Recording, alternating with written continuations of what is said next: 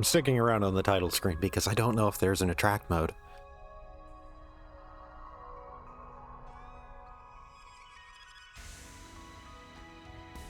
Seems like Blue Burst might not have one. I forget if the console releases have one.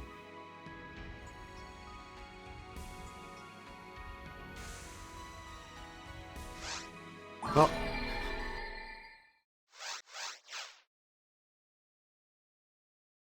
Let's begin. Well, continue.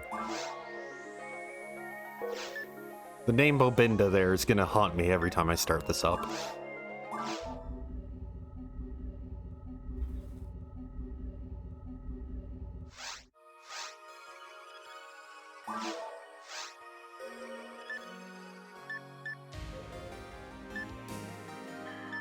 I'll go to the less populated one, because not like it really matters, but whatever.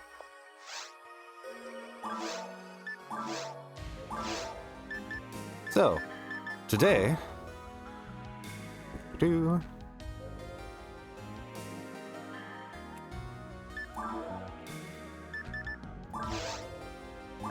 we will be finishing up the story missions for the caves.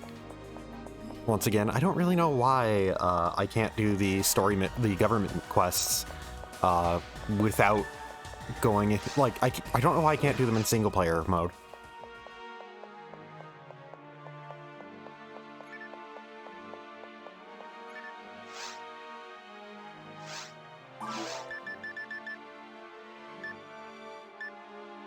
The mysterious thing seen in the underground waterway.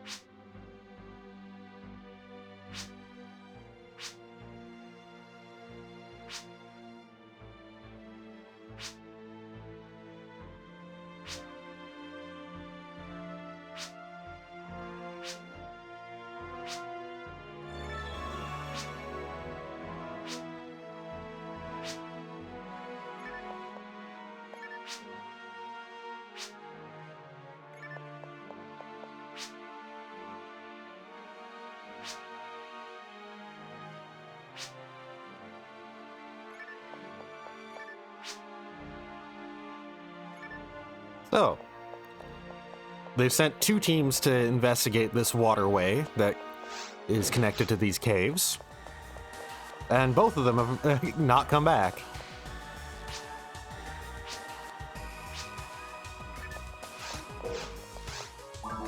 So they're sending us, and hoping that we are able to come back. Which, to be fair, they should have sent us first, probably. Oh, I have no money. Okay.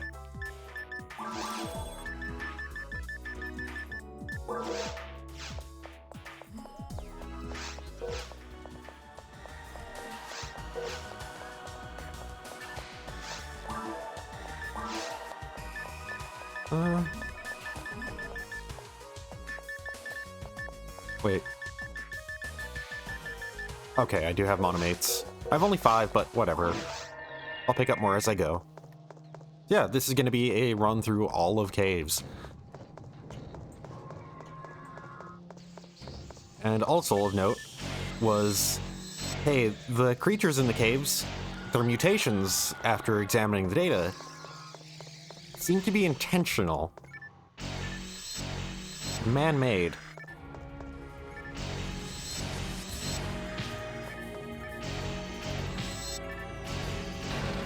Which, well... We know there were people here before.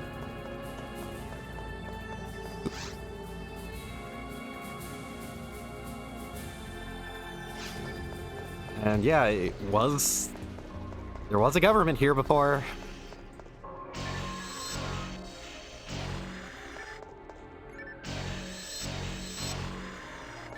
So it's looking very much the case that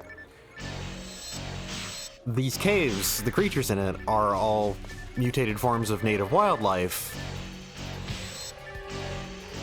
and that the government is what made them for some reason.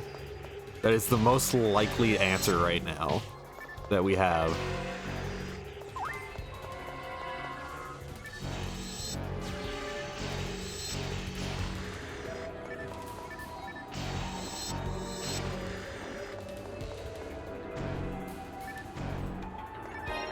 You know what? I realize just now I could be doing side quests instead of finishing this, because I've unlocked a bunch of side quests entirely predicated on the fact that I've unlocked caves that I'm at here. And I'll be unlocking a bunch more side quests as soon as I finish this mission. So I should finish the ones I currently have, really, and then return to this government quest.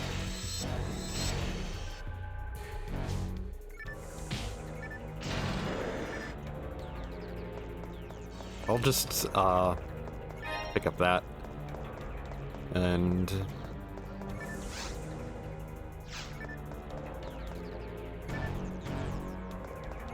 okay, this will be I'll look at it this way. Oh shit, a try grinder. Wow. This will be an opportunity to show off that the layout for the government quest stays the same. I'll just finish the combat in this section.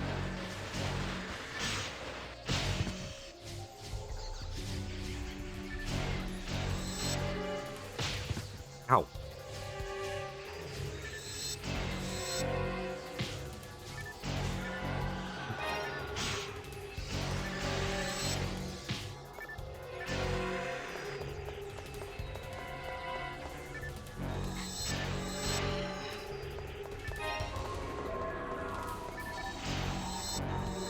I think the combat's done, and then immediately more things spawn.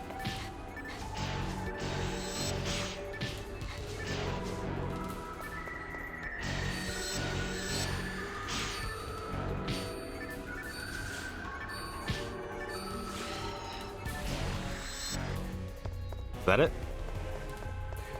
Okay.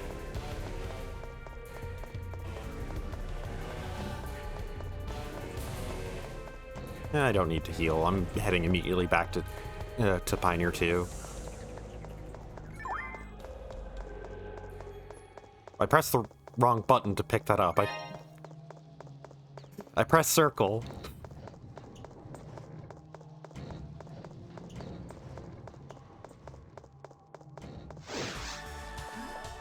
So, go into item pack.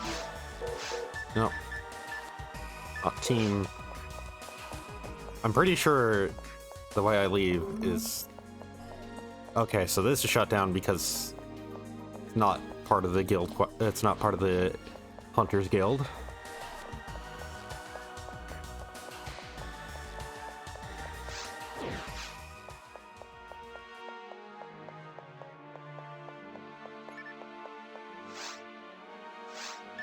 Want to cancel this job for now.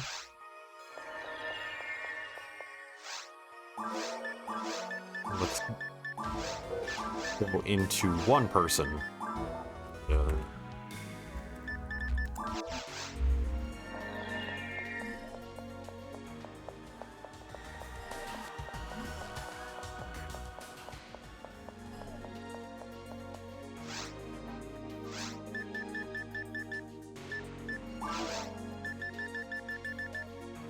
Okay, so time to start the caves side quests.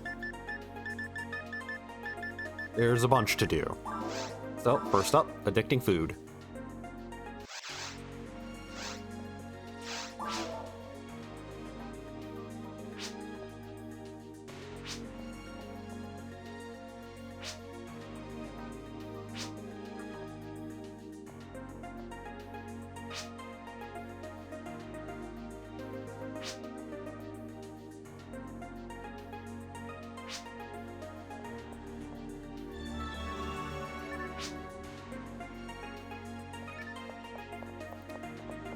Oh, yeah, this sure is a request.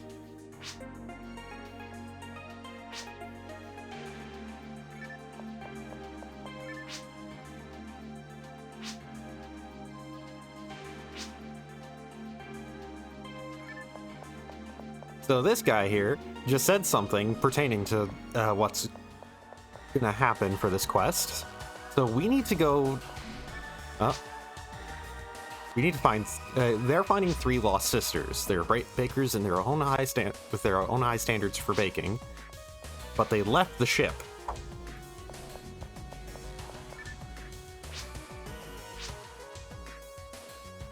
Looking for the perfect baking environment. So there's no way that, you know, people who bake things can tie into me needing to find sweets somewhere on the planet. Which, by the way, of all the, like, things for, like, oh yeah, we gotta go, our request is to find somewhere on Ragol that has sweets. Because they don't allow them on Pioneer 2. But really, this is just going to be an excuse to introduce a sort of recurring character set for Phantasy Star Online and beyond. I was kind of wondering, like, as soon as the person started talking about finding sweets, if it was specifically involving the characters that I was thinking. I should deposit that Tri-Grinder. Tri-Grinder, yeah, it's Monogrinder, Die-Grinder, but 3.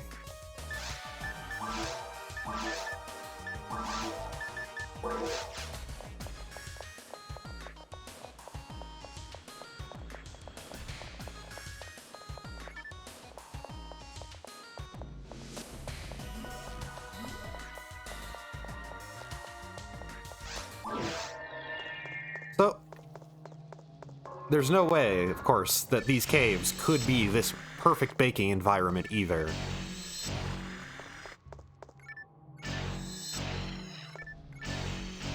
There's no way these missing 3 sisters could possibly want to bake when surrounded by poison lilies. But that's not our mission, to be fair. That's what other people are working on. We're trying to find sweets in the caves.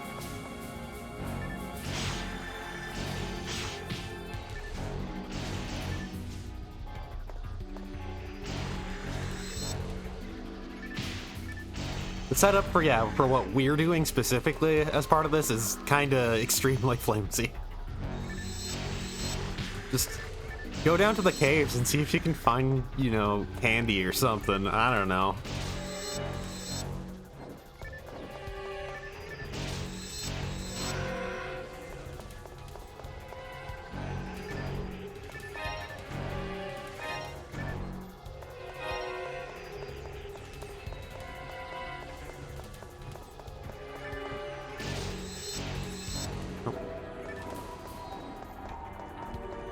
Cat decided to join me,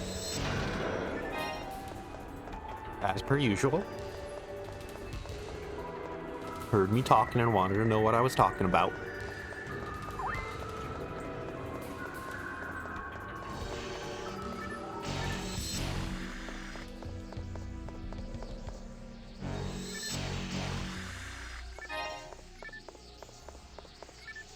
This is also, by the way, a good showcase of the difference between single-player difficulty, like the slight stat additions that things get on multiplayer compared to single-player.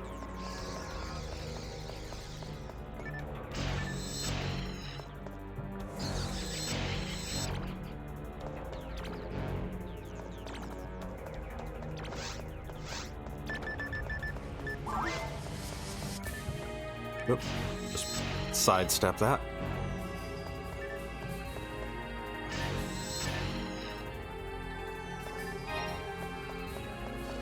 Cat already begging for attention because he's a good boy.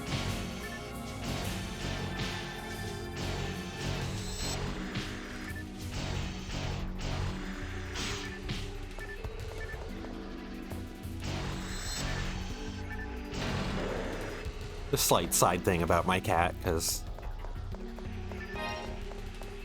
well, he's important. He looks the part, so he must be. And he acts the part, so he must be. But just basically, he is diabetic, and was talking with his vet recently after reporting some blood glucose tests, and was agreed that, yes, we do need to shift him to a proper diet for it. That, you know, the initial administering of insulin was just a, like, okay, let's see if we need to shift him to a diet or if just the insulin alone will be enough. And it isn't. So yeah, I'll be going to go pick him up his proper diabetic diet food soon. I can't do it right away. I have to wait like a couple days to get some money in.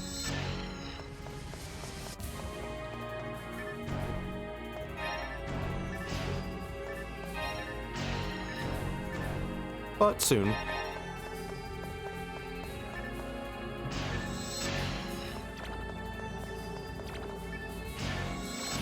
So I will say, I did start the stream up a bit late compared to when I said, like, oh, I'll be starting in about like half an hour, you know. 45 minutes is like about half an hour. But reason for that was, funnily enough, because I was playing PSO2 New Genesis. Entirely because of the whole, like, stellar drop campaign thing they have going on. Just finding those.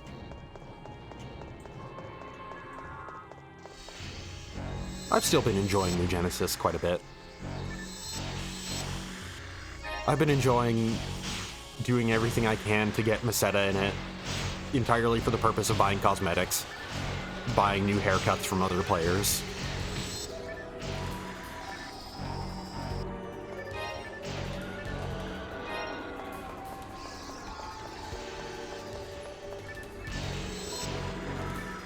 Also, like, there is that slight awkward feeling, though, because, like, in terms of, like, costume pieces and whatnot, I'm currently using,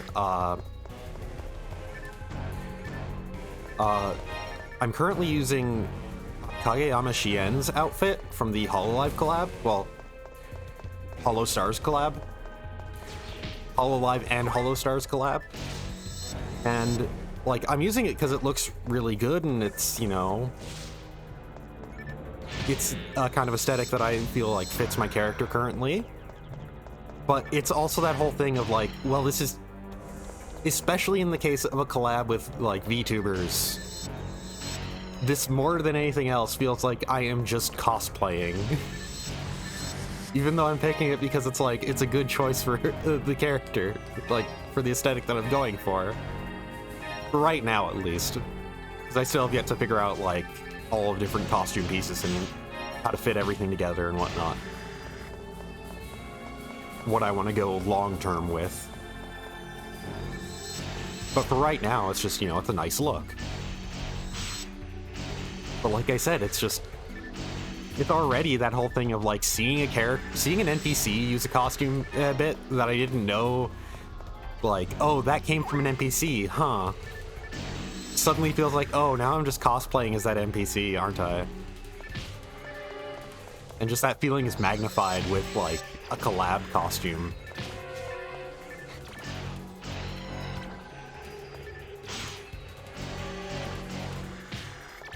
And then you get collab costume for not just, like, another video game character, but, like, explicitly, like, a streamer, and it's like, yeah, this is a step beyond. This is a step beyond.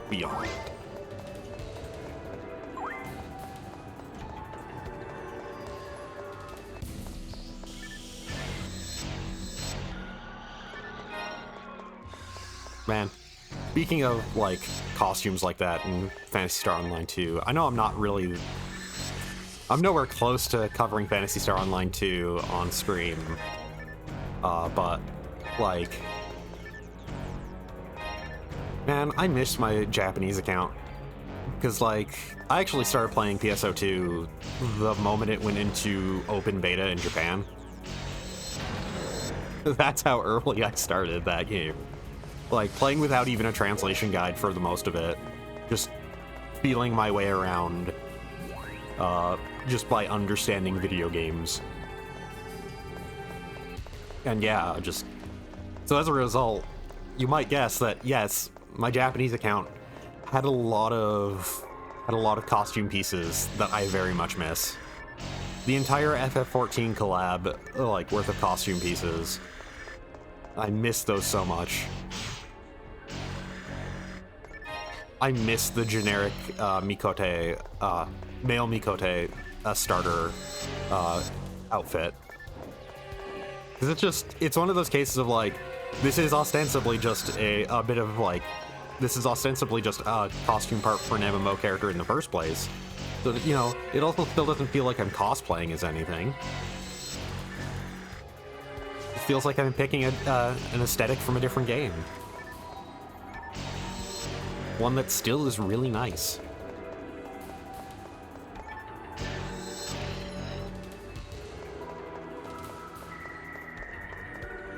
And I also had, like, a bunch of other collab things on there. Like, I'm pretty sure I had, like, stuff from the BlazBlue and Guilty Gear collabs. I had stuff from the Fate collab, definitely. I just had a lot, and the fact that I wasn't able to carry any of that into the English server just still stings a tiny bit.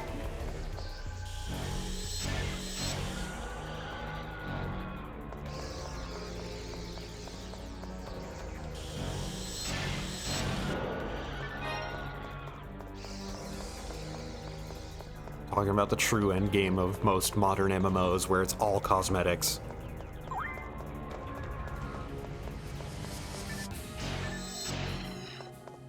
Oh. Oh, I thought the music was changing.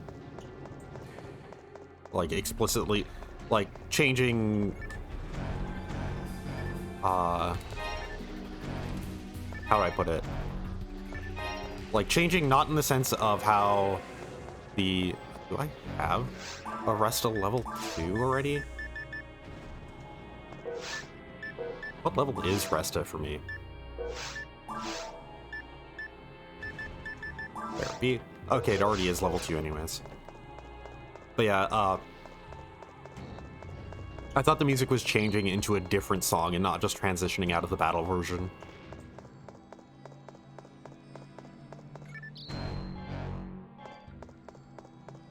I'm gonna need to telepipe back and sell some stuff right away.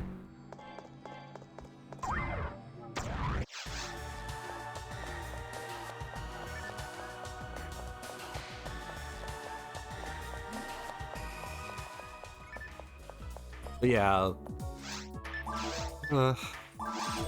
like I said, I mainly miss the FF14 collab stuff that I had at one point,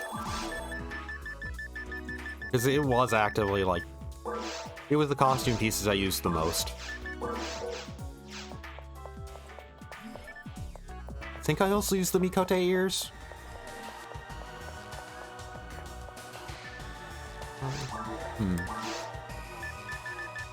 Oh, I should deposit the die grinder and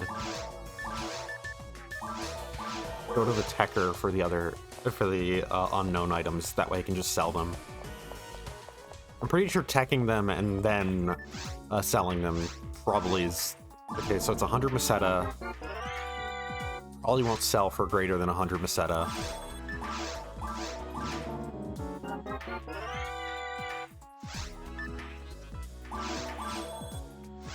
Well, I still paid.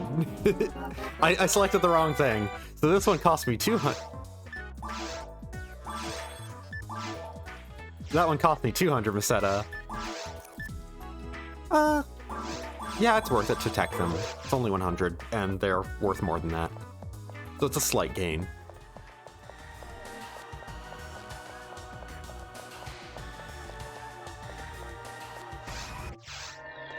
I spent 300 and got over 400 back. Oop.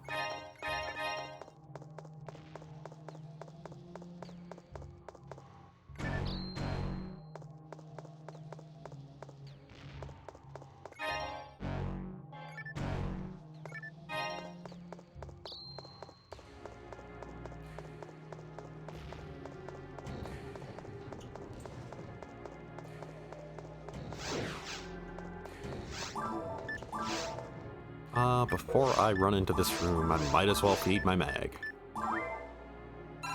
Right, I didn't look up how to lower defense. I didn't try and figure that one out. Oh, I might as well now, actually. The anti-paralysis... Okay. Anti-paralysis and presumably antidote will lower defense very slightly and mainly boost dex. Slight boost to mind for anti-paralysis, at least. I'm assuming that the status cures are relatively similar in what they focus on. I could just pull up a wiki. I realize this now. I could just pull up a wiki. This game is very well documented. Like, the story content, not as well documented, but like... I've seen some places start to, like, copy down the entire dialogue from a side quest chain, basically. And that's a thing now. That's nice to see.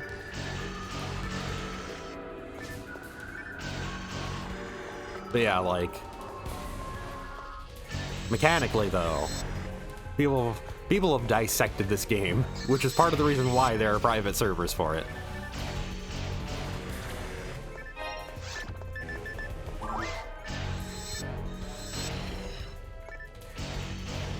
Said it on previous streams, but like, original last PSO1, it's very old, very distinctly. This is an original Dreamcast game, but it still holds a lot of appeal because its combat still has a distinct, unique feel to it. The whole fact that it is still pretty tight and demanding, like once you start getting into the harder difficulty stuff. Like, that evasion is its own thing, how you handle every enemy is its distinct thing. How combat always flows is unique and distinct. That even if it's simplistic in terms of your in terms of your options, it's just, yeah, it's still just very unique and engaging in its own way. Very well designed combat for that. Because, yeah, a lot of it is about figuring out how safe you are for things and how to stay safe, how to space, when to just take minor steps back, and those minor steps back, that is your dodge button.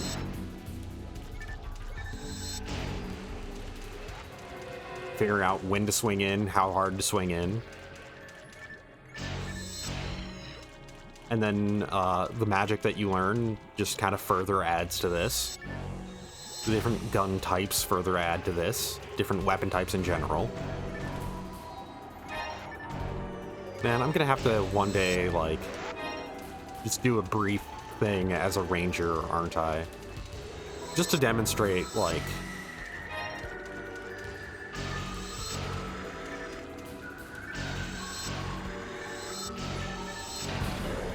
Just to demonstrate, like, the different gun types.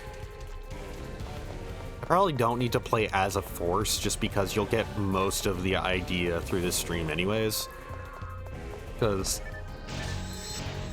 I'm not able to have my magic be as high level as a force, or I don't focus on it, but I'll still at least be able to show off the different spells. And the few that I can't are, like, pretty easy to figure out anyways.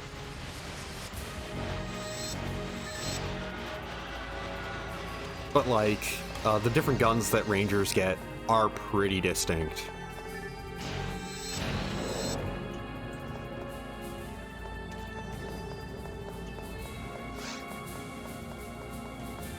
Rifles, shotguns, mech guns, off the top of my head for the three main ones. with all of them having different ranges, different amounts of times they hit, different targets, like different target as in like how many targets it can hit at once.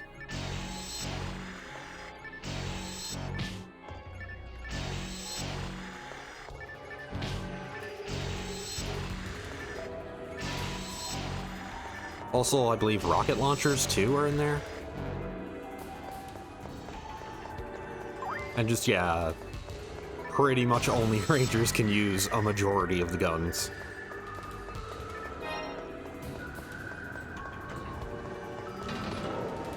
If a thing can use a gun and it's not a Ranger, chances are the only gun it can use is a handgun. Which is still worth it, honestly, having a handgun on hand.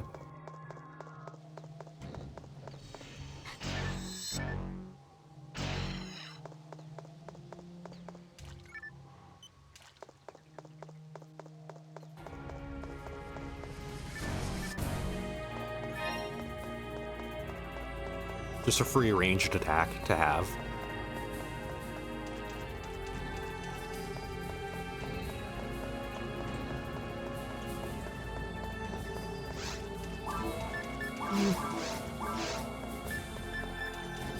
So, let's see. Star Atomizer's everything up. Moon is everything but power. Soul is everything but mind. Oh, there's two of them.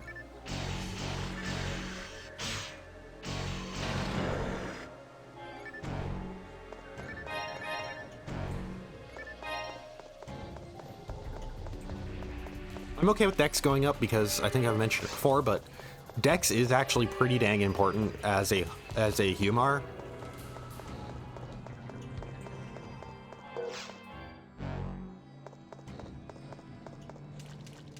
Having the accuracy to regularly hit things and to equip certain stuff is very important.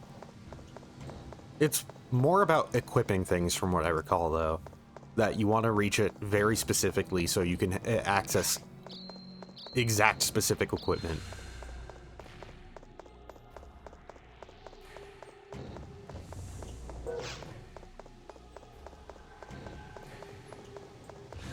I think this mission is done once I head through that door there.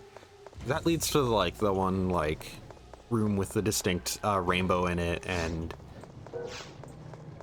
is just the slightly flooded ground room, I think. And that, from what I recall, that's where this mission ends.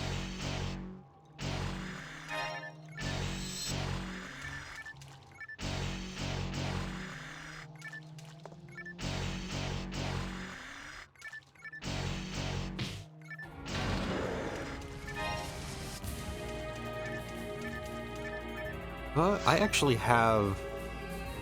I'm gonna customize this and... Oh. I thought I had a... Oh, right. I stored that for when I would get more stats to be able to use them. I have greater, like I have mid-rank techniques to use eventually.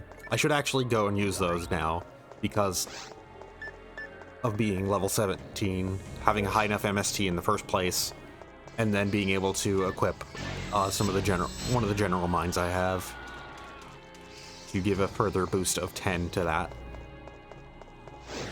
I'm effective. I have an effective 102 MST for learning techniques.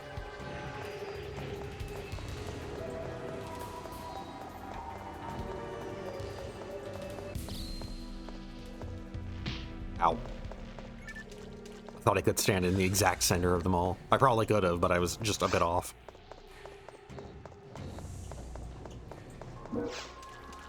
Oh, no. Not here. I could have sworn this was the room.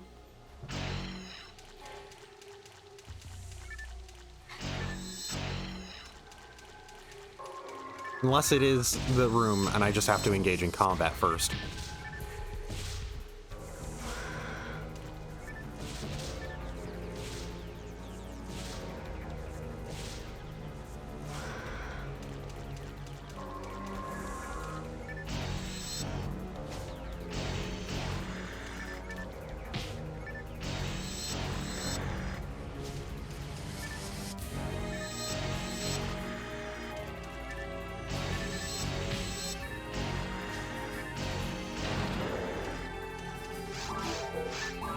I'm going to toss a couple things that are worth basically next to no money for me.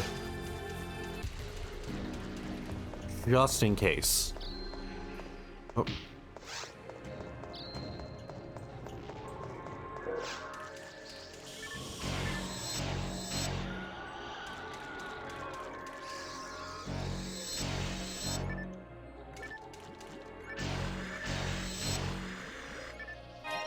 Oh.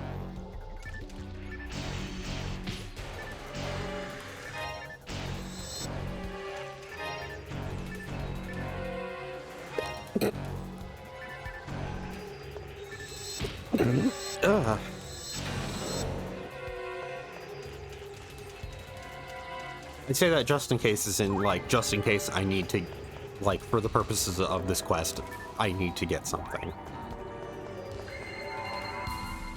Or that there's an opportunity, like, as in, like, there's maybe, like, a quest reward or something like that.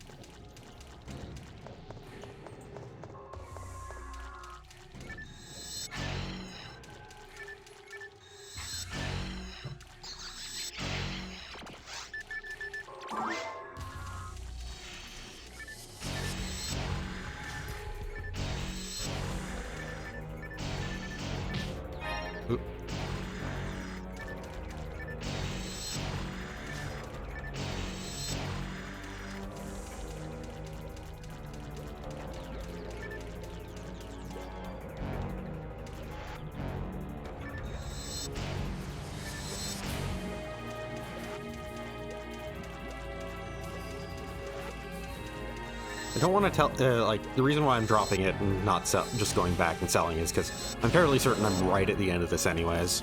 So I don't want to use a telepipe, go back, and then suffer more loading screens just to come back and see nothing. Oh.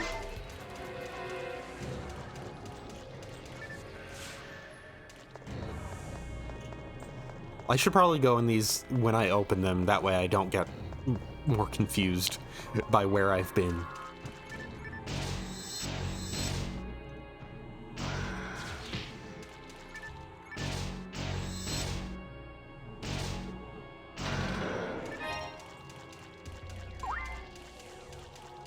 Okay, it just took a while to despawn. I still saw it on my minimap.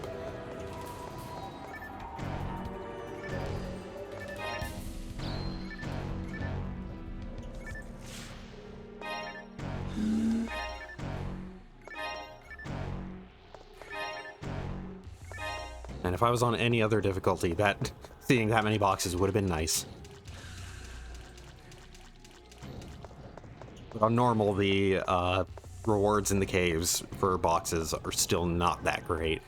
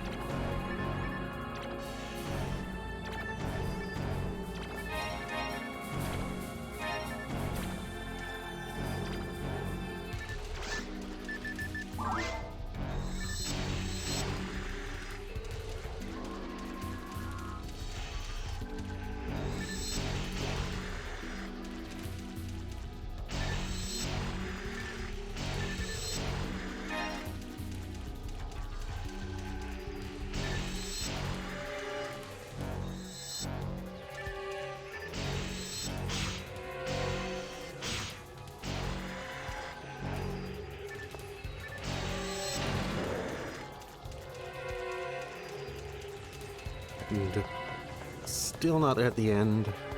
I'm surprised how long this is. I actually legitimately thought this was gonna, like, end right at that one, like, flooded room. And that was it. And then it's kept going for a bit now. I don't think it's gonna go to Caves 3. I don't think, but it might. At this point, it genuinely might Yeah, it's going to Caves 3, huh? Well,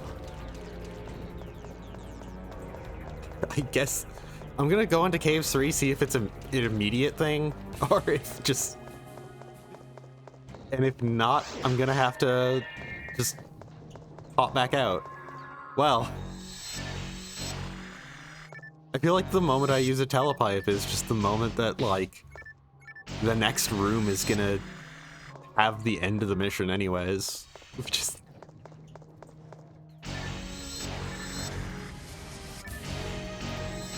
that whole fear that I have whenever I, like, think about updating a console or, like, hardware is that, like, oh, the moment I do this is the moment that they're gonna announce another revision. And damn it, I should have held on for a lot longer, but...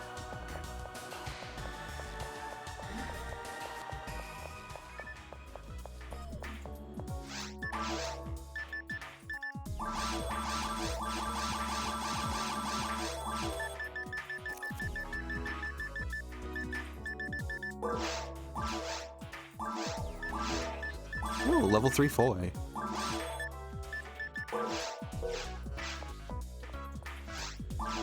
Just gonna check if... Nope.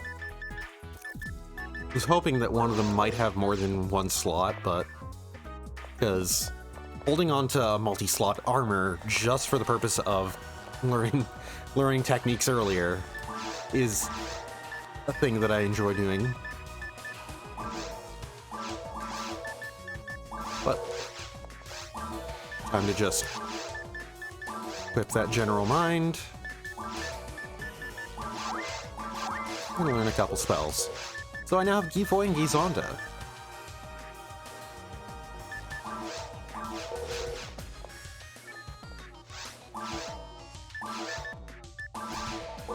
Oh, I should get these teched first. What's it? Before I do that, let's just see. A Ring of Fire and Chain Lightning.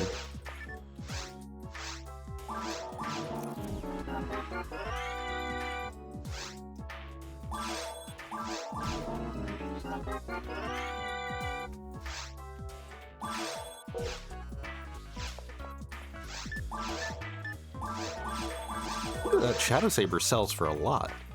The Shadow modifier on a thing really adds a lot of money to it. That was still just a basic-ass saber. Anyways, because I learned some new stuff, let's quickly shift up the action palette.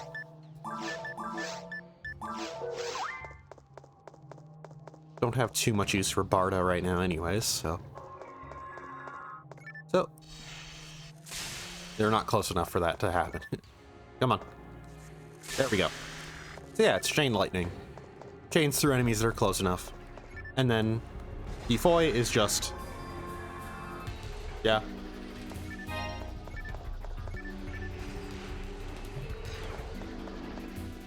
It just swings around in a circle and hits things it comes into contact with. Oh.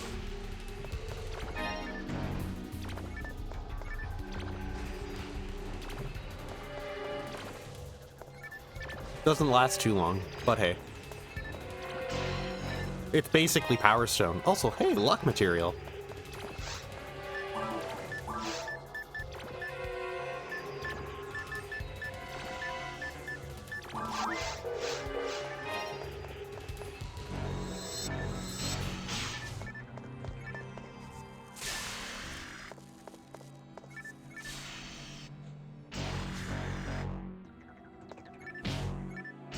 So I'm not really caring for Gifoy right now, but Gizonda seems actually pretty decent.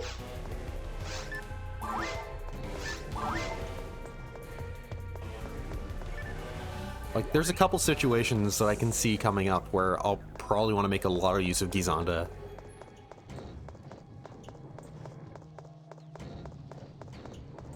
Okay, this should be the end of the mission.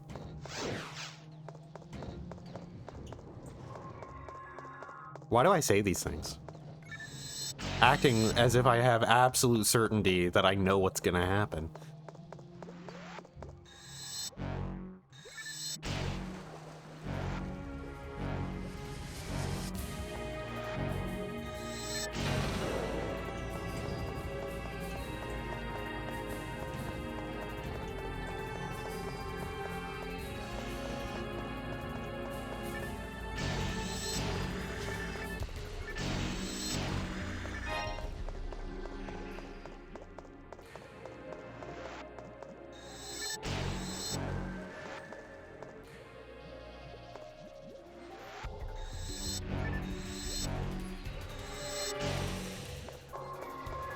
Okay, the next room is the end because I can see the NPCs in it. Just on the mini-map.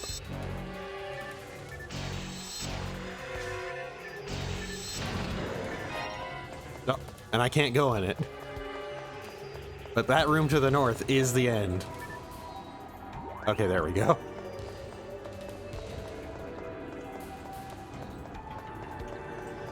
So here, open these boxes. Ooh, a general arm. Or did it say aim? Yeah, a bit.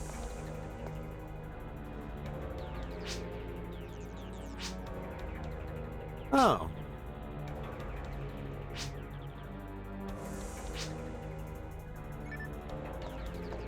Anything else to say?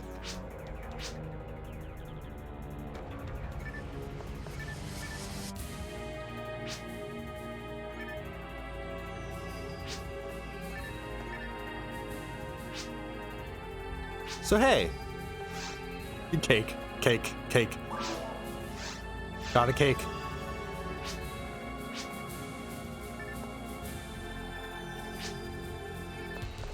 So yeah, this is the first appearance of the Nora sisters. They are a recurring thing in the Phantasy Star games, where they will usually pop up in their own unique missions, and just, yeah, the goal is just to go to them and buy a cake. Buy something from their cake shop. Other games usually expand what they sell, so it's not just like a quest item, but it's outright like you can get items for them to use that provide buffs usually.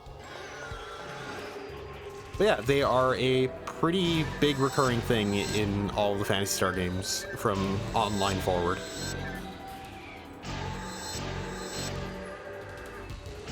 In a bunch of them, they're also like... Why am I continuing? I can just head back.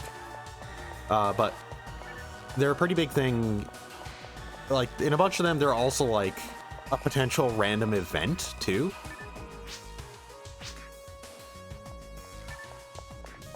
So, like, randomly you get access to them.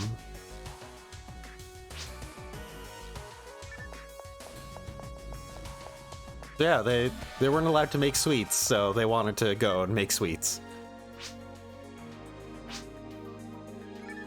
And turns out, they're incredibly powerful.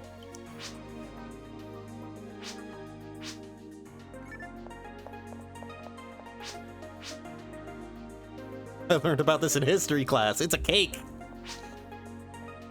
History class, a cake. History class of cakes.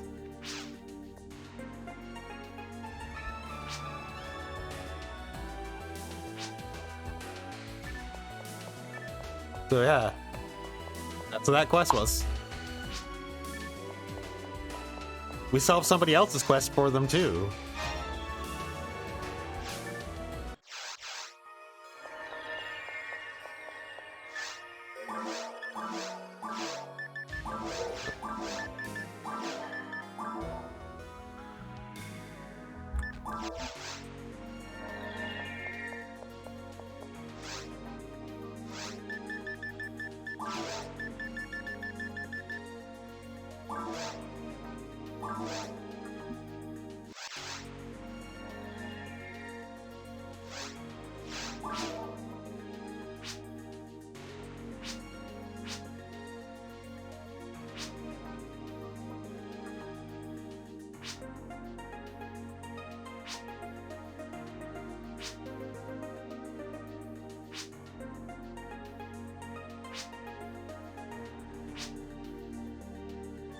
Okay, this is what I was thinking of when I thought that it ended at the waterfall, like the previous quest. This one ends at the waterfall. You just get there and it automatically ends. Also,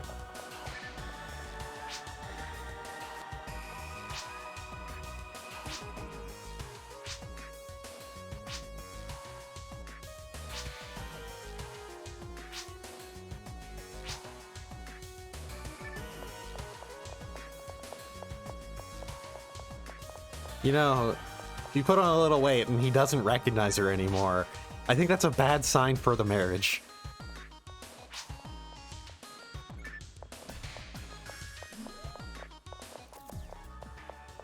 So I actually forget if this quest has a failure condition. Let me just check the name of it. Lost Bride.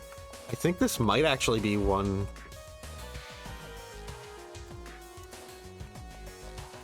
This might actually have a failure condition where if she does get hit too much, she will, like, use too many...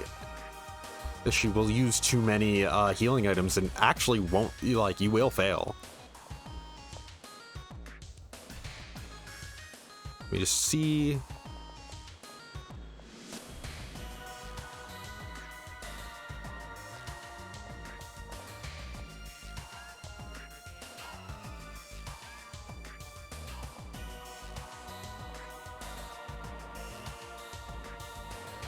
Okay, it does not have a... it doesn't have a failure condition. Okay. It just makes itself sound like it does.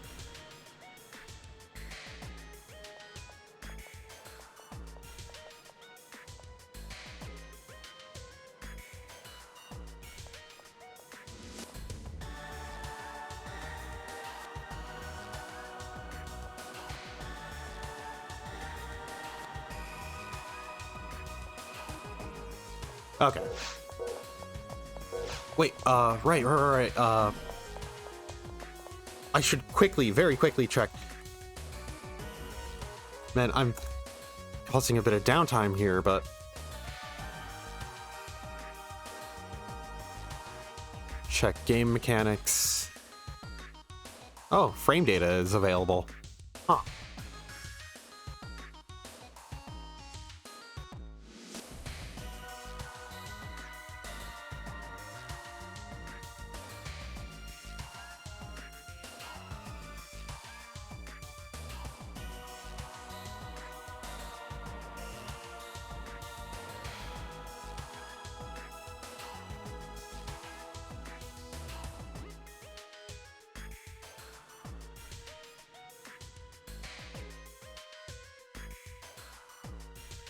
So,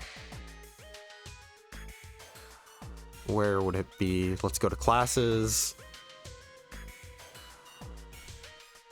Humar.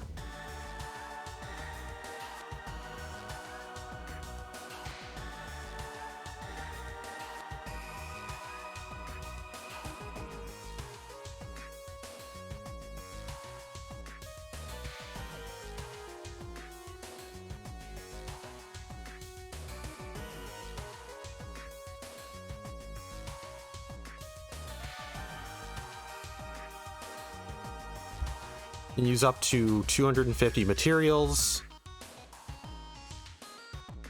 I should check. That's what I wanted to check. Materials.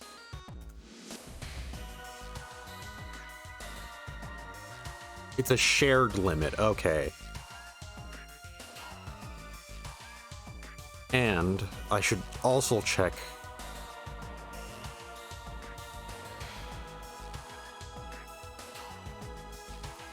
Mags.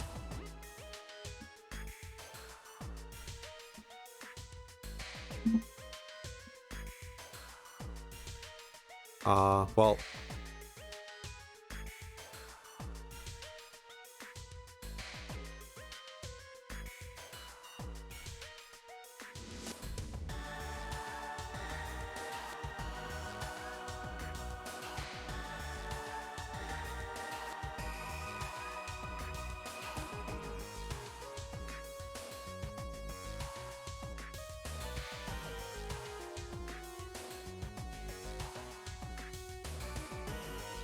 Okay, so the mag that I'm using is already not good in terms of min-maxing because it has greater than 5 defense. I'm just looking at stats, so... Yeah, so what I would want would be, from looking at this up...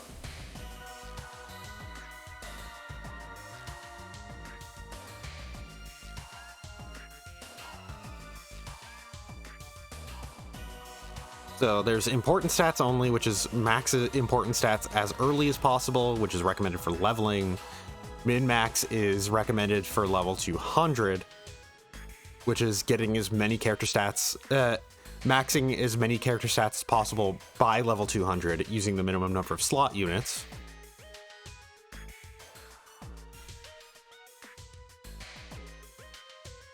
So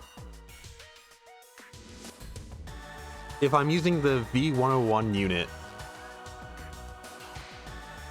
and my mag should be, no matter what, my mag should be 5 defense, 147 attack, 48 dex, and 0 mind.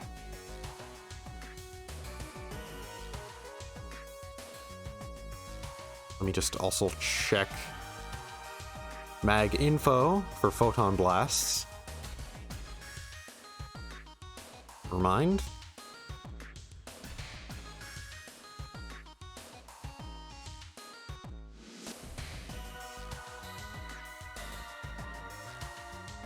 I should look that up sometime, but so yeah. And for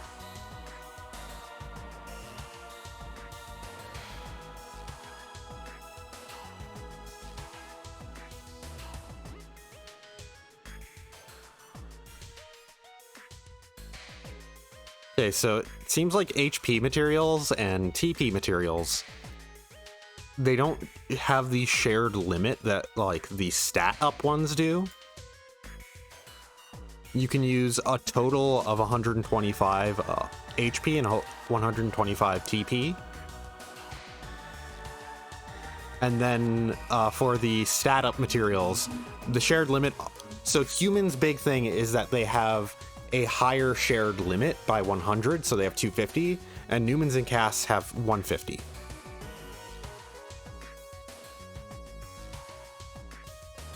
But looking at this, if I wanted to min-max, so aim for level 200, I would be 73 power, 69 defense, 52 mind, 28 evade, 28 luck. If I wanted to just go for important stats to get important stats for like equipment and whatnot early, max power basically as soon as possible, that'd be 222 power and 28 luck. So I'm still gonna avoid using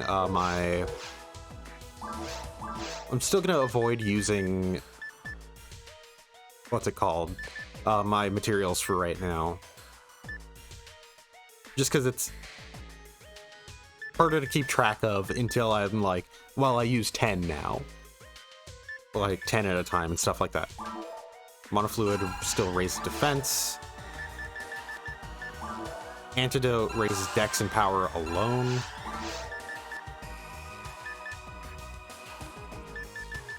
Okay, I actually should check.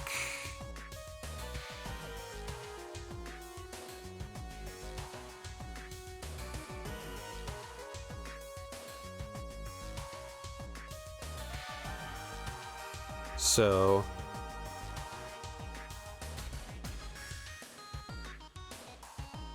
yeah, that 5 defense is the bare minimum.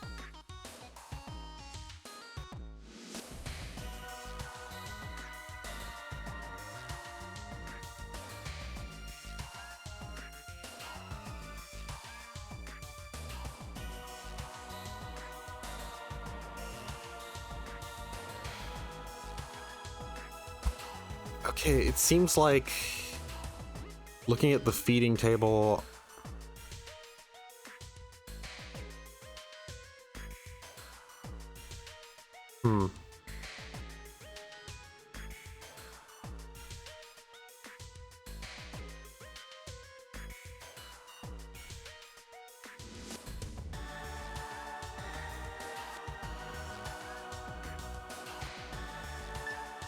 looking at the feeding table, I don't get it.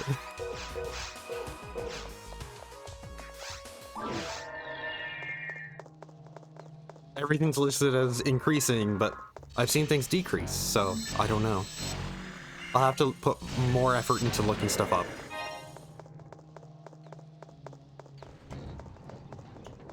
But for now, I know there's optimal feeding guides that exist, so...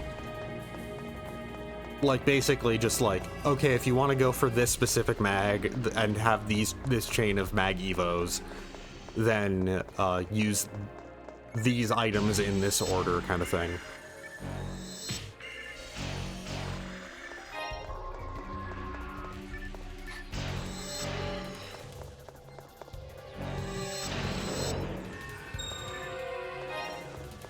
Okay, she just recovered, she recovers ailments for me.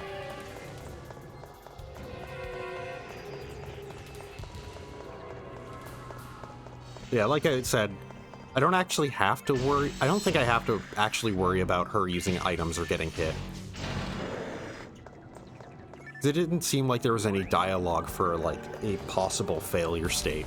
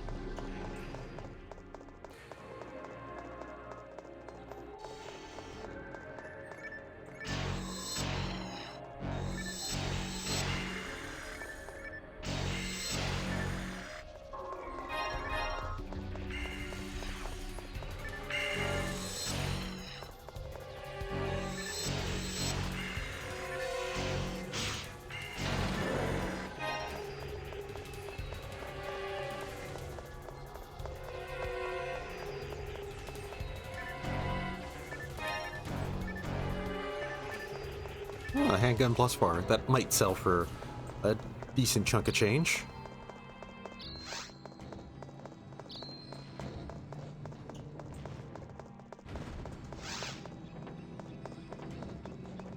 Once again, that squeaky wheel sound effect. The stock sound that they use for those. It always gets me. I'm just gonna kind of run through this. I'm still not at a point to where, like, boxes are too worth opening and going out of my way for. Mine's the next area should be where boxes actually start being a decent, like, they start holding, like, more decent things. And definitely the fourth and final area is where, like, yeah, like, fourth final area and then hard mode and beyond will be where everything starts kind of being worth checking.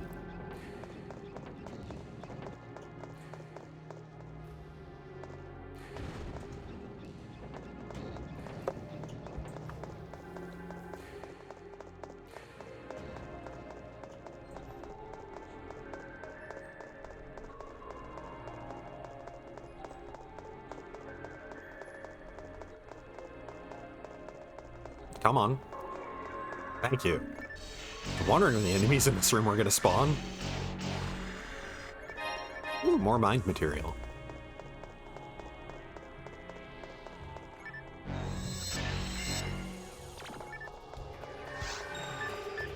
Right. He'll just heal it anyways.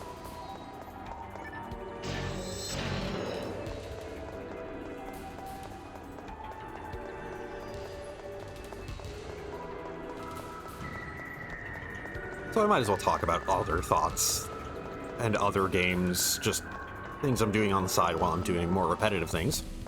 So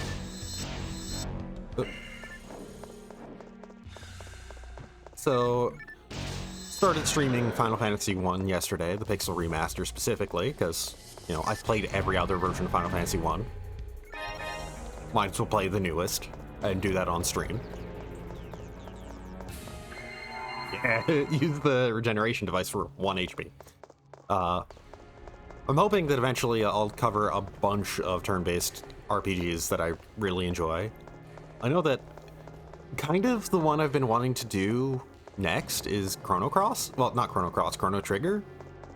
Because as much as I played a shitload of that game as a kid, I never actually beat it. I kind of want to just do all the endings of it on stream. It's still a very fun game. Incredibly well designed, though, like, not too flexible. Yeah. And the other part of why I want to do Chrono Trigger is kind of like a chain of games making me think of other games. Where, like... So... I wanted to play Chrono Cross... Well, so I played Xenoblade 1, because of the announcement of Xenoblade 3 kind of made me go, oh shit, right, I do need to complete Xenoblade 1 and 2 sometime soon. So I then played a ton of Xenoblade 1. I think I was at like 200 hours when I finally was done doing everything I wanted to do in that game. But as I was playing through that game, I got to the Aerith Sea and was like, huh, aesthetically, this is reminding me a lot of Chrono Cross, which makes some sense as well, like, aesthetically, and there's like some plot element stuff that's happening that is similar to Chrono Cross, basically. Which makes some sense, because, like, to my understanding, a lot of the people who made Chrono Trigger and who worked on Chrono Cross ended up working with Monolith a lot, ended up becoming part of Monolith, and, like... So this led me to, like, kind of a realization of, hey, like, both a realization of, like, oh, that actually makes a lot of sense for Chrono Cross, why Chrono Cross feels so weird, was that, oh, hey, that's because Chrono Cross is actually more of a Xeno game than it is... It's more Xeno game than Chrono Cross, well, Chrono Trigger sequel. Which I also had a recent realization of, like, Xenogears is more Chrono Trigger than Chrono Cross is, but Chrono Cross is more Xenogears than it is Chrono Trigger. It's this weird chain. But playing Xenogears, well, Xenoblade 1 and then moving on to Xenoblade 2 just made me keep going, like, yeah, Chrono Cross is weirdly Xeno game.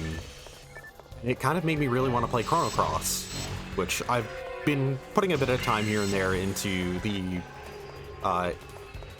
recent port of it, recent HD port of it, which on PS4 at least has some unfortunate performance issues. But it is really cool that it still comes with Radical Dreamers, like the original adventure game that, you know, Chrono Cross was sort of based off of. Sort of, because, like, the story of Chrono Cross's development is an incredibly long and weird tale. Not really, but it's a very long thing to go over, but...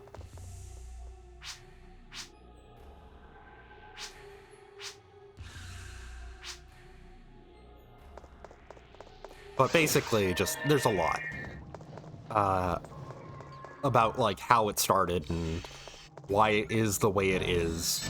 Stuff from, like, reading up on a lot of interviews, even before Chrono Cross was ever, like, in the works, reading up on interviews about Radical Dreamers and stuff like that, that really highlight how Chrono Cross shaped up. Reading up on interviews about how Xenogears shaped up and how that actually informed Chrono Cross. But yeah, like I said, playing Xenoblade led me to wanting to play Xenogears, well, to wanting to play Chrono Cross. Weirdly enough, not wanting to play Xenogears, but... And then... Playing a bit of Chrono Cross has, of course, made me want to play Chrono Trigger in comparison to it. Or that whole element of, like, well... I want to play the game it is, you know, a sequel to, and differs greatly from. And just have that, like, whole side-by-side thing of playing the game and what it's a sequel to at the same time. Well, here is a room to use a trap vision in. Right, I didn't deposit my materials. Also, I just got an email about the Armed Fantasia and Penny Blood double Kickstarter finishing. Because I donated for Armed Fantasia specifically. To be honest, that was an extremely hard choice, having to only pick one. Because I can't afford both.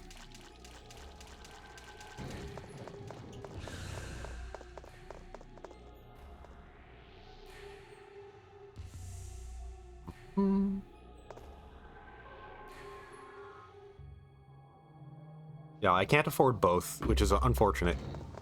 So I went with the one that, like, I'm more certain I know I'll like, because I really love Wild Arms.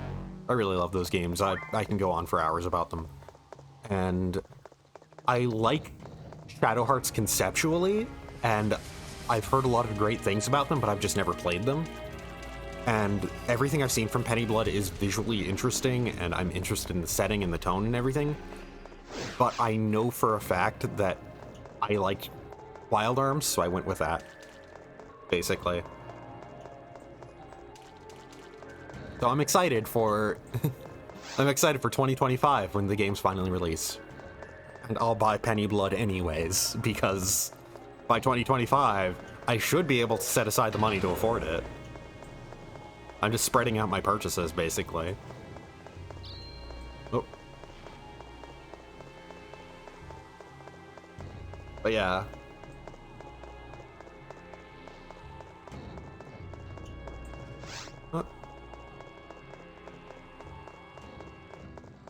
Especially long hallway here.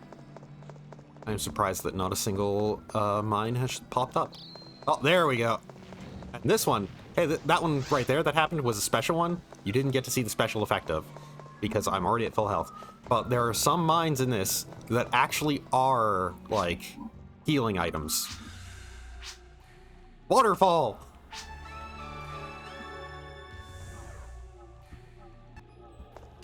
And here, there. This was a short side mission. Not much to talk about, because not much story's going on. This is meant to be a more silly one.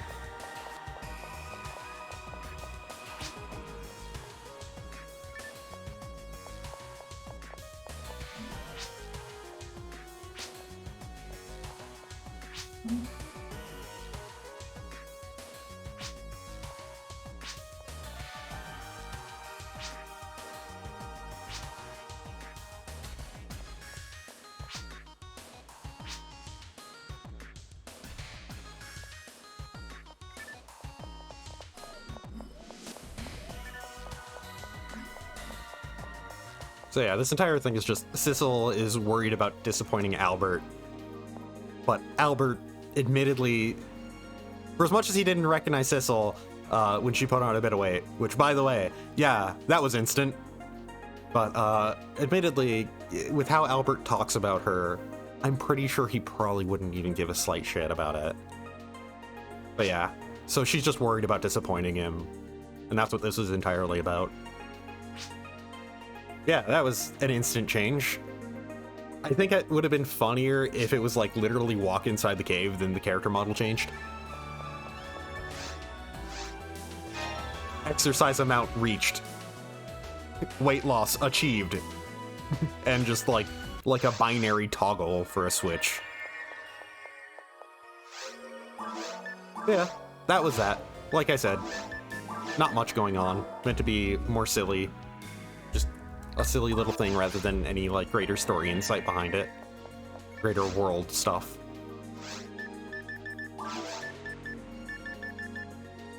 So Secret Delivery. This one will kick off a side quest that we have missed out on all of.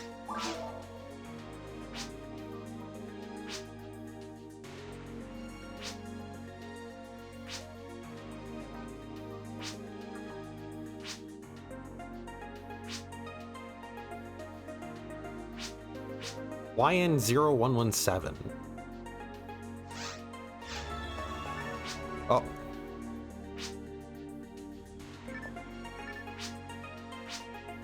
And I have 45 minutes to do so. So that, of course, means that I'm going to be talking to everybody here. So this one, alongside kicking off an important side quest, well, side quest,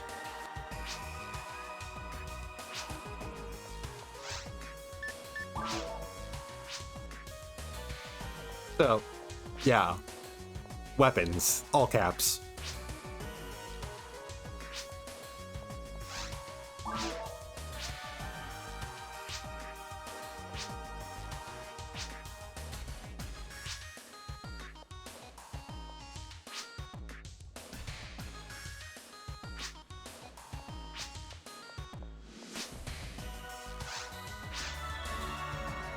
So now that I have that emblem, there were some people in other side quests, we've already talked to them and as a result missed out on them, that can give us their approval to let us into weapons. If we get all their approval and talk to the boss, we get an item for it. And yeah, it's that guy who was spending too much on weapons is the one who gives us this. Which, by the way, the mission in which we first met him, that was one in which it had a member of weapons that we need to talk to in it. But we've already done that mission to try and get here. Like, we've already done that mission, and also one of the tutorial missions had a member of weapons in it. So, you know, a mission that we literally had to do to unlock this. We already missed out on it by design.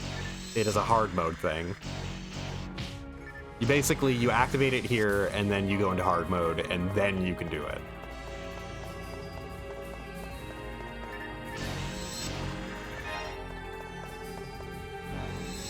Alright. A player has reached a level 200.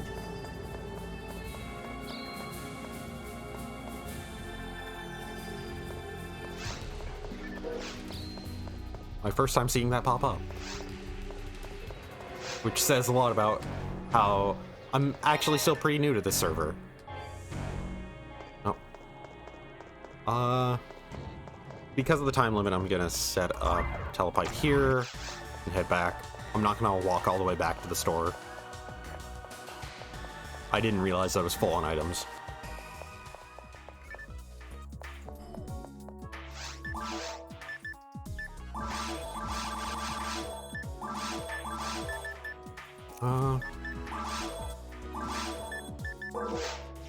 I need to make sure I do not sell these materials.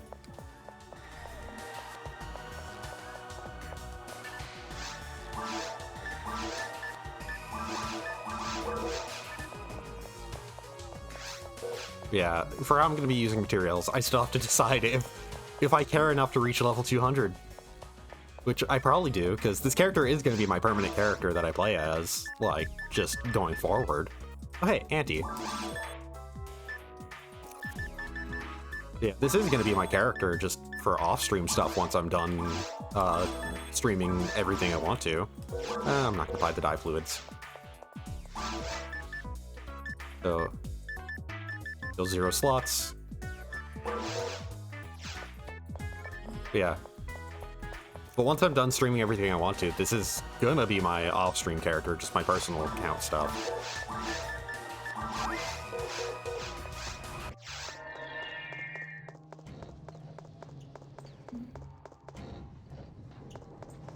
Is the telepipe used up once I go back through it? Yeah, it is. I'm pretty sure it's only once the person who created it goes back through it. But if you have other party members, they can use it as many times as they want. But as soon as the person who set the telepipe uses it, it disappears.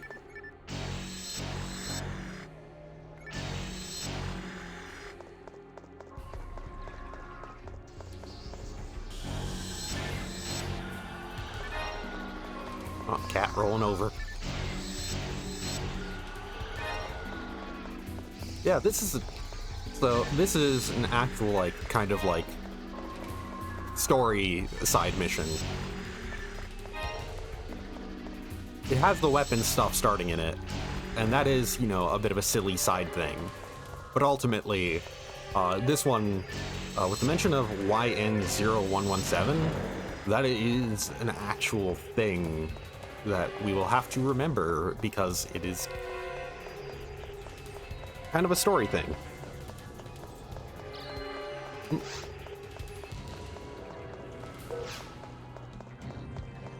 We're given way more than enough time, by the way. That 45 minutes is absurd. It's still a time limit, but yeah. Like, almost an hour to complete this.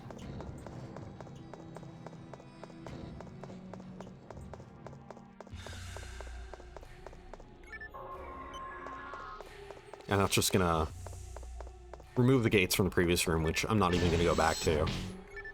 Once again, not really too much of a need to really seek out boxes right now. When I'm, like, at the end of the caves in terms of my current progression, and nothing in the caves is going to drop anything really worthwhile outside of materials.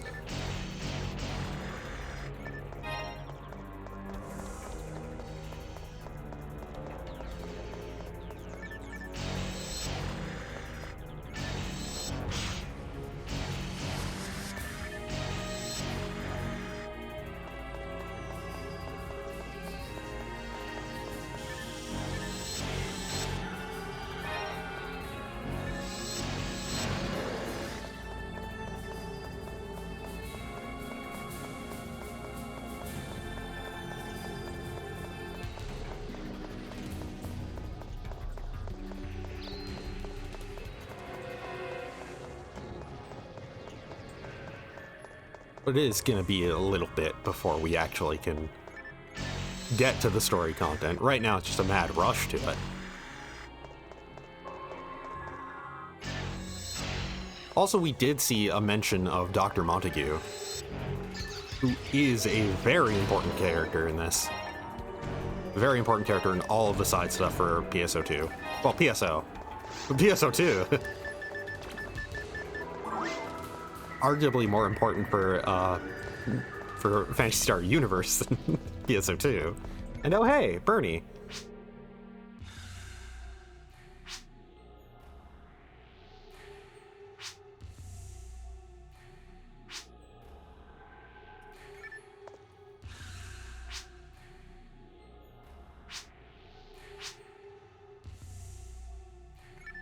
So he's tracking a transmission that was suddenly lost. And he's also kind of just right now lamenting the fact that, yeah, he is presumably working for the same people that we are right now, but is kind of just being used just as a tool by them because of how little they tell him. They wouldn't even tell him that, you know, other people are coming through here. Oh. Let's talk to this guy.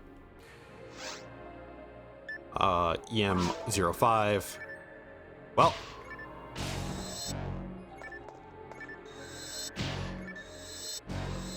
This Rockcast is trying to kill us now. And hey, beating him up got him to unlock the door.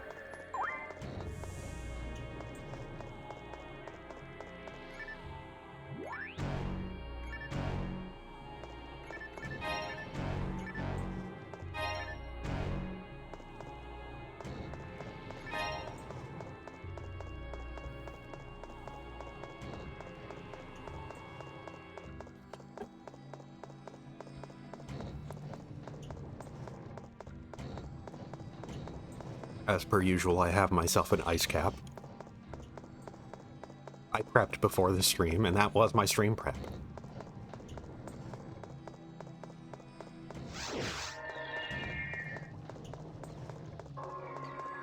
So using the info Bernie gave us of this, whatever the device we're carrying, we told that robot about the device we were carrying, and immediately it tried to kill us. Oh.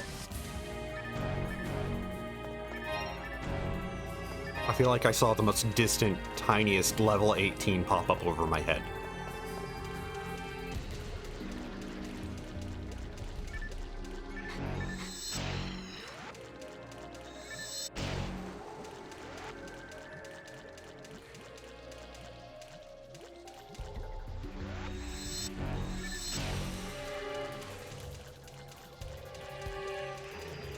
Though I will say, I'm level 18 now. I'm going to have a much easier time handling the end of the mines. Well, the caves. have an easier time handling the start of the mines, too.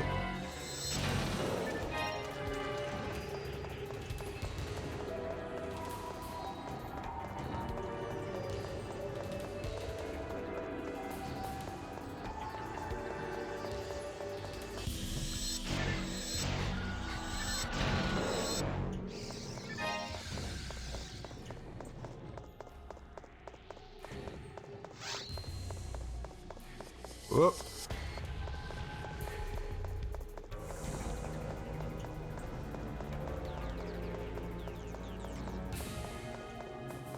I have a feeling we're going to be seeing this exact hallway into that room gated a lot.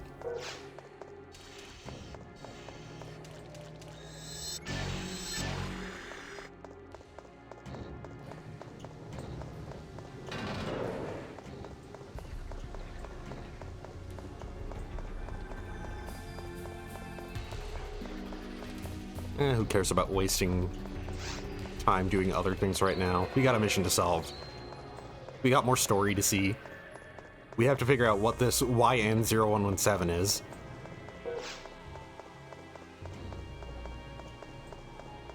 Also, hey! There's that Rakasiel. I don't want to say her name because I forget if we were given it. And if it's a spoiler to say her name.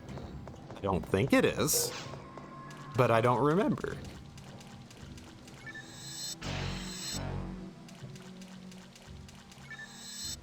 But we saw her in the Magnitude of Metal, the one with the mags.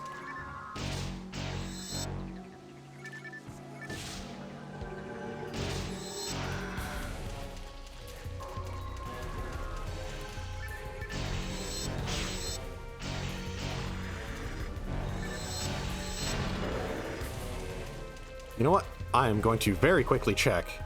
Oh, no. Okay, that was just accidentally. Magnitude of Metal.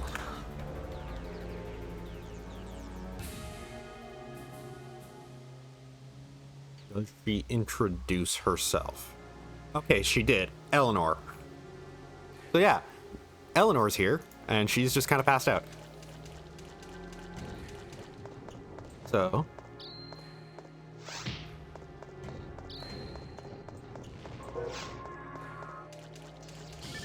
probably try and find a way to figure out what's going on with her.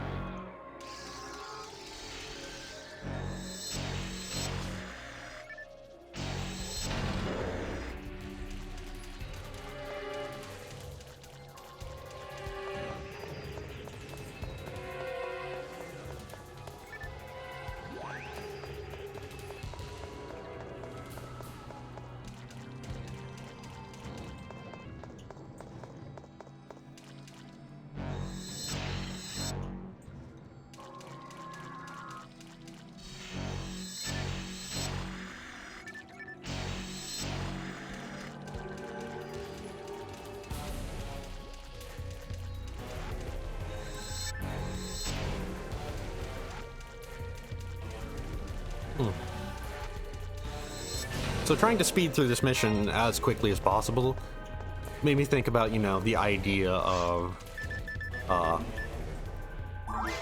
speedruns of this game. Which, now that I think about it, of course speedruns would probably be done on GameCube. And most likely would be, like, to some degree co-op. There's probably solo speedruns, there's definitely solo speedruns, but I feel like it's probably one of those games that it's like, well, you get a group of 4 speedrunners together to do that, like to do a total run and whatnot. Probably, maybe. Kind of like how the Borderlands speedruns work. But I did because that would at least ensure you cover specific things to make sure that, like, you cover a lot of specific weapons and whatnot. Because a lot of the speedrun would probably be stuff like making sure you don't need to rely on chance and going with, like, sure things. Like, things that are, like, kind of guaranteed from specific classes and whatnot. And specific setups. But it did make me realize they probably have to pick specific names for the speedrun, just because they have to ensure, like, not necessarily very specific names, but, like, at the very least ones that are, like, that give them a specific ID. Just because of how the ID system changes your drops. And oh, hey, another one of these guys. Well, let's try this one. Transmission to YN0117 is not available now. Biostructure analysis is not available now. Let's try package. Well, gonna punch another robot. Okay. Back away first. The invincibility period on these guys is weird.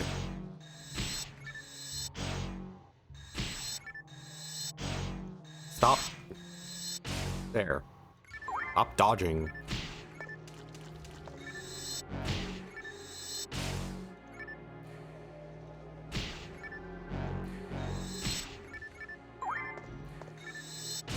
There.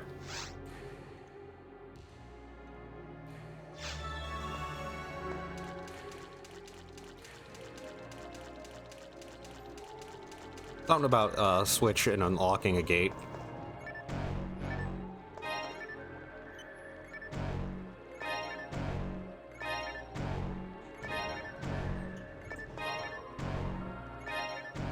By the way, the weapon he was using was a shotgun. It has a spread on it. Hits multiple targets. It is short range, but it is essentially the gunner equivalent, well, the ranger equivalent of a sword, because of it being a multi-target weapon. Oh, hey, another one of these guys.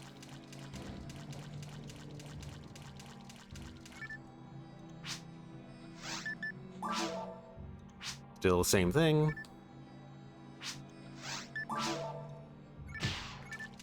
And the same thing. So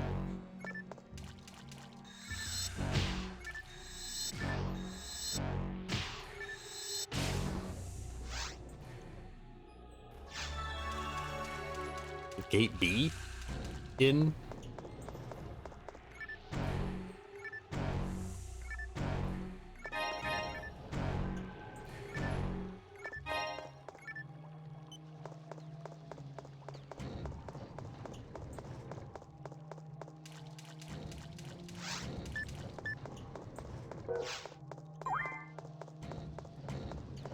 Well, I guess we better backtrack now. Figure out what those guys just unlocked for us. Well, what the things that were behind the doors that it were the consoles that we used after those guys, what those unlocked for us.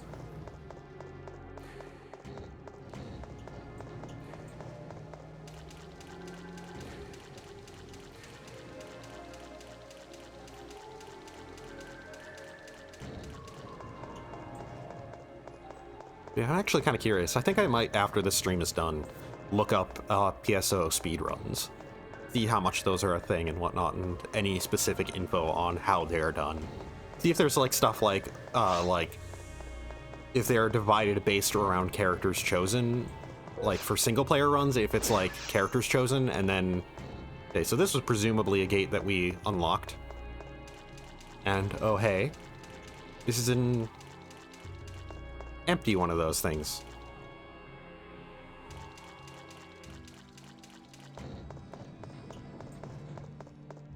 And oh hey, here's Eleanor. Suspiciously close to one of those things. Sleep mode, input command. Let's go with...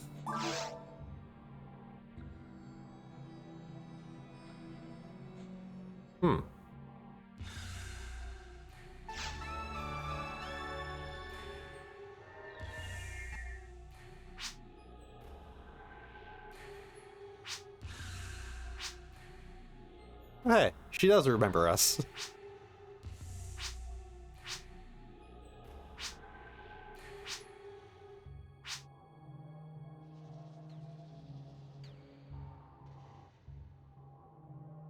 Well, so this whole mission was us getting that item or whatever it was, and getting it to Eleanor, actually. So that way she could resume her duties of figuring out info about the creatures here. Commented that she is working for Dr. Montague. But also there's some interesting stuff. If I want to get to... I think Bernie might be gone now, honestly. If he's not gone, that's an important part of a side quest that I can't do anyways, because I'd need to do it on hard mode. But let's just see. Name of this quest is Secret Delivery. Yeah, so Secret Delivery. Let's just see if this quest has...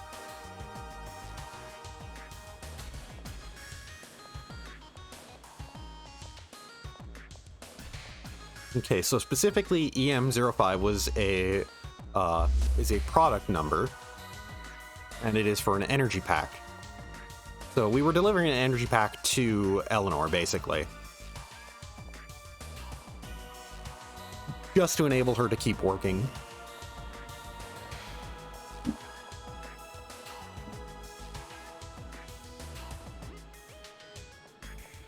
So the guy who had us do this was apologizing, was saying that Dr. Montague would kill him if he knew about what was happening, which presumably just means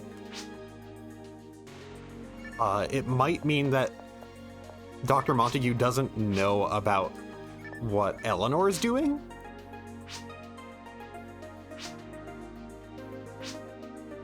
Or that, as he said there with the whole I won't get scolded now thing, might just be that he forgot to give her like a recharged energy pack, and like, oh god, if Dr. Montague knew I screwed up, he'd kill me. So just sent you out to go like give her the like make sure she can run basically and function. Yeah, that's some more information on Eleanor, Dr. Montague, and whoever they work for. And that it ties to Bernie somehow. I must rescue all of Lionel.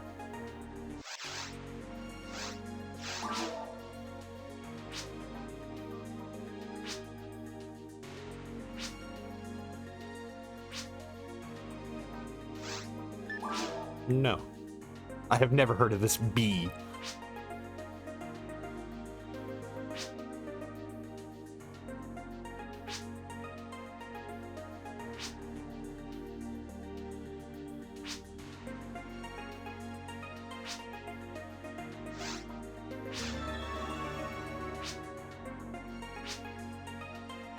Okay, so check out what his letter was.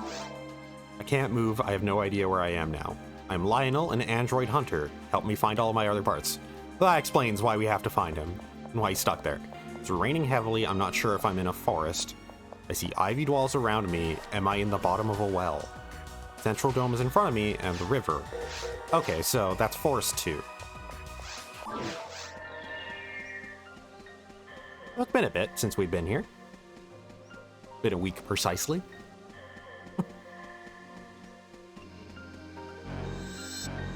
Come on, be targeted. There we go.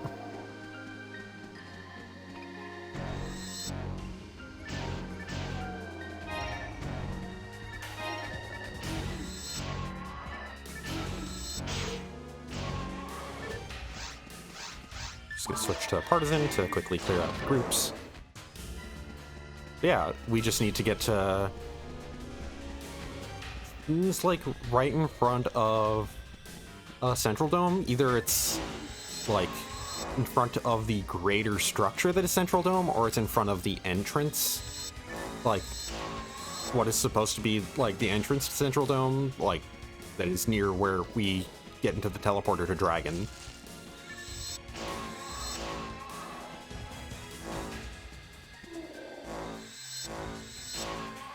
It seems, well, actually, he said something about a river, so it's probably that one little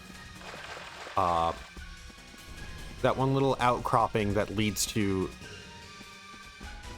that one little outcropping that had the pillar on it when I was showing this off on GameCube. I say outcropping, but it's inwards.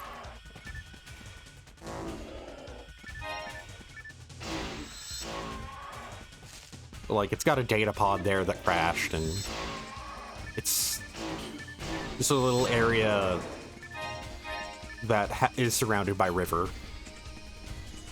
But presumably, that's where he is.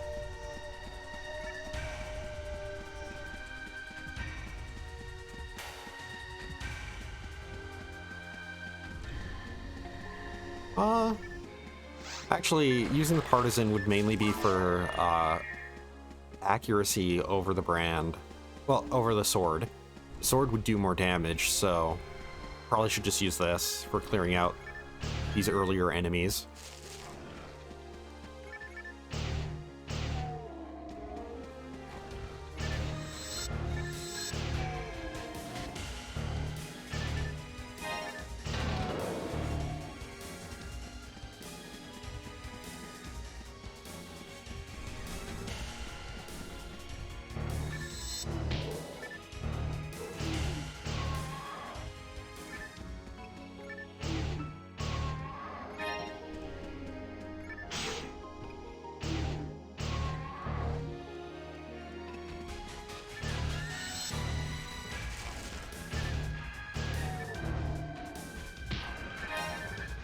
Yeah, just a whole lot of early game enemies that we can take out in like one hit.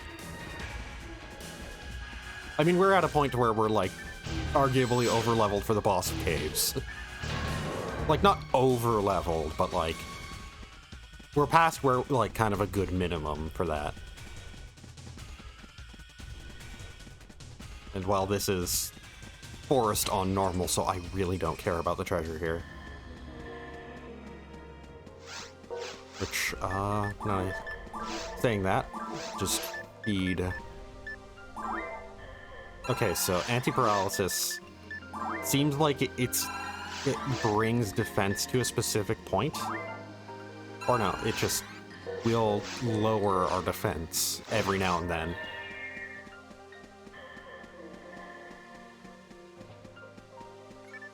I need to look up more specific details on how like, decreases happen when feeding mags.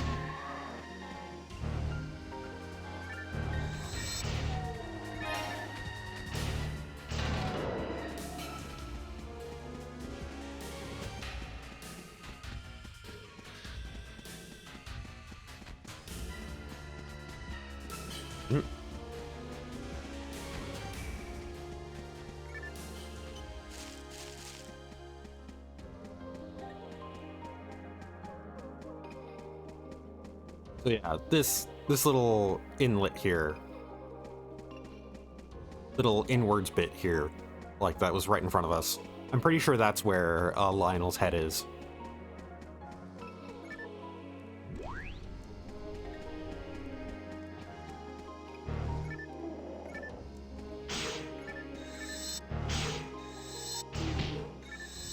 Come on. Actual biggest problem with heavy attacks right now is just that they are slow to start, so the enemy might get a swing in and force us to evade.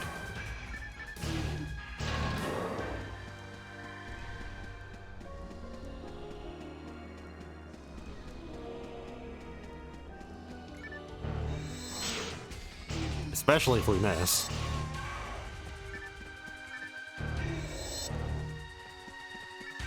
Over here.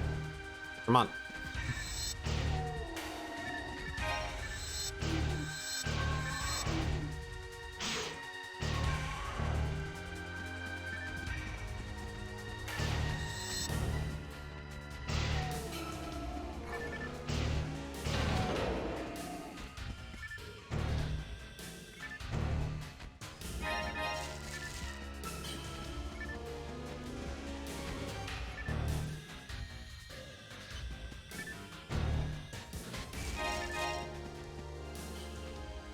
Might as well see what's in here.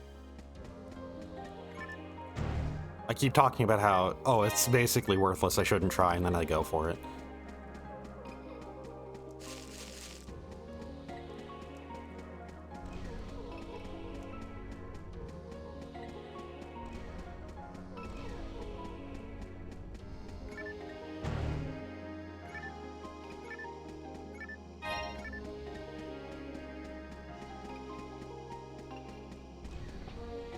Oh.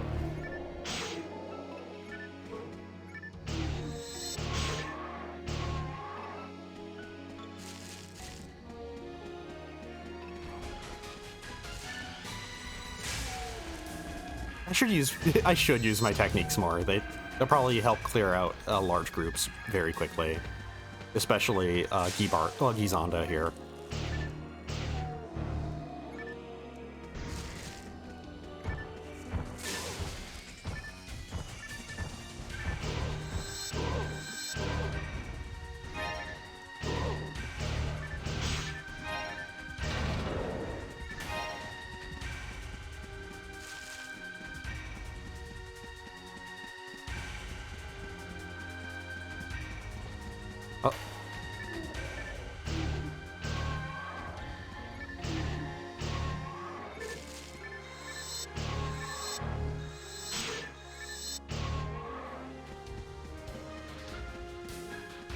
Oh. Thought that this would have been the area where a Lionel would be.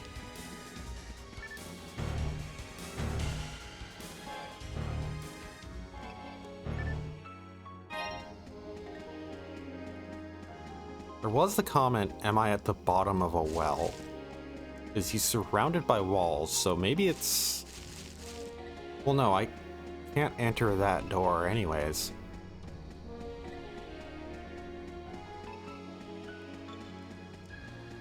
So he's probably, yeah, directly in front of the entrance of the central dome then.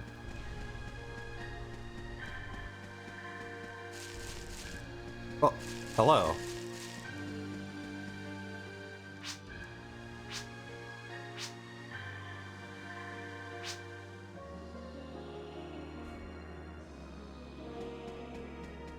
Well, that's obviously got nothing to do with anything we're doing. I can't joke around like that because at times that literally does. Some stuff does have literally nothing to do with anything we're doing, and it's more about a side quest. Hence all the weapons stuff that, like, I've brought up that we, literally have not been able to do. And now can do, but technically we can't actually complete until we beat normal.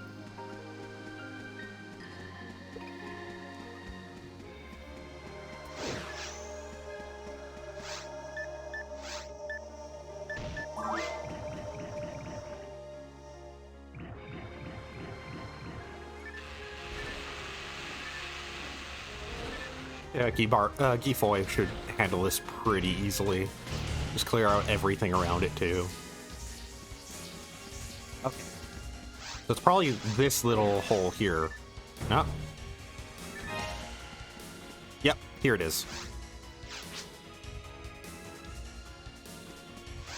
So let's go into their quest board and investigate an android's head.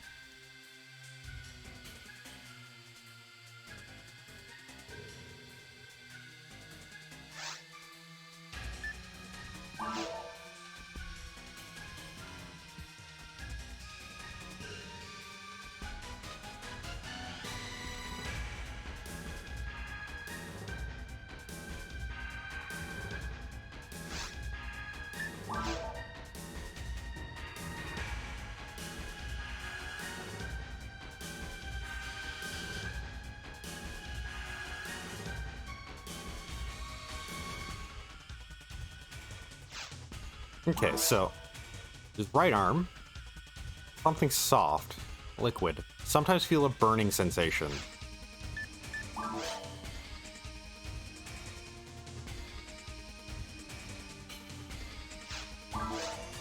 Right arm should be in this area, feeling queasy. Is it in something's stomach? So there's gonna be something here that ate his right arm. and we need to kill to get it back. Sometimes feels a burning sensation. Might be a Hildebear, might be a Monist. Could be anything, really. It's not going to be Dragon, because I don't believe side quests usually go into boss fights.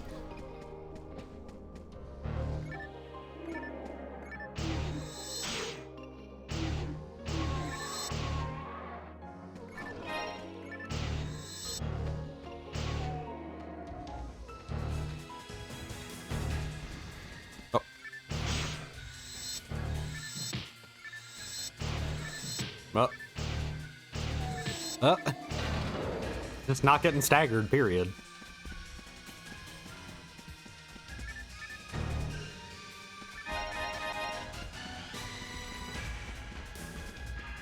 By the way, I'm not going there yet, but hey, this quest goes into caves.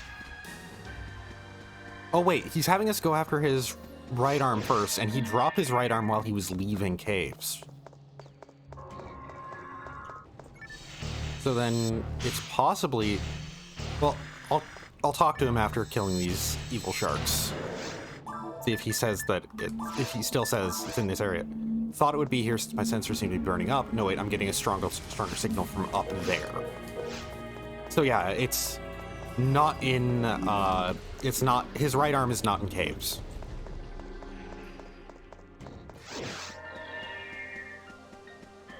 I'm guessing it's down here, or it's in that little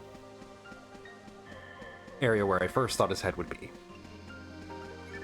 Reaching down to pet my cat, because he's adorable. Deserves it.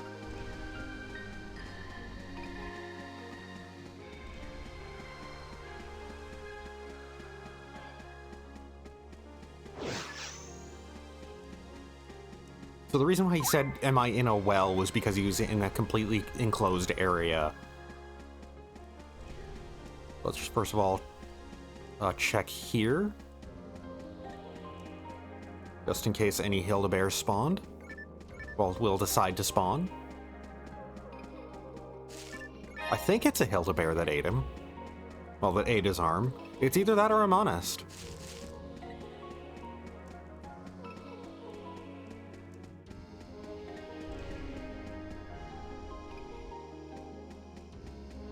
Oh, sleepy kitty stretching. Okay, so because this area just unlocked... Okay, yeah, it's gonna be a Hildebear.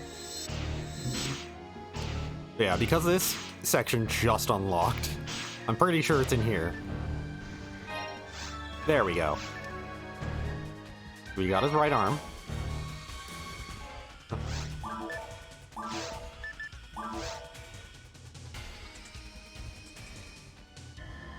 Both his legs are in water, but... Left leg is in the cold underground air, right leg is in open air, not in the underground.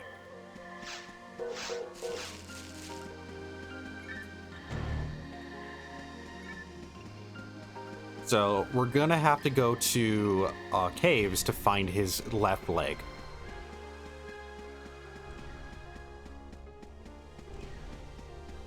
But his right leg is in water. So I think that means his right leg is back in Forest 1.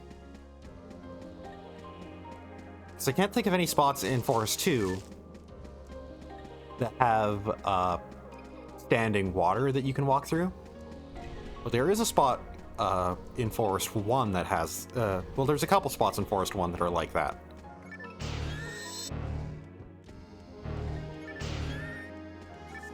I'm just gonna... Oh, it doesn't even one-shot them.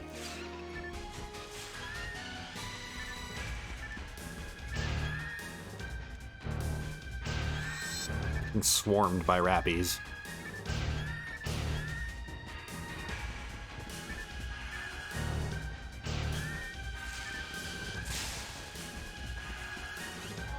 By the way, there's going to be a really good spell for handling rappies when they get up like this later on. Yeah, they're gonna drop nothing of note anyways.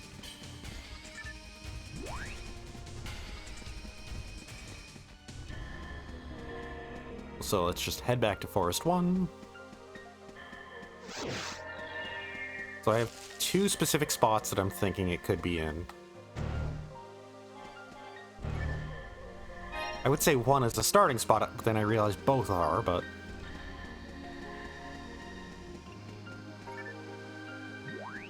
But I'm pretty sure one's the spot we started in.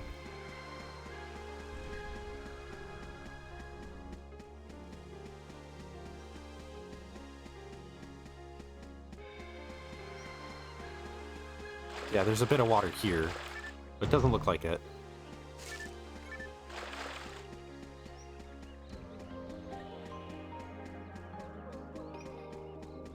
And I'm just going to quickly top off my TP, and while we're walking, let's feed the bag.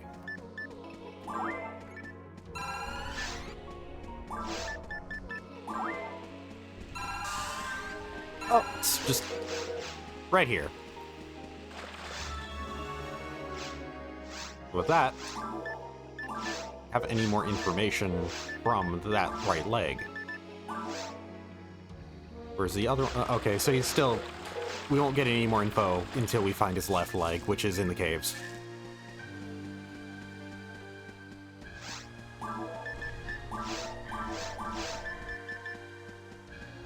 Let's just... now focus back on upgrading Dex so we can try and also lower our defense. Well, make sure our defense doesn't go up.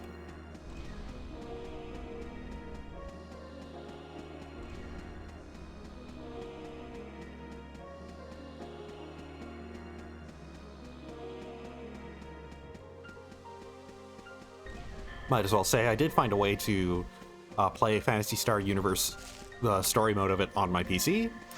It'll specifically be using the Japanese version though, so it'll be using the Japanese dub for it.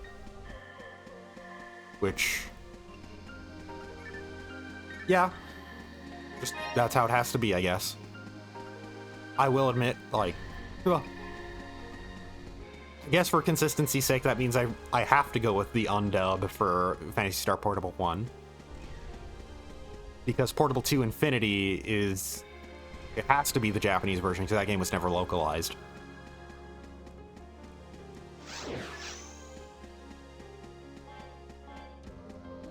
But yeah, from what I can tell, basically, Phantasy Star Universe on PC is genuinely just treated as abandonware.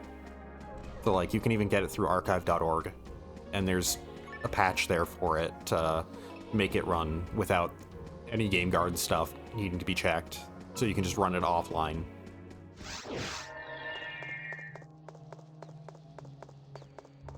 And the abandonware stuff is also part of what gets into why there's private servers of it.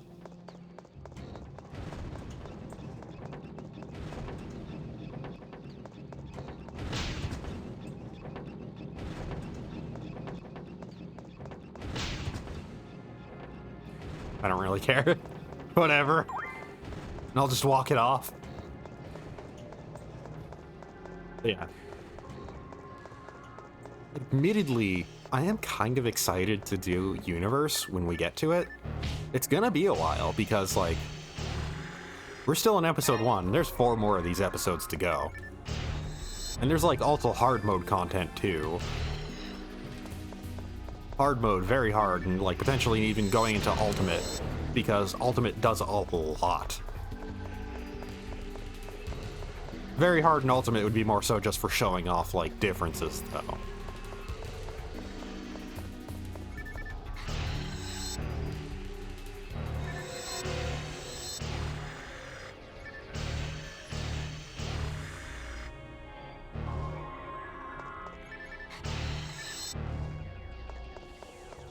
But yeah, but like I said, I'm still kind of excited to do Universe just because it's been so long since I've played that game, and I do think there are neat sides of it, neat aspects to it. But also I think it's going to be mainly neat to talk about what it does wrong. and ultimately breeze through it too, because Universe, part of what it does wrong, it's an incredibly easy game, especially for an online game that you're supposed to team up with friends for. Like, good lord, that game is easy.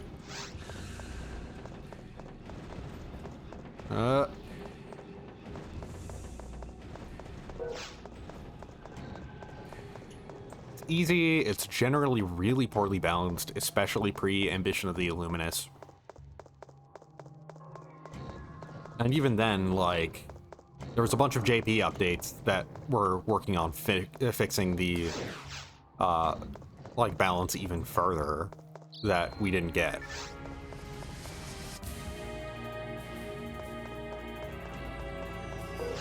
The private server that's out there for it does implement those, though.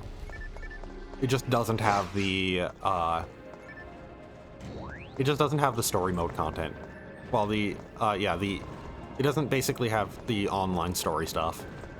Which, once again, I think, from what I understand, they do have to recreate that all by hand because it was just purely stored on the servers.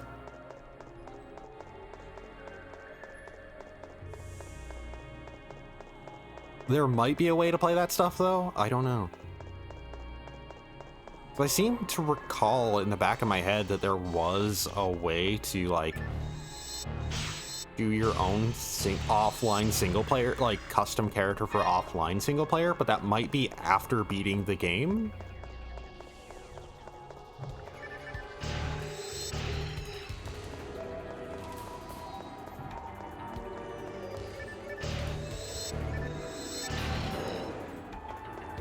Either way, the Ambition of the Illuminous story stuff, and, like, basically episode 2 and 3 of Universe, not likely to be covered, just because of difficulties getting that even to exist right now.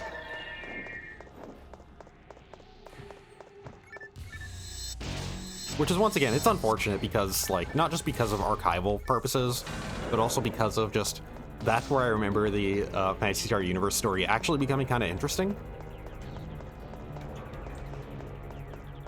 But still, at the very least, Portable 2 Infinity, the actual best Phantasy Star Universe series game, everything in it is translated now. Just full fan translation for all the Infinity content and whatnot.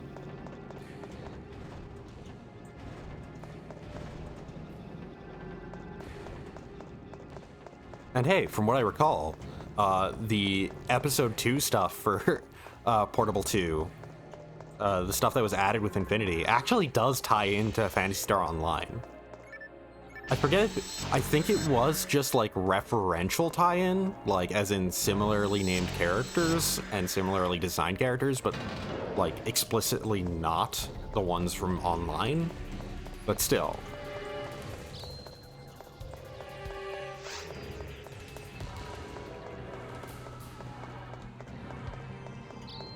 Oh. Come on. Thank you.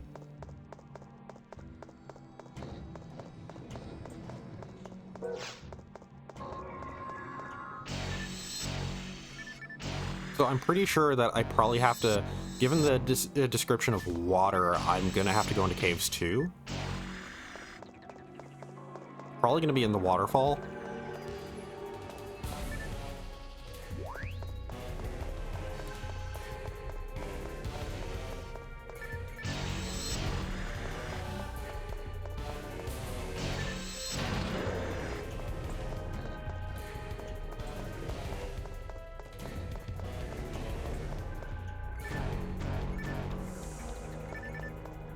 I'll pick up the general power. That is an upgrade from my night power.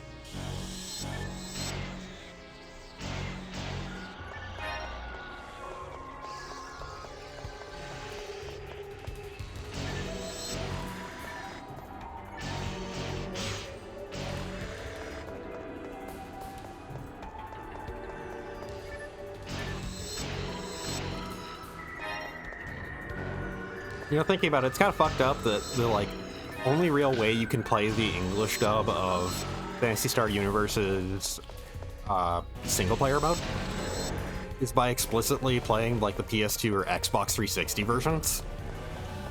Which, well, I do own it on 360. Bought it for, like, 20 bucks as a just-in-case, like, for, like, future stream stuff, as a just-in-case there's anything about that version that I would need. Just covering bases there.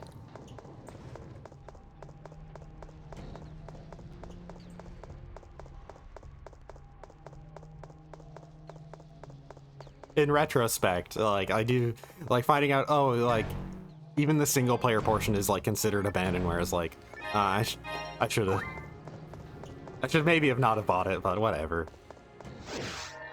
In my own spare time, I can get the Chivos for it.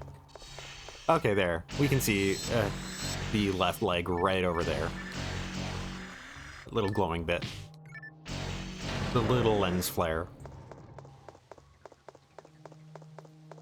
So hopefully the path to that room is not going to be too convoluted and winding.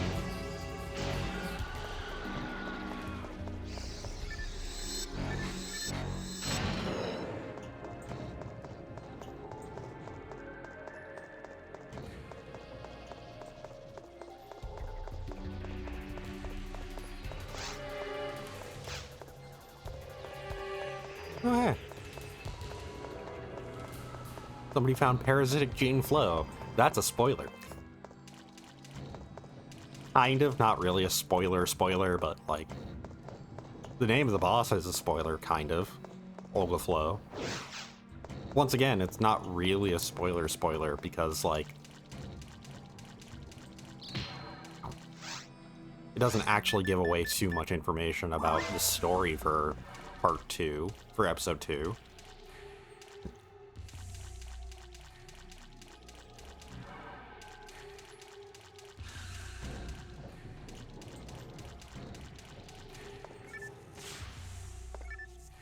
One's outright placed in your path that you can't avoid.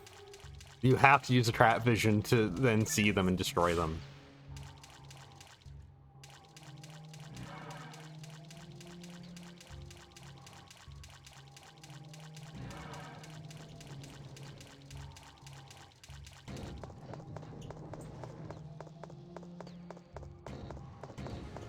Okay, it was pretty short. Got his left leg, which means that it's just the torso now.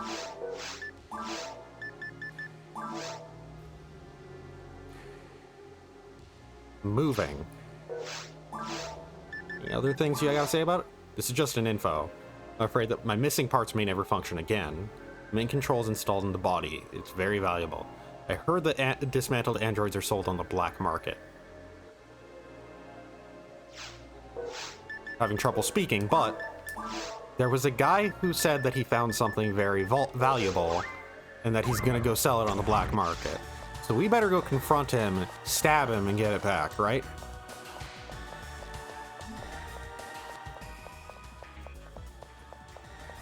Hello, good sir. Take me to wherever this black market can be found. Here you are.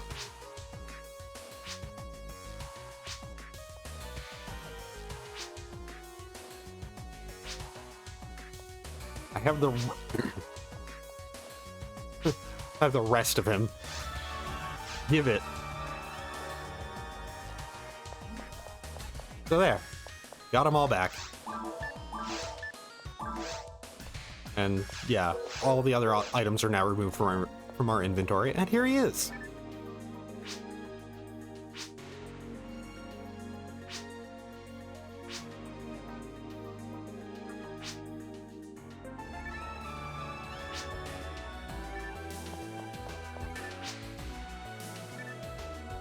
So there. We helped repair an android.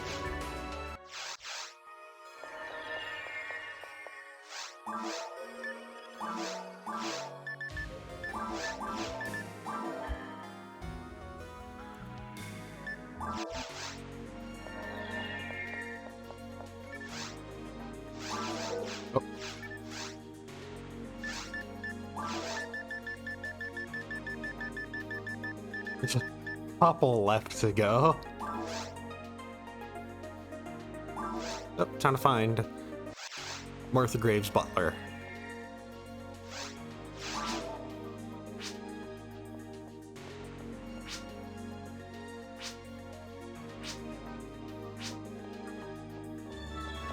Oh, Matha.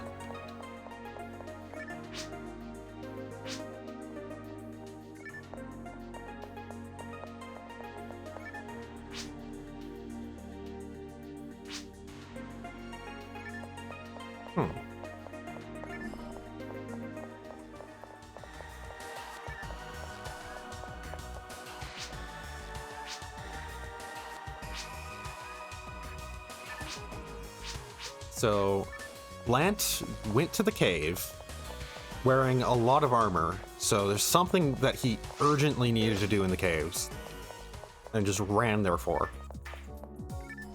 Also, Matha's not going to be much help. She's level 8.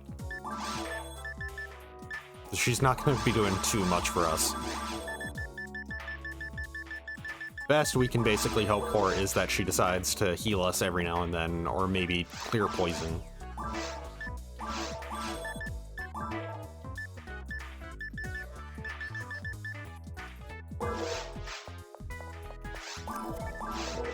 And let's just feed my mag.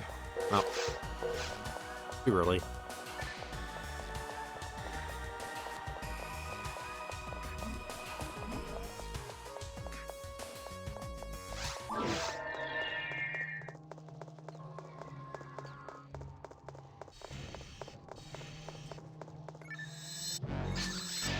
Okay, she will clear poison, but also she dies fast.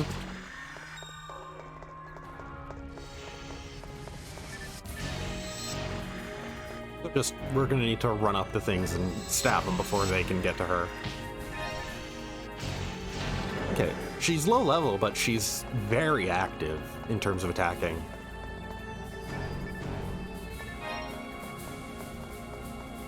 So she'll actually be pretty good help, honestly. Better help than most NPCs were given. I say most because, like, we got Bernie that one time who could have sold the entire quest by himself. Easily. And we did get Kurik, who was kind of, like, holding back intentionally. Come on.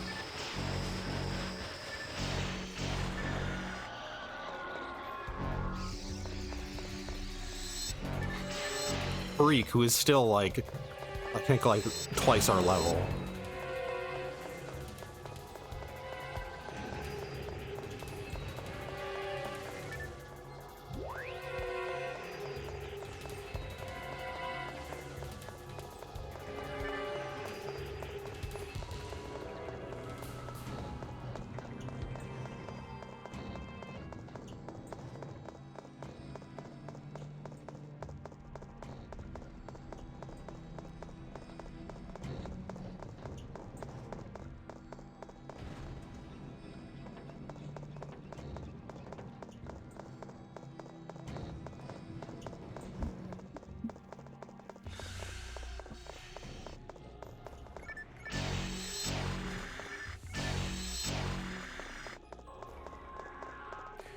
Give her credit. I was not expecting a level 8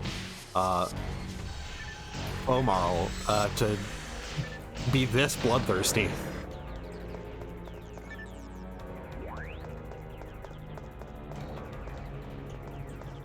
I thought this was going to be much more escort questy. Of just, she's kind of there, and you have to make sure she doesn't die.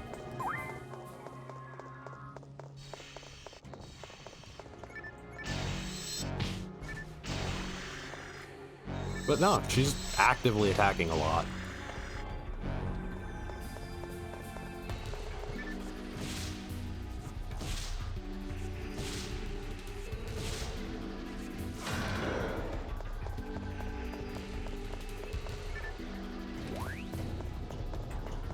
I might as well heal her. Oh, my Resta cannot heal. Yeah, heal teammates yet. So that... Well, it might not be able to heal her specifically. I'm fairly certain you're able to target teammates with Resta early, at least. It might be that it has to reach a specific level first.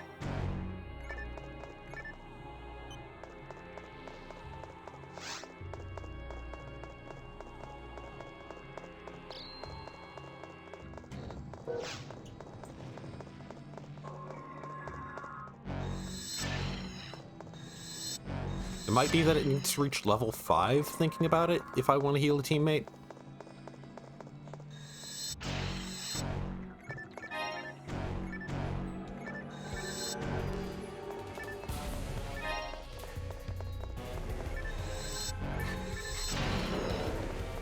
But if I want to heal her, then... Okay, yeah. I can target her with a Star Atomizer. So it's just my rest is too low level.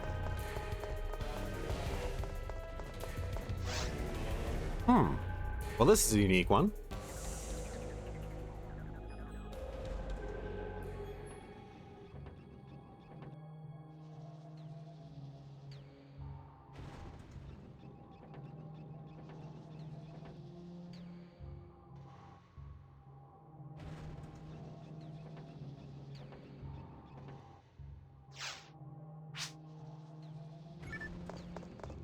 So, it seems like he went against orders about bringing Matha with her, well, with him on Pioneer 2.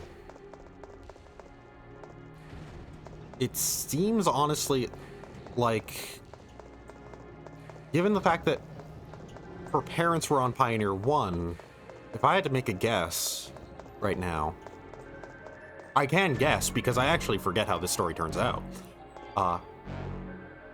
But if I had to make a guess, it's probably that he rushed to Pioneer 2. Well, he rushed to Ragol to try and see if he could locate her parents.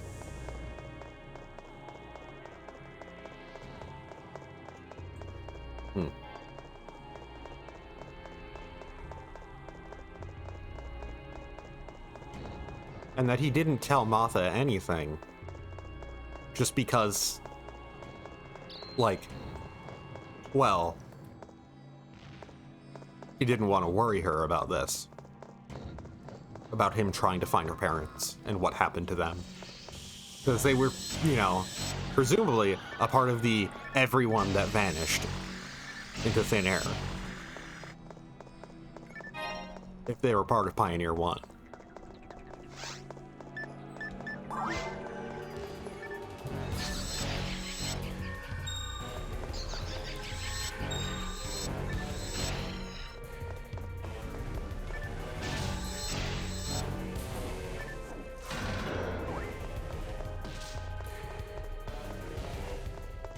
I'll hit this one just in case this is for something further ahead.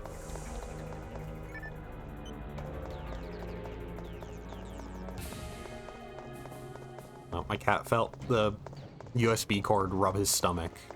Woke up.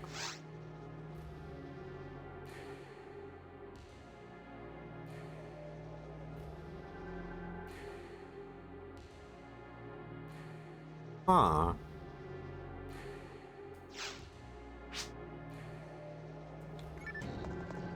So, there was genetic engineering going on from the scientists of Pioneer 1, but it was planned before they left.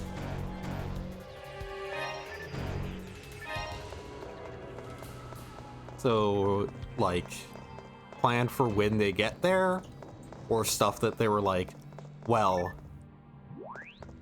we can't actually do this on Earth because of all the, like, different groups that will be, like, able to potentially catch us. So maybe they planned it for Ragol because, hey, we'll be able to do this stuff before anybody gets there, and we'll have free reign until then.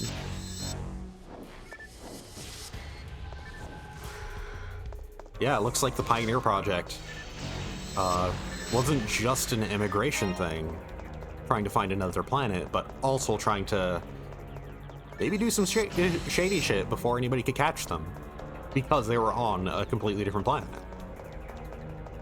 Which kind of explains the altered beasts here.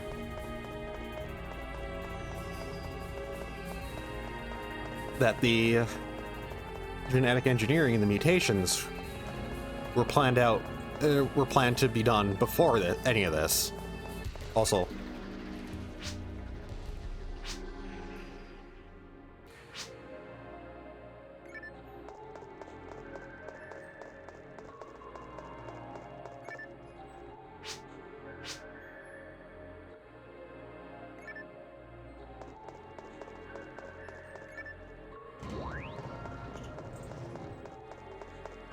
here's another one.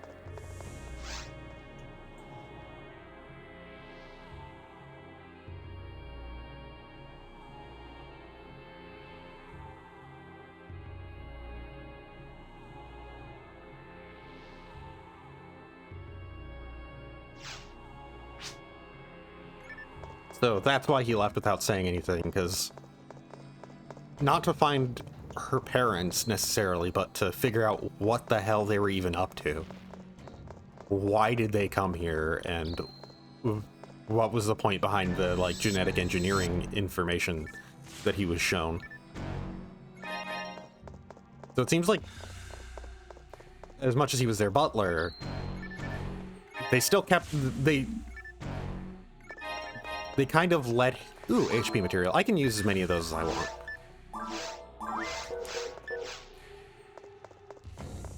So, it didn't exactly explain what it was, but basically it was just like a, hey, don't let Martha come to, like, don't let Martha get on the Pioneer 2, because look at this genetic engineering information. This is relevant to what I'm going to be doing on Ragol.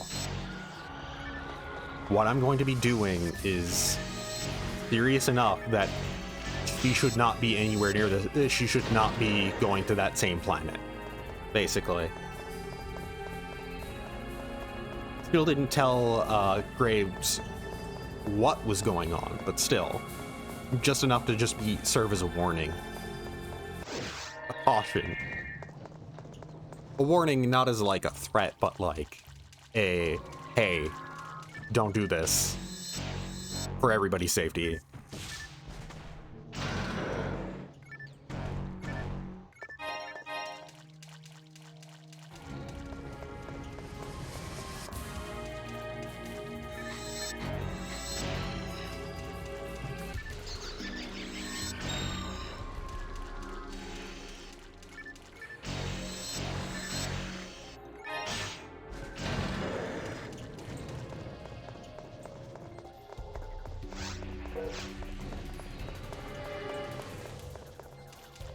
Oh, another message.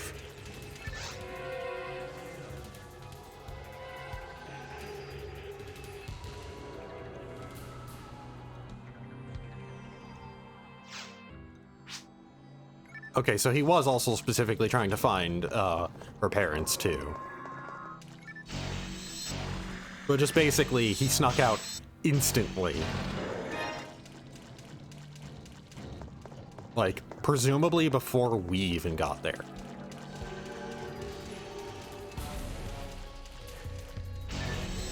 Sounds like he might have even gotten to caves before we did. Just somehow snuck past Dragon.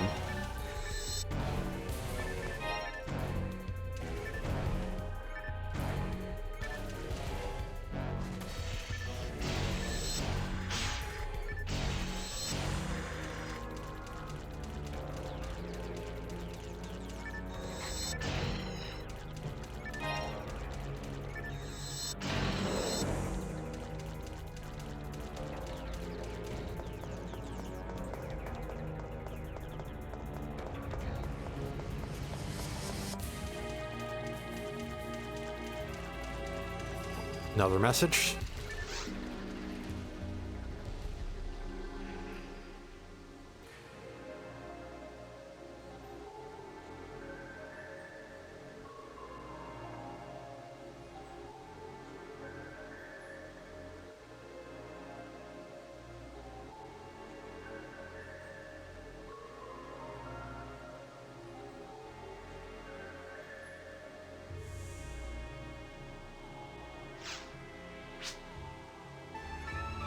So, that kind of finishes that off. Let's just explore a bit up ahead. You never know, maybe we will find him.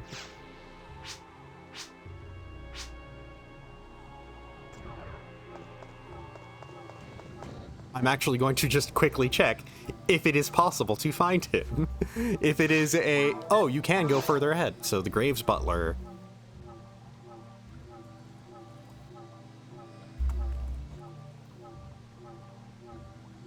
Just gonna make sure that this is actually the end of it. Also, I called him Graves, but his name's Bland. Okay, so this is actually the end of it. And we can just progress further if we want to. Just for the fun of it. And...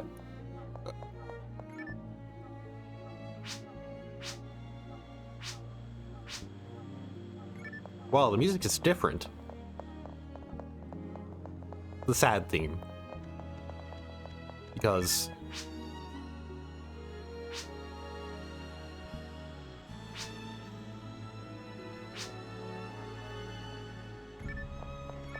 yeah, go and talk to people and they're all kind of like, oh shit, that guy, he was great and he ruled.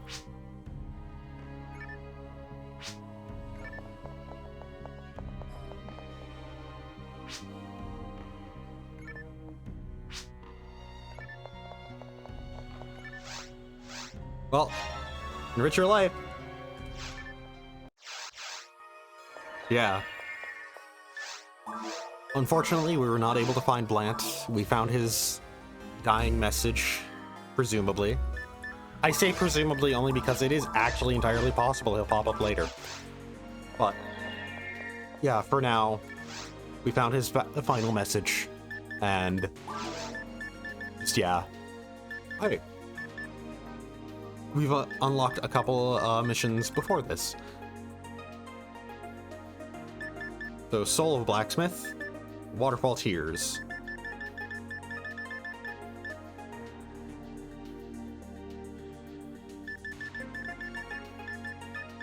Oh, there's a lot still.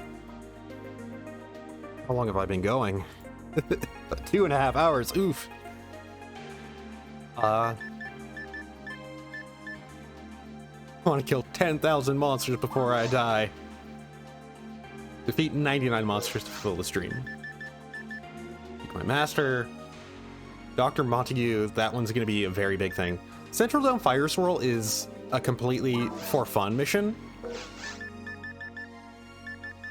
Waterfall Tears is greater in scope for like the story going on behind things. Soul of a Blacksmith, I think this one does reward us with an item of our choice. But you know what? Well, let's do one mission and then finish up caves.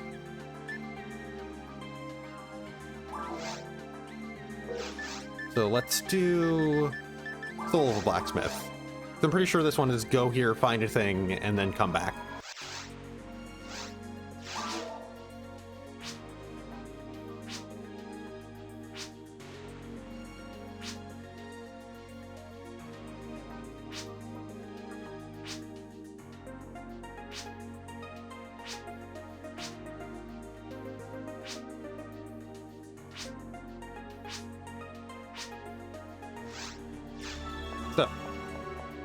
This one actually does have a bit of a variance based around how you handle it, what you bring back specifically.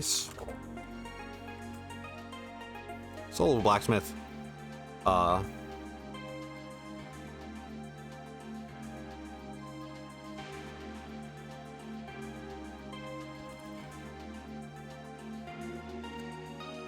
Let's just see what the specific rewards are.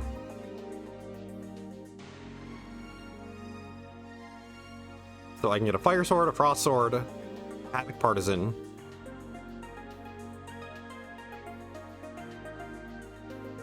Fire Rifle, Frost Mech Gun, or Havoc Cannon. Fire Rod, Frost Rod, or Havoc Wand.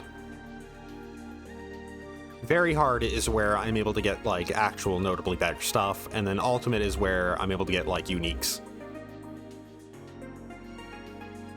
So, out of everything, they don't really sound too special, but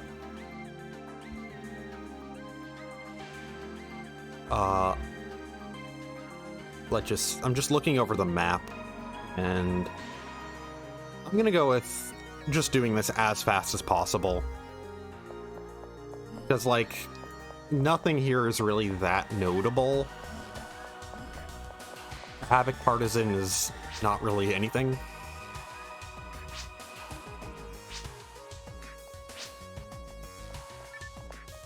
That Big Three Blacksmiths comment is a bit of a, additional lore thing. I believe there's going to be stuff sort of concerning them. Okay, so my inventory's fine right now. So yeah, like I said, I'll just be running through this one pretty quickly. And then finishing up the government quests. Venturing into the caves. Well, venturing beyond the caves. Thankfully, the government quests for the mines, the area after the caves, there's only 3 of them.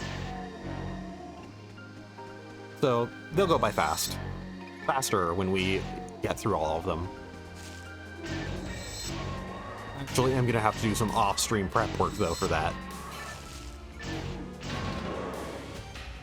As in off-stream prep work, as in on a different version of the game, just to demonstrate like a difference for unlocking the final area.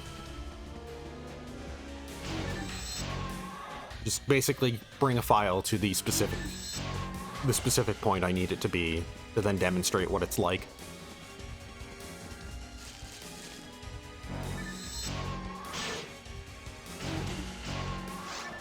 So what we need to get, we should trolley check.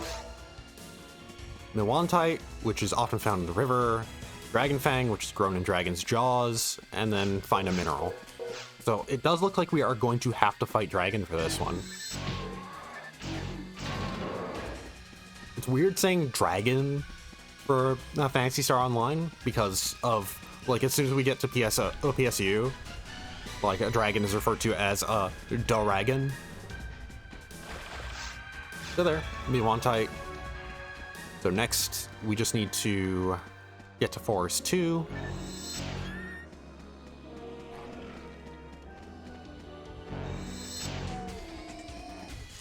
And then pop into caves. Because with final material, there's basically, there's an item for Caves 1, Caves 2, and Caves 3. And like I said, the reward that we get is based around what we hand in. But with how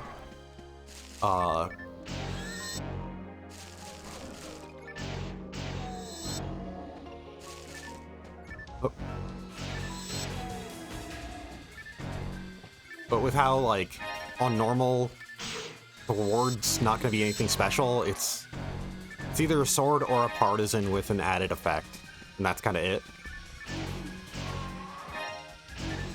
And what we've been getting those and not using them because we're going to be upgrading to something else as soon as we clear the caves and enter the mines.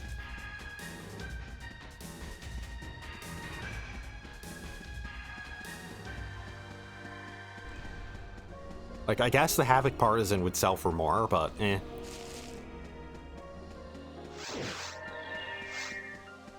I'm making good money from doing these side quests anyways.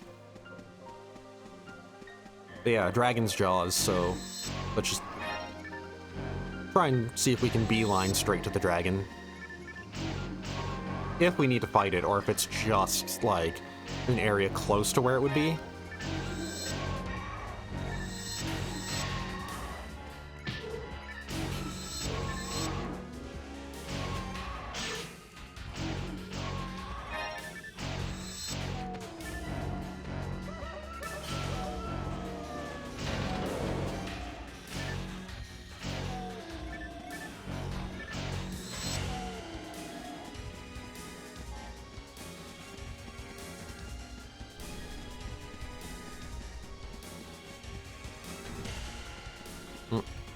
Okay, so the portal there is not down here. Where is it?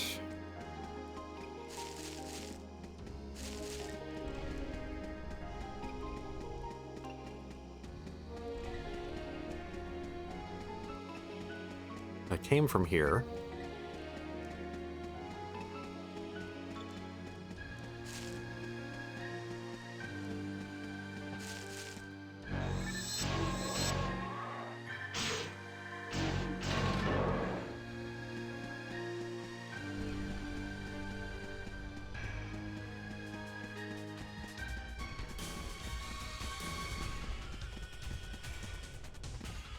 Nope.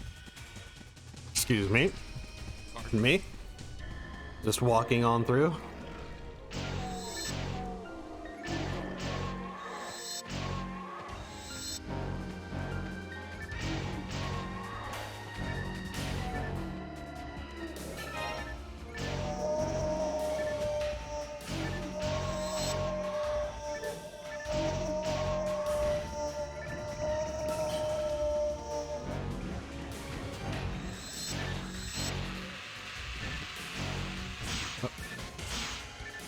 No, let me cast my spell.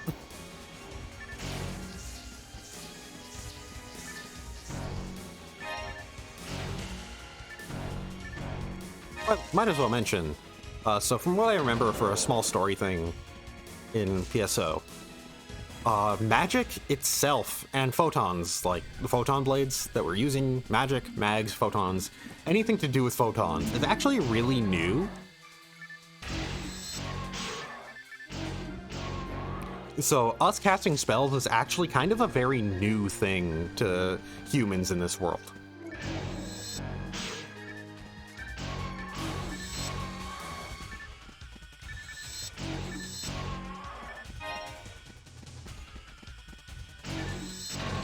I think I mentioned it before, but Newmans themselves are also very new. They were essentially made in response to the discovery of photons.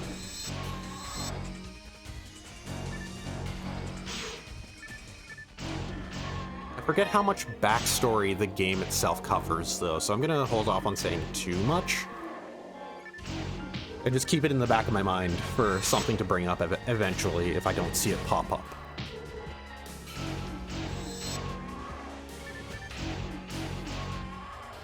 But I'm pretty sure it should pop up over the course of some side quests.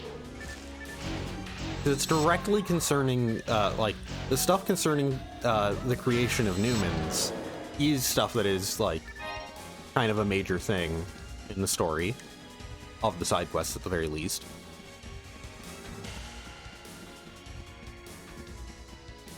And photons do tie into that.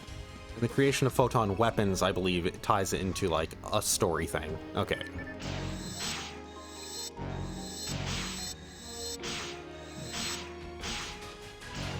Stop making me dodge.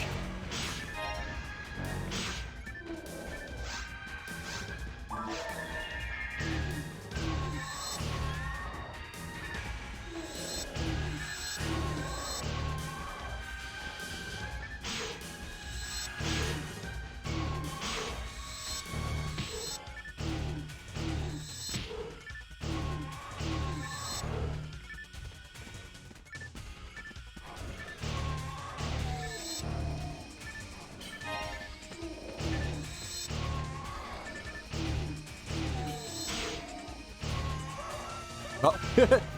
Cancel out of its attack to howl and lower its own defense.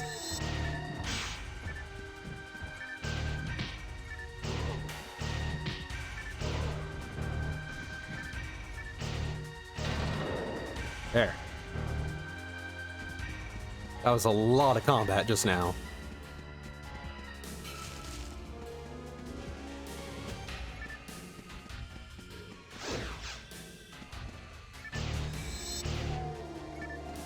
Ooh, Escape Doll. So, Escape Doll, those are a recurring thing throughout Phantasy Star. I think even pre-Phantasy Star Online. Just basically, it's an auto-revive item. When you die, it takes your, it revives you. The only way it'll automatically be used, I believe, guaranteed, and the only way to not have it be used is to just put it in your bank. Also, you can only carry one at a time, so you can't stock up on them for a particularly hard fight. You only get one extra chance. Well, without party members that are able to revive you.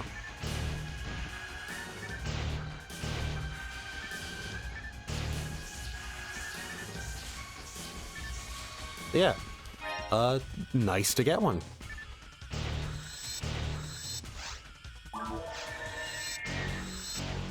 Also, let me just see if I can do that again. Oh, never mind. Because for a second there, I actually canceled out my ability to hit it because I opened the quick menu, and that actually removed my target, so it prevented me from being able to connect. Just a fun little quirk of how the targeting system works. Let's just see if I can... There. Yep. A thing that can happen.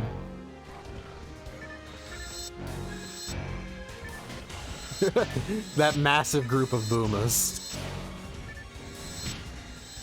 Just all staring at the door. What do we do now?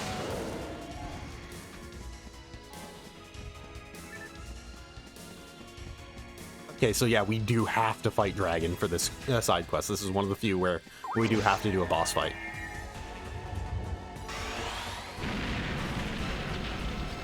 Also, hey, I think I heard a mag special effect kick in.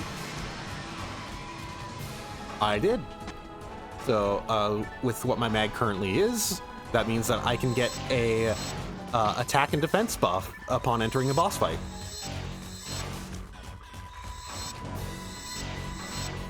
These misses are very rude. Oh. I've done so much damage that it outright has to enter its new phase before I can do more damage to it.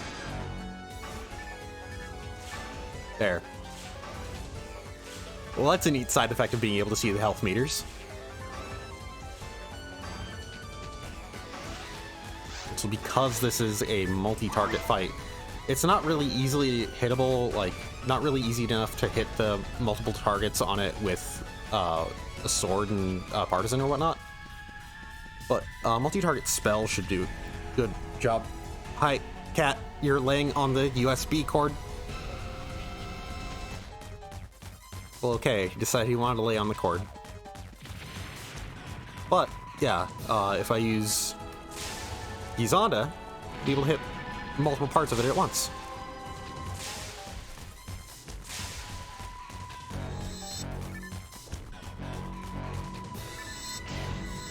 But it's dead anyways. Like that, and I'm gonna get out of the way of it collapsing. Or am I? Okay, I wasn't able to run back in time. Yep. Okay, got a Dragon Fang. Now just for a quick trek into the caves. Also, just to make box opening a bit easier.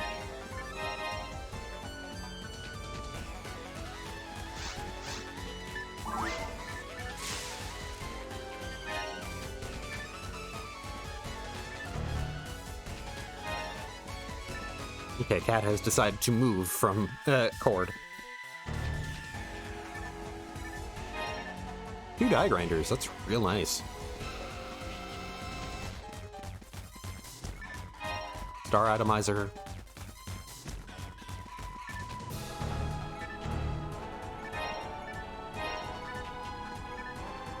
And in terms of gear, nothing worthwhile. Okay, and now to quickly run into caves.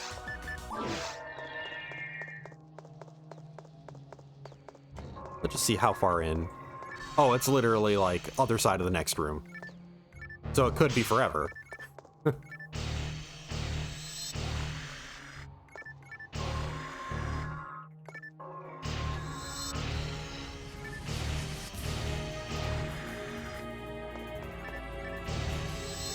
Man, this game has a lot of side quests in episode 1. I actually completely underestimated the amount that this game has. I was like, oh yeah, I'll do, you know, all the side quests and then I'll continue, and then I'll be able to do a lot of content in one stream that way. But no, the side quests are where where all of the time is. As if doing like a shitload of government quests doesn't already take all of the time. Yeah, you can see where the mineral we're gonna get is coming from.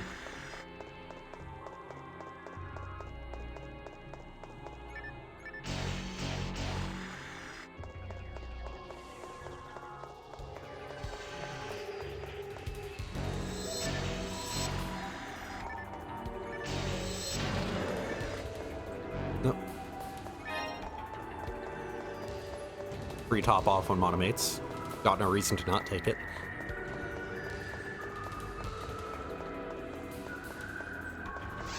Okay, it should be about time to just upgrade my mag and lower defense again.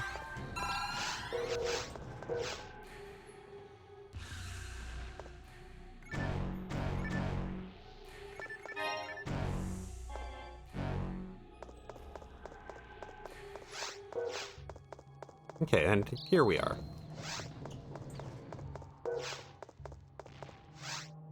Red mineral. Oh, was about to click quit game. I got what I needed. Time to die.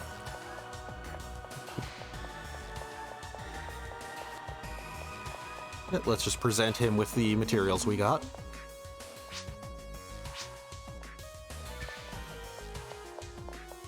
And get a fire sword from it. Once again, it's not like getting a Havoc Partisan for all the extra work is that much better.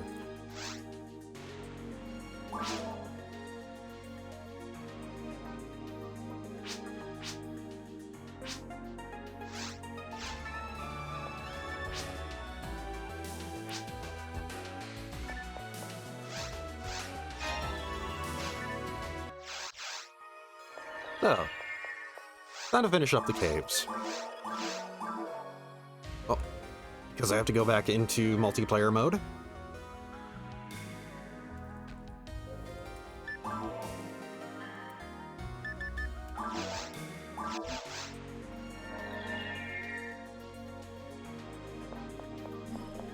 Ooh, the rare drop rate has only gone up since I've started.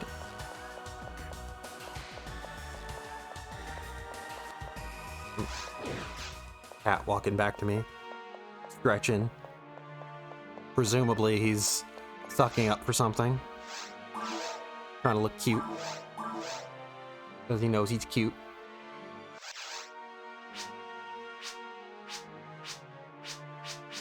And yeah, I've seen all this before.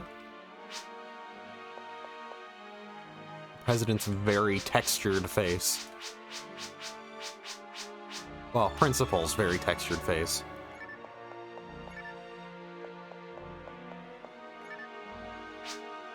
Just look at it, it's all texture.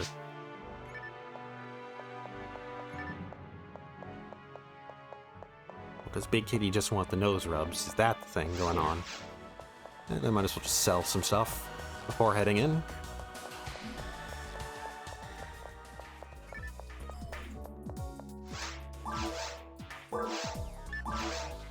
Oh, Big Kitty's hopping up.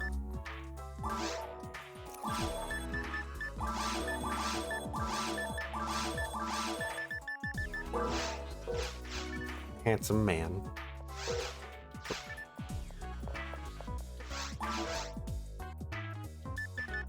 Oh hey, auto gun. I might as well show that off.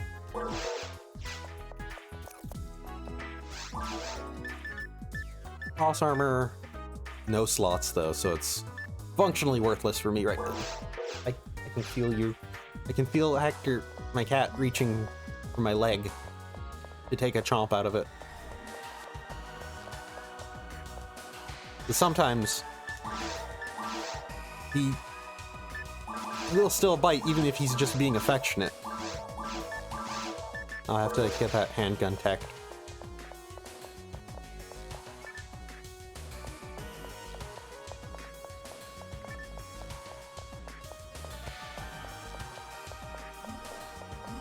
just, if he sees my leg, sometimes he's just like, it's there, I must chomp it.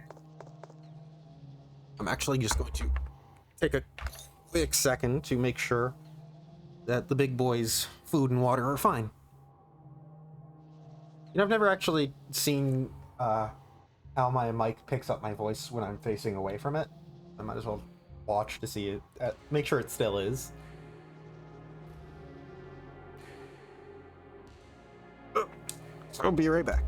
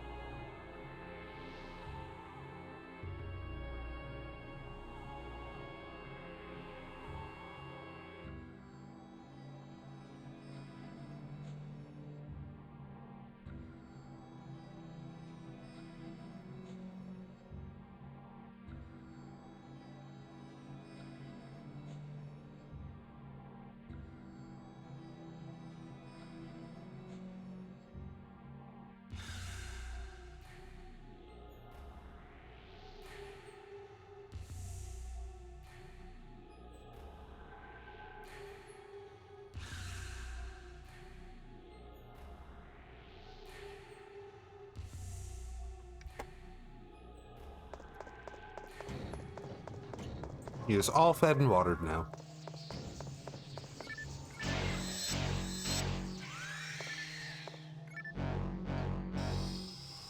So grabbed myself like some pepperoni sticks while I was at the fridge.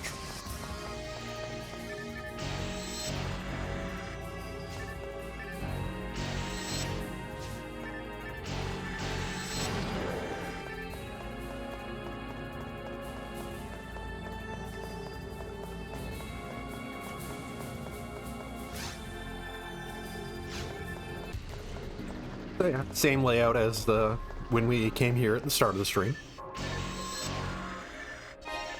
Even to the point of the message boxes being in the same locations, the enemy spawns are going to be the same. Aside from there being still a chance for a rare enemy to spawn in place of them.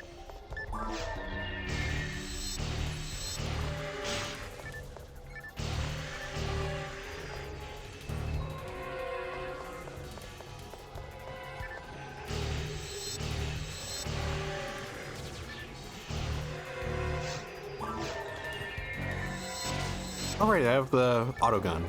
Probably show that off. Right after this. The auto gun, I forgot, is just a level 2 of the handgun.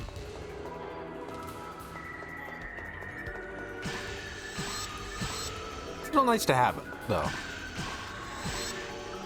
Dedicated, no TP using range attack.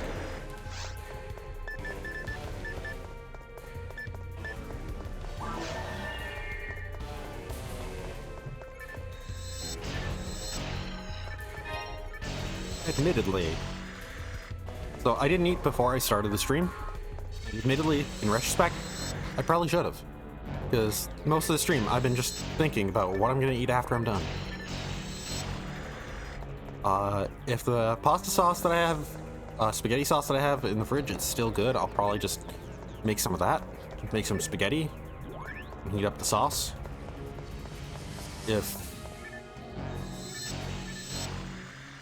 If it isn't, I'll probably make myself some pierogies. Well, actually, I'm out of sour cream, so...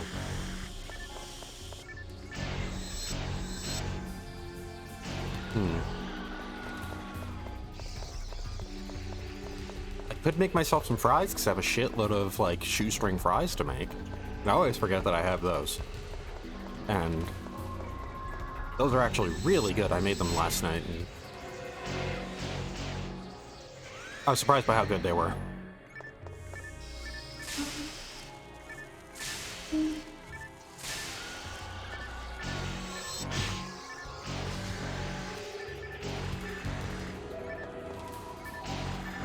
I could also, if I want to go like the easiest, cheapest route, well, the easiest route, I could just get myself a bowl of cereal.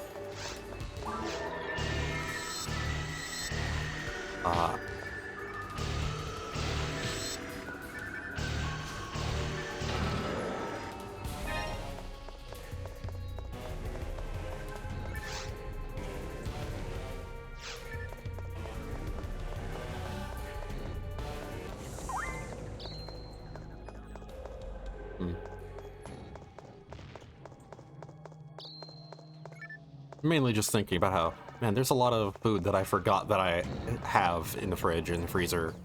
Well, in the freezer, specifically. In the fridge is like, well, I hope I didn't forget about it, because that means it might have spoiled. But no, like, I forgot that I have bagels in the freezer. So I could make those. Well, I could just, like, I should probably take one out sometime so I could, like, toast it and either have myself a bagel sandwich or just put cream cheese on it. It's that whole thing of just every now and then I forget, like, oh right, I have groceries and I have quite a bit of food at home.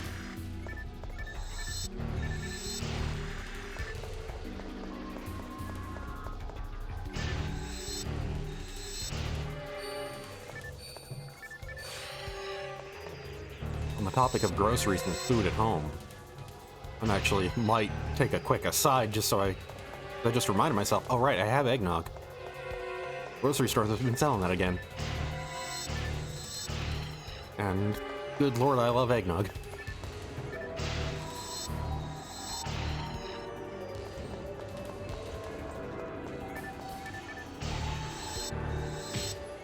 Big Kitty is back and scratching at the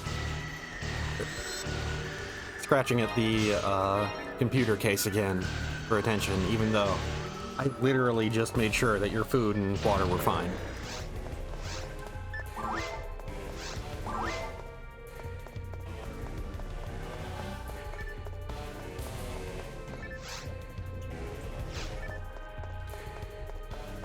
Probably just trying to get attention.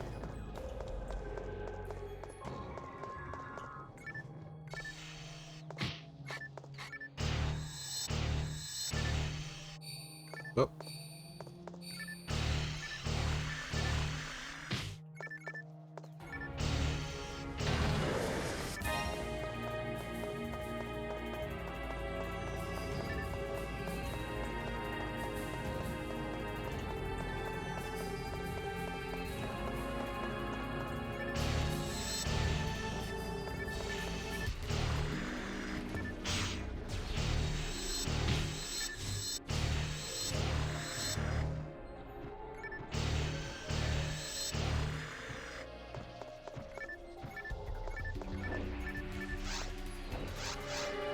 Trying to play with one hand as I'm petting my cat with the other.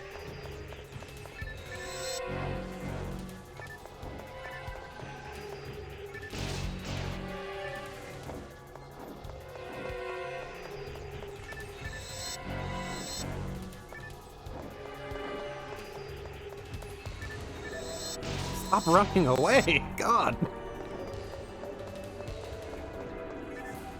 Whatever.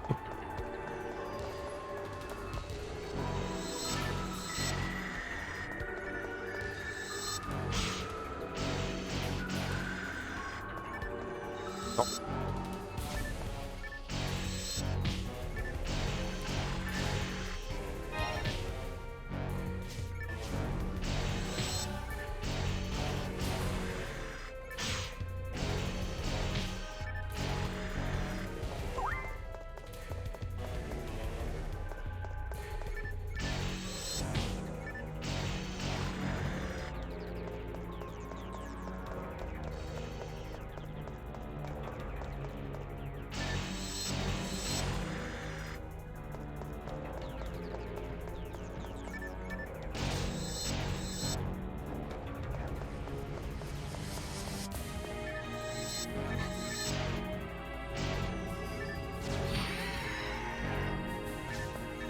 And he stole my kill.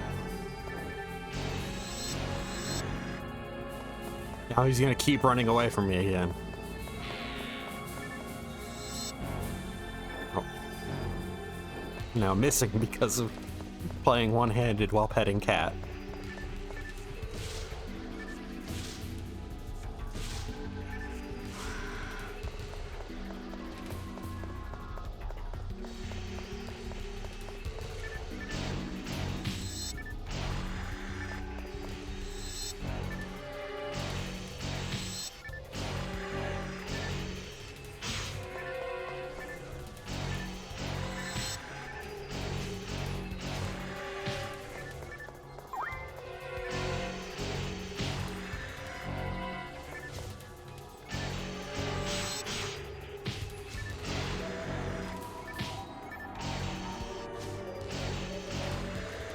Okay, he's now just laying down to get just take a nap right at my feet. He's adorable.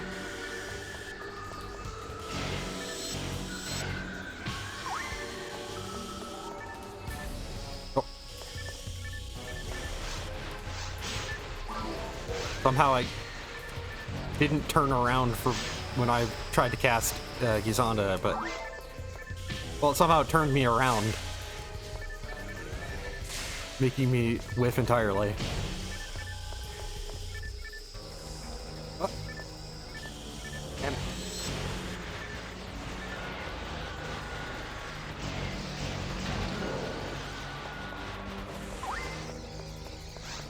oh, what a combat there.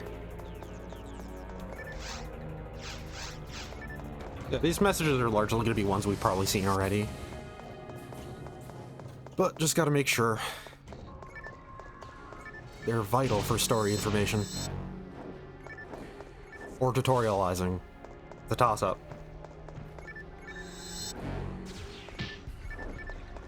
Come on, get back here.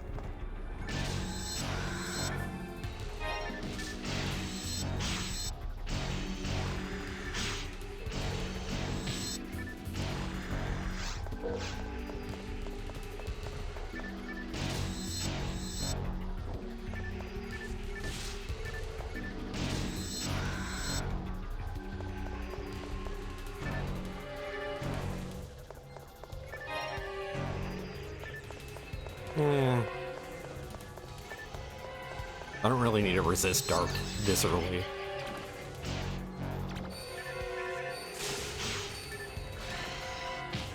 Every time I cast Gizanda, it just targets something just completely in a different direction.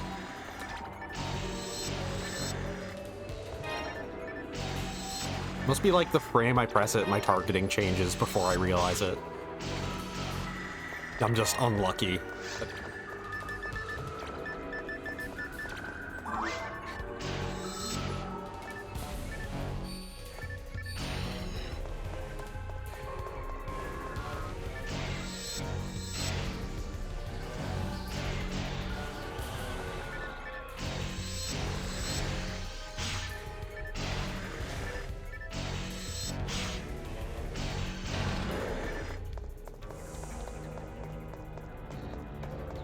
There is a message down here, so it implies to me that this is the critical path.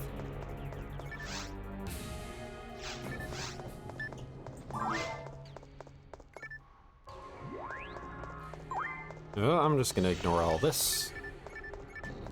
Don't mind me. Just passing through.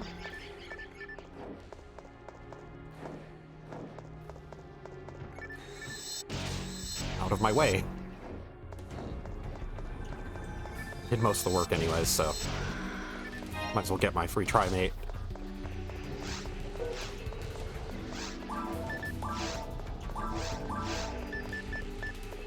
Anti-paralysis.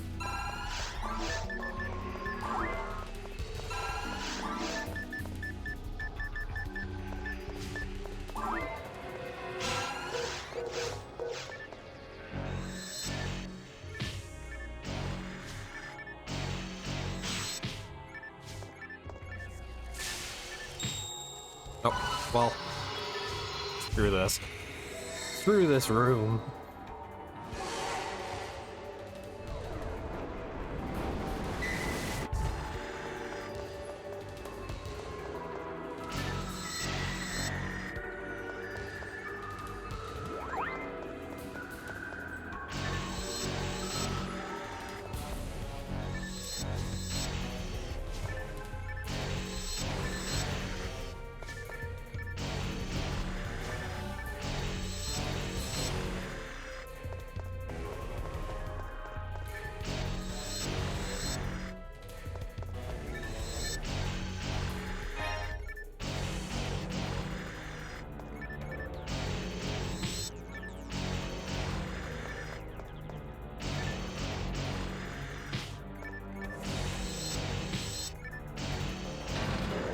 There.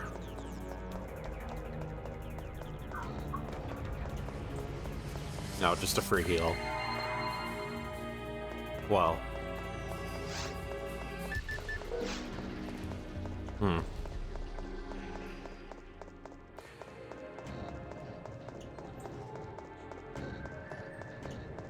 Don't know how to feel about that one. I thought that was going to be the critical path. All it did was make me spend a lot more time in Caves 1.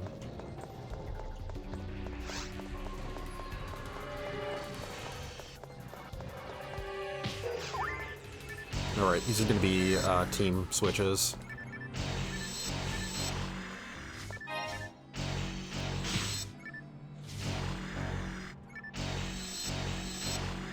I keep forgetting that those spawn because I'm normally playing in single player. And if you're playing in multiplayer, it will load up these gates as specifically multi-press ones. While if you're playing single player, it just won't entirely. Just entirely will choose not to load them. If it's a critical path, though,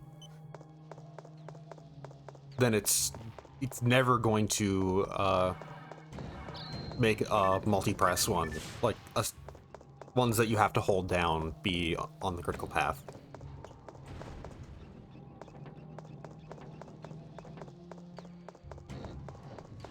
It's always just side path stuff. Which I guess is at least helpful. There's a couple instances where the game will outright tell me I can't go into a side room, which will tell me if something's a side room or not.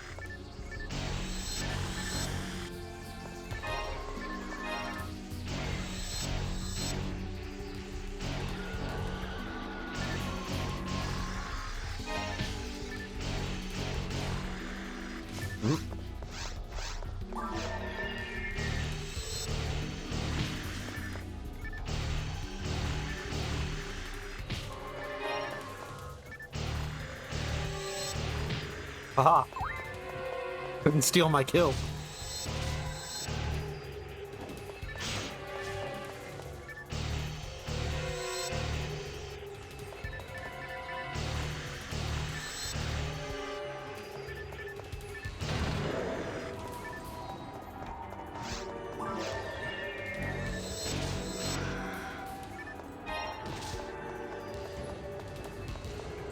Here we go.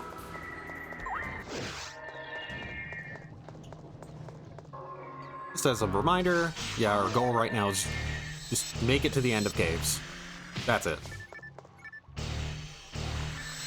Nothing more going on than just progressing through the level. Pretty much as if it was just the normal full free block run. Well, free entry run.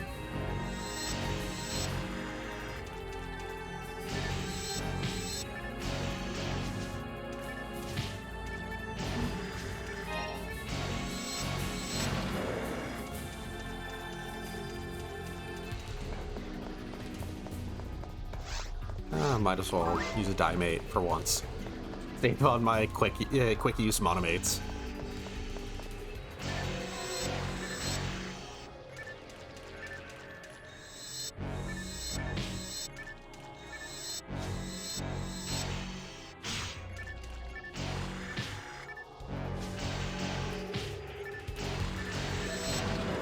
Another general mind is always nice to have.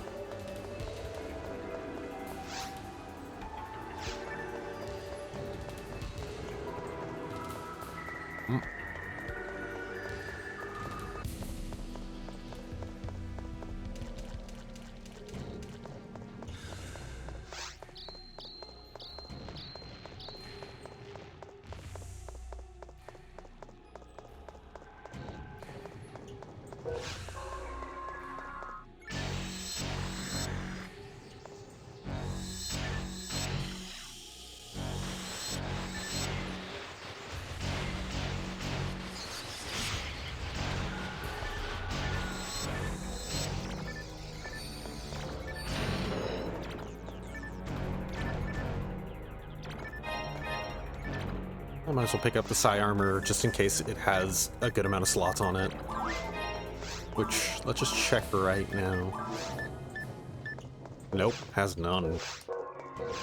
It has the opposite of a good amount. It has the worst amount.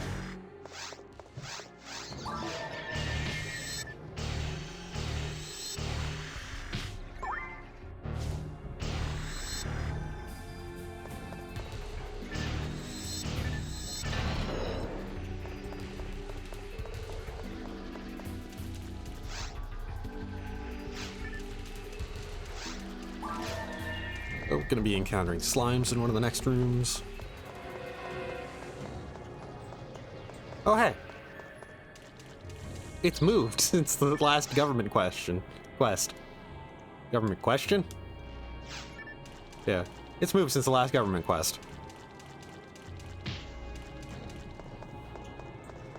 That's, of course, just because the layout changed, and so...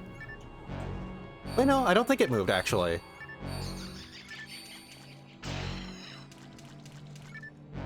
Just the common spot it's in for, like, single player, on the, like, GameCube version is different.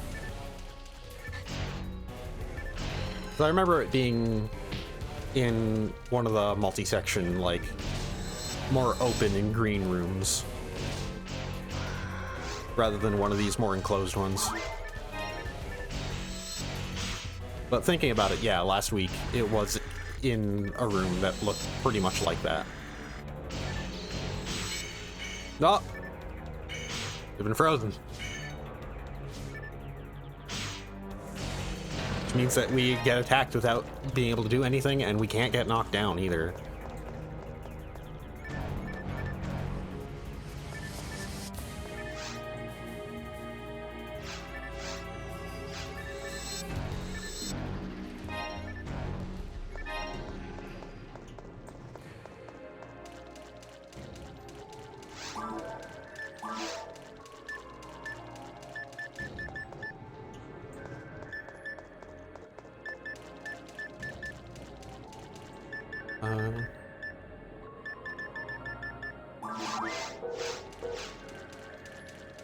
So I'm gonna have to return to Pioneer 2 soon, just to sell everything and restock up on monomates.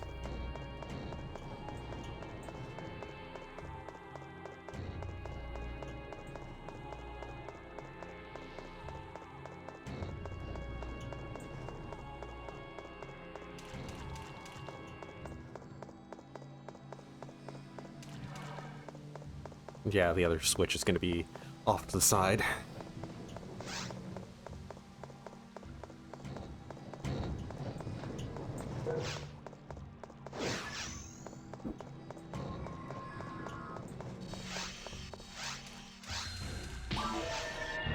At least that hit it.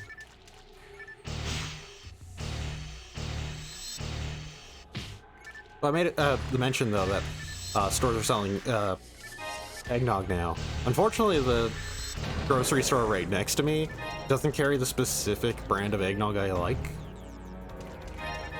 which is weird because the Safeway, and Safeway normally only carries Dairyland milk and Dairyland milk products. But for some reason, well, no, they normally only carry Lucerne brand milk and milk products. But for some reason, they're carrying Dairyland eggnog.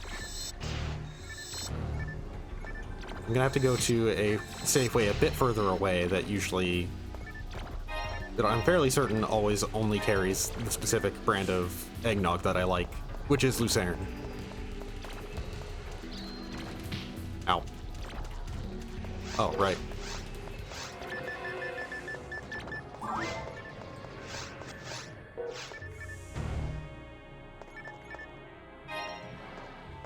Saber plus 5 is pretty worthless in face of a brand.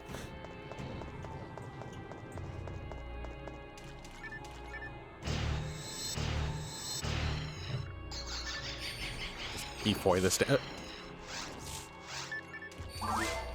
Defoy this down.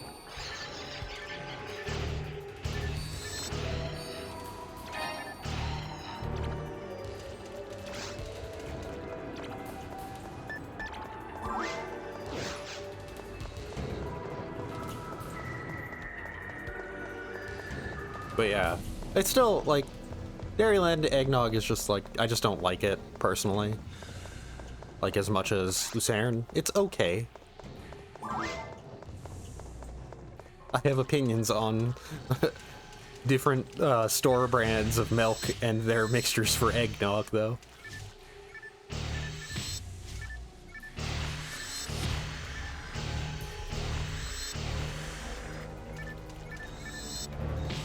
I will also say, Lucerne milk, well, Dairyland, though, it's perfectly fine, especially for mixing into, like, tea and whatnot.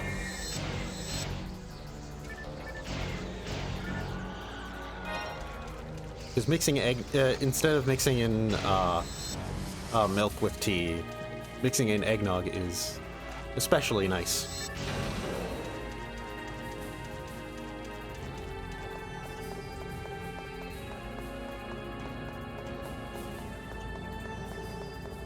I know, I recognize what this rune's trick is.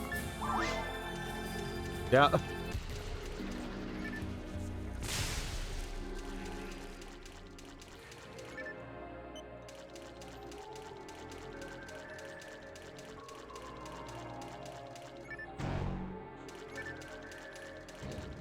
Worthless.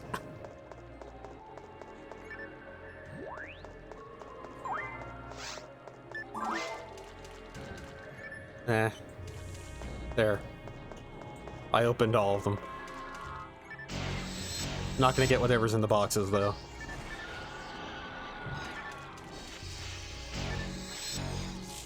And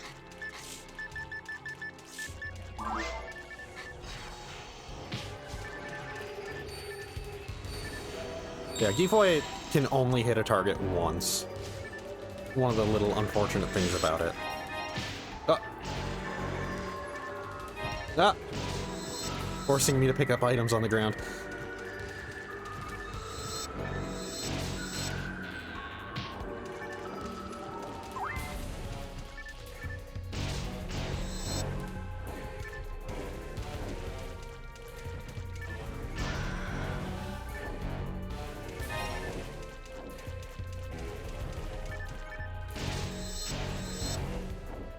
Yeah, I'll wait for it to turn to me. Oh. It seems like it flies away if I get behind it.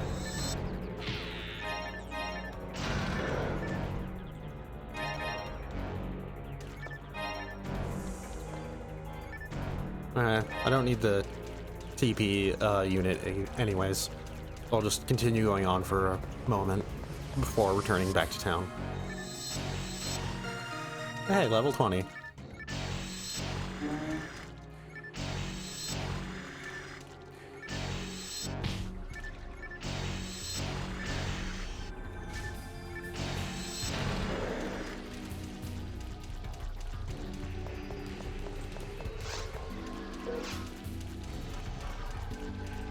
Yep. That room is not critical path, so whatever. And I'll just kill off this group.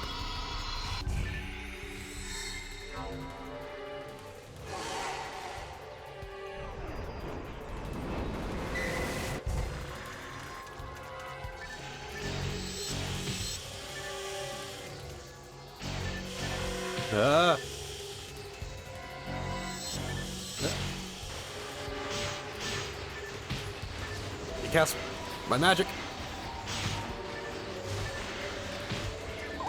I should make sure I heal, not because I want to avoid dying, but because I want to avoid using my scape doll.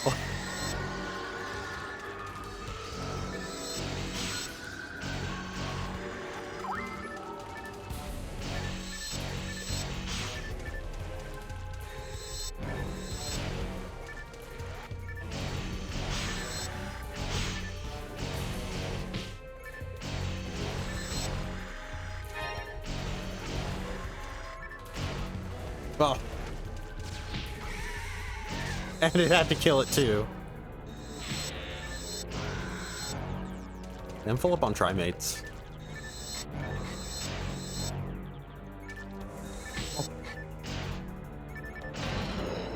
What do you have to say here?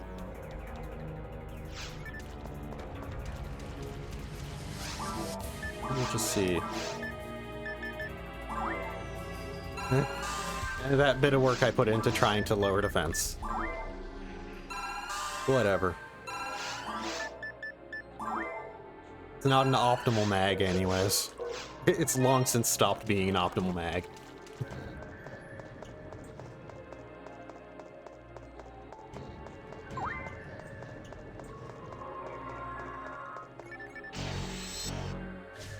Oh, okay. Got confused there for a second and tried to attack besides himself, completely missing me.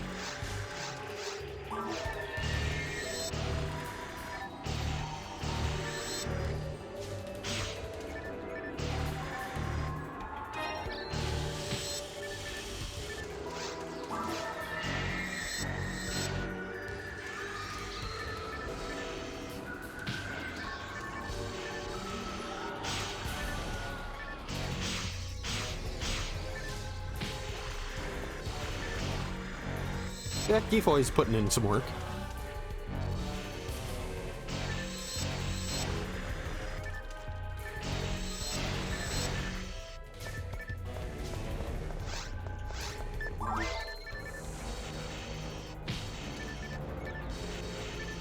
Especially when a mine pops up and I don't realize, and I'm already pressing Gifoy when it does.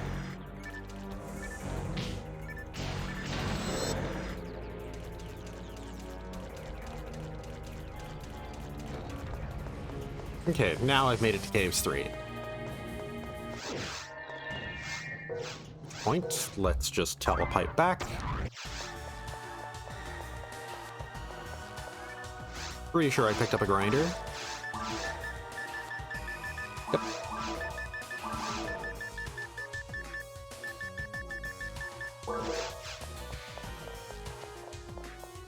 First go to the Techer so that we can turn that handgun into something sellable. Oh, and I have a cane too.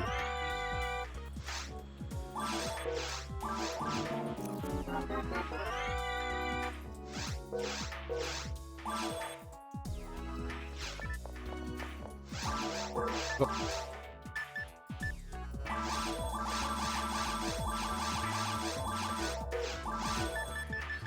There, that's a lot of inventory space freed up just now.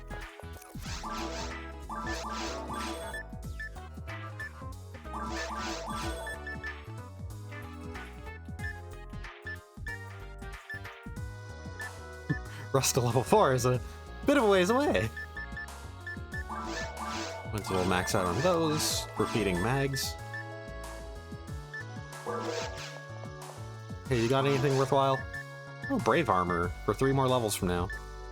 Still no slots on anything. Oh, out of the way.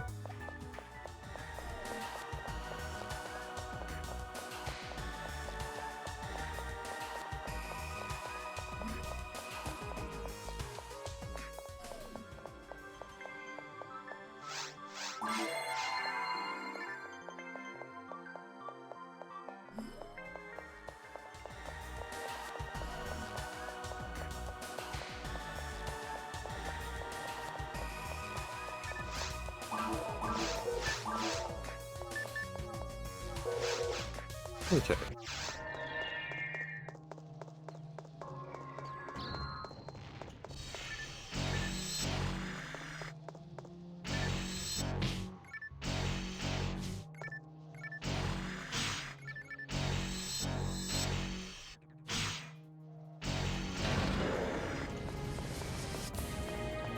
I guess this is going to be about the, yeah, pan arms.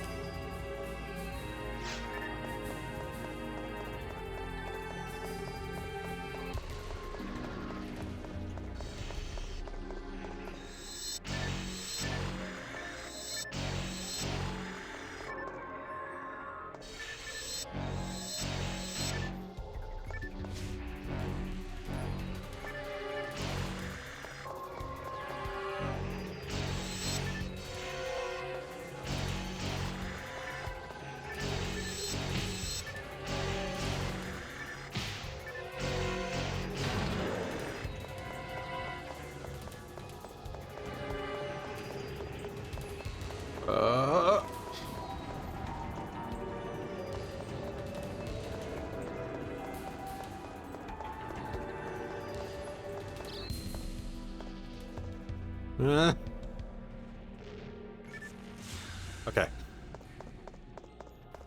Should have remembered faster that, right, I can just blow it up. Once again, I don't really care what's in any of these boxes.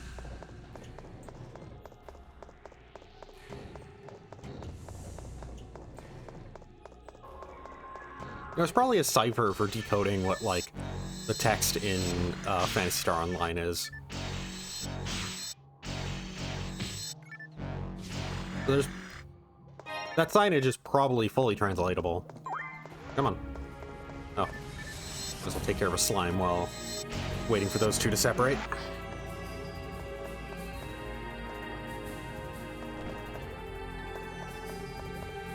Come on. I'll back up. There we go.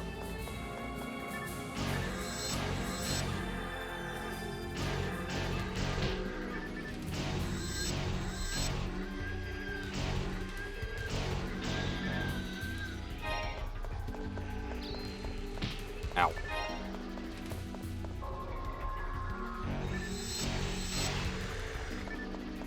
What? Auto gun. I mean, I already have one, but still. Neat to see that it finally dropped a better handgun.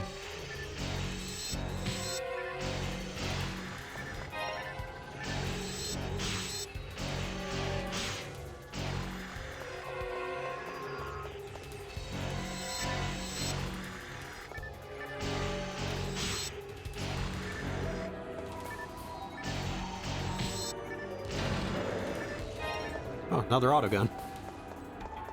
Also, another party found another Heaven Striker.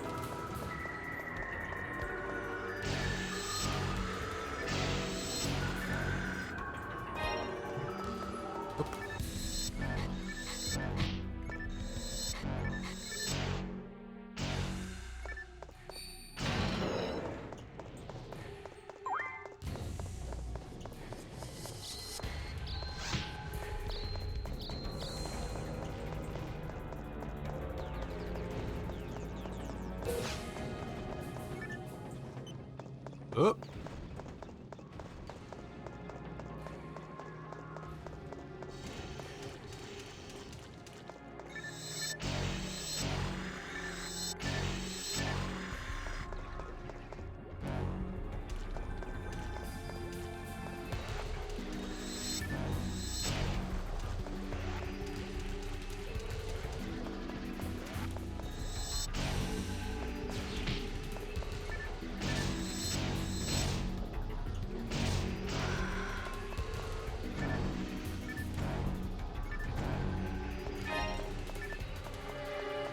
That might have slots on it.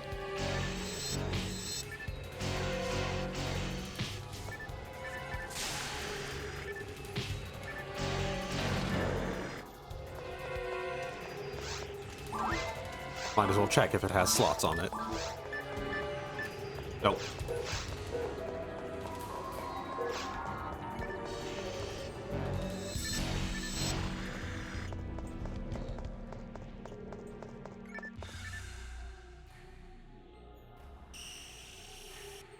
Come on. We both know you're not getting anywhere fast like this.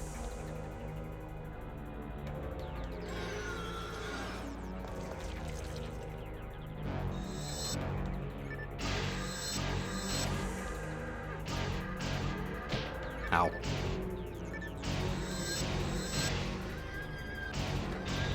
And without both of them up, stops attacking. Kind of depressing, really. Lost its other half and just gives up.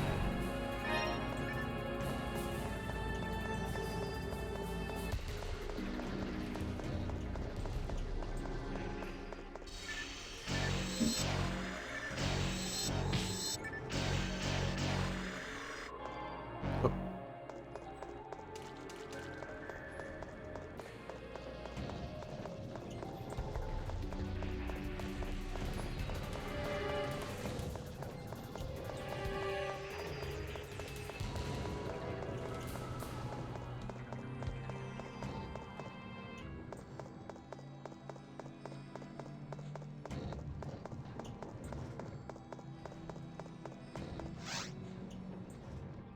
Oh. So.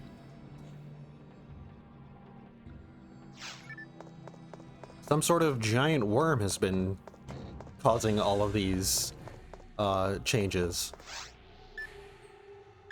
Oh.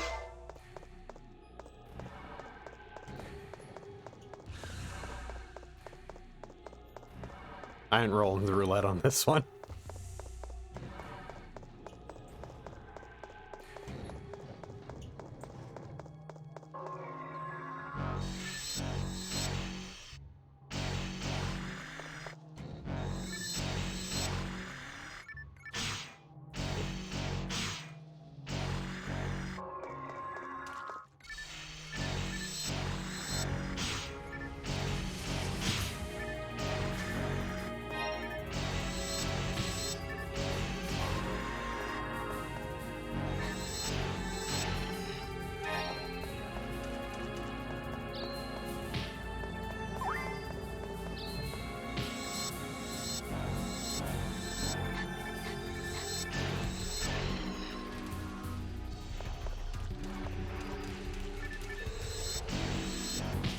My cat just hopped up next to me, is now trying to chew on my arm. Great.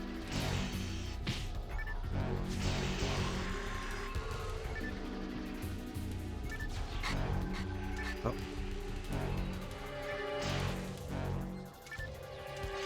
Now he's trying to fight me. I'm busy, cat. You're gonna fight me. Not on the couch. Don't try and take a parting shot.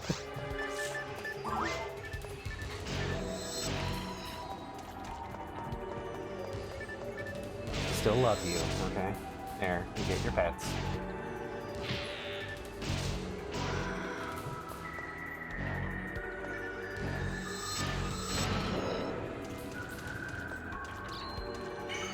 Well.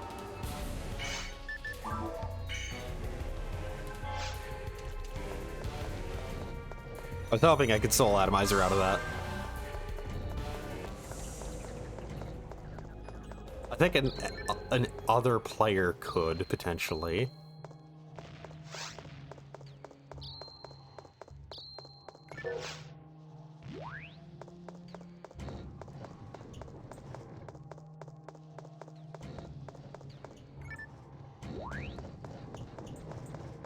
Well.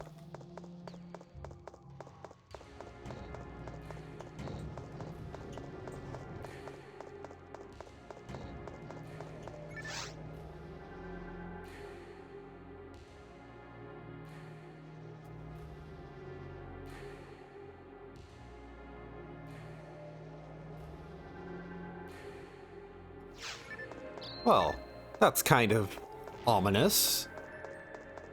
Feels like something is inviting her in.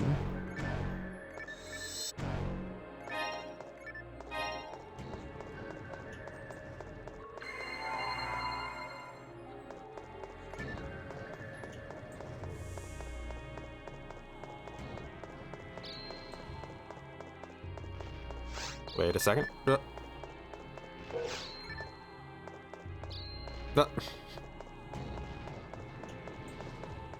Okay, this hitting those switches means that some other door that I wasn't able to access is probably open now. Look at the area map.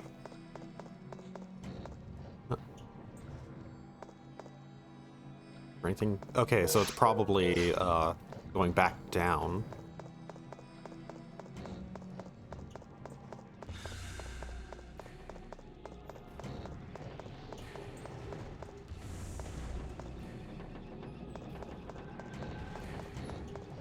Nope.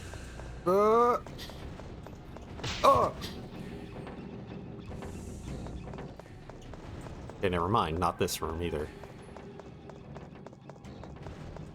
Is it all the way back here?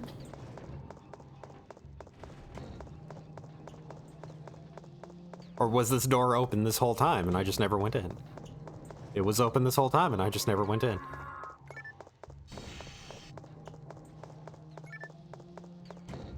And that's the start of things, so...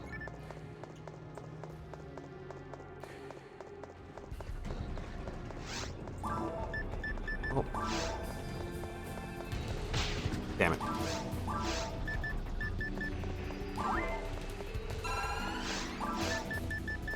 Star Atomizer is everything? Yeah.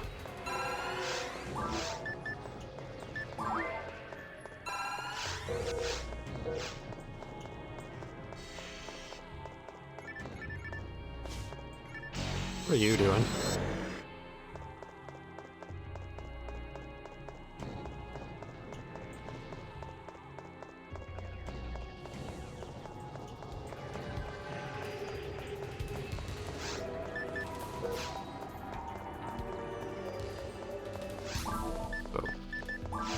Which one of these did I not go through? Seems like I went through both, but... Okay, so that seems like it leads to a dead end.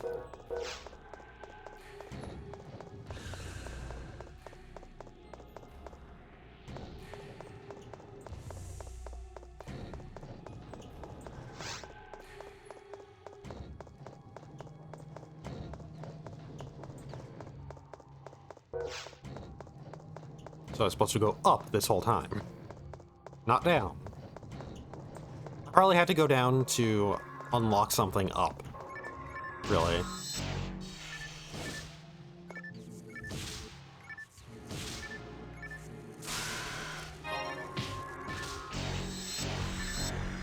Oh hey, a brand.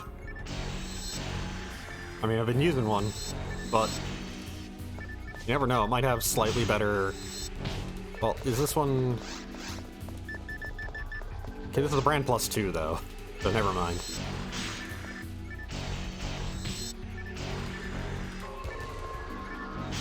I was thinking this was just a basic brand that I've been using, and that, oh hey, this one I just picked up might have better, you know,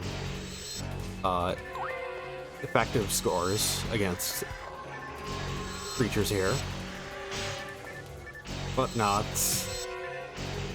That +2 kind of does, like, unless it's a 50% boost and whatnot, unless it's just an absolutely massive boost. It's a boost, but eh. And for this upcoming fight, it's not really the most helpful to have a single target weapon. So, well, for this upcoming fight, I'm just gonna stock up first. I don't really need to, most likely. I'm level 20, but gotta be certain.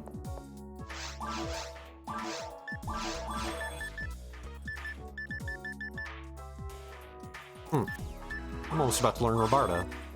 Well, I can learn Robarda, actually, and I can get rest to level 3. So I might as well do that right now.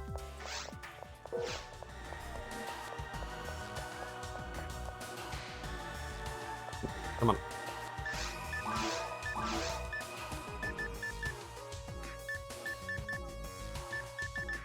Oh, I stored my escape doll. Might as well bring it out for this.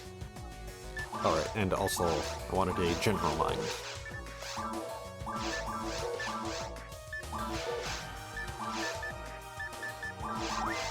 Robarda and Resta, level 3. So Robarda, we have the first of the 3rd tier spells. I believe this one isn't that amazing. We'll see how good it is. Gifoy, I don't... Well, Gifoy actually would be good in this fight. Like, what I have right now would be good in this fight. Let's just put,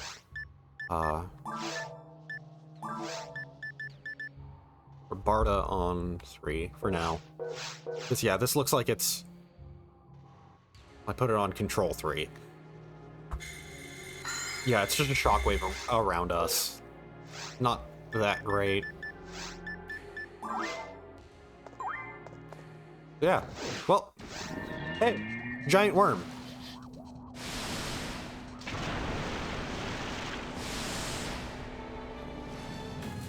So here's Dayrolay.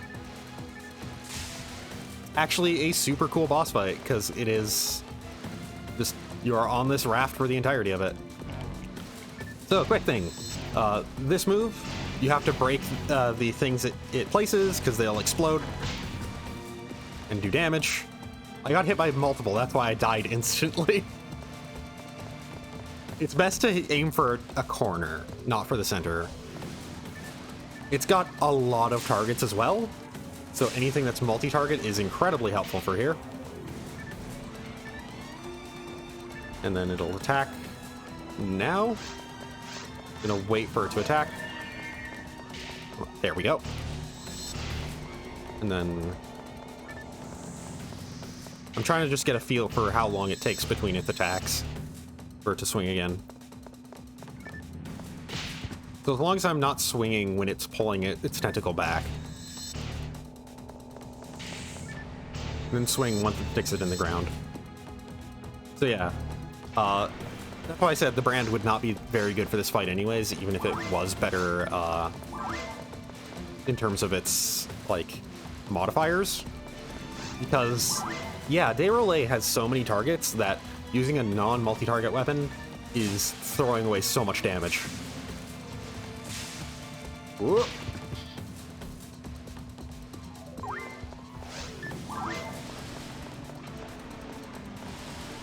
When it passes over you, you can actually hit it with, like, some spells, I believe. Just barely out of reach. If I had a rifle, I could probably hit it. Okay, so this is same thing as the previous mines. Break one. Well, but before these explode, they all stop. I actually should have just brought up the quick menu, thinking about it. But those track you. If I brought up the quick menu, I would have been able to just keep moving.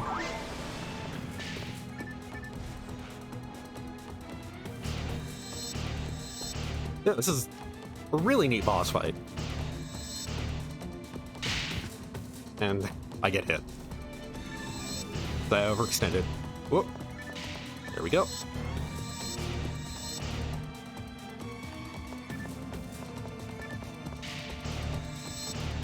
So the reason why I'm mainly focusing on this skull here... Ow, I overextended. Is because I want to focus on breaking that, because Derolay here is a lot of breakable parts too. It's gonna go over, so it's going to be causing falling rocks. So Dragon is a very simple fight. Derolay is a very interesting fight. It's got a lot going on, a lot of different moves that you have to respond to. It's not really hittable for most of it. There's a lot of the fight is figuring out how to dodge its specific attacks, when you can swing in, like, and whatnot. We've done a lot of damage to it though. Mainly thanks to how good our multi-hits are. And yeah, there's that laser which will erase you. That thing just does a shitload of damage. And it's just move horizontally from it. Move to the left or to the right when it shoots it.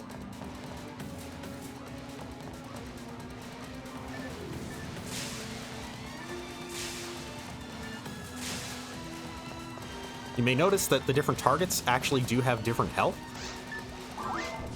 Why its health suddenly went back up. I'm gonna switch to a brand. That way I can quickly break one. Well, I don't need to. I'll just try and set them around there. Ow. Okay.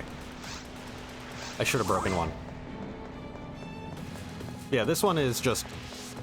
As long as you're not moving, like, away or towards it, as long as you're moving side to side on the raft, then you'll dodge it.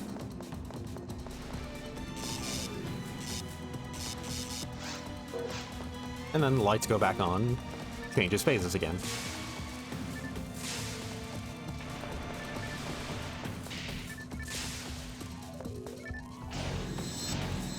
So yeah, only like 70 per hit there. It should be swinging. There we go. As long as you're moving around when when it's doing its tentacle attack, you'll avoid it. Of course.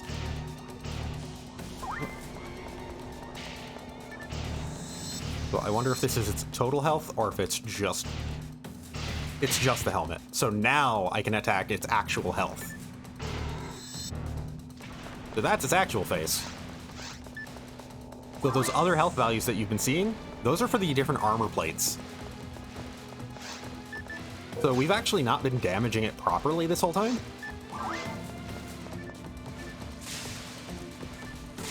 We've been damaging its armor, but as soon as we break that armor, that's more targets to do more damage to the actual thing.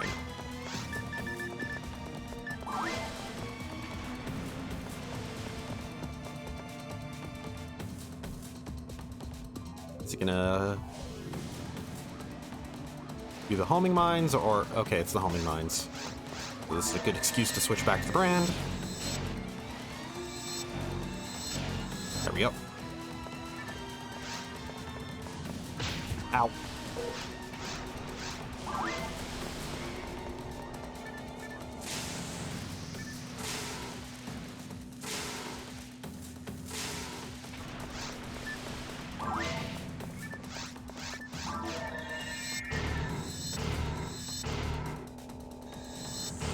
So when it first lands, that's your big opportunity to get in a lot of hits. And it's like 3 heavy afterwards, as long as you're not getting hit in the first place and getting back up.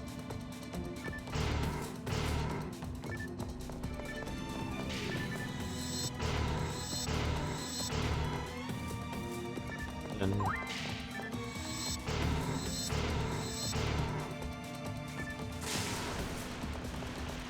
do a parting shot.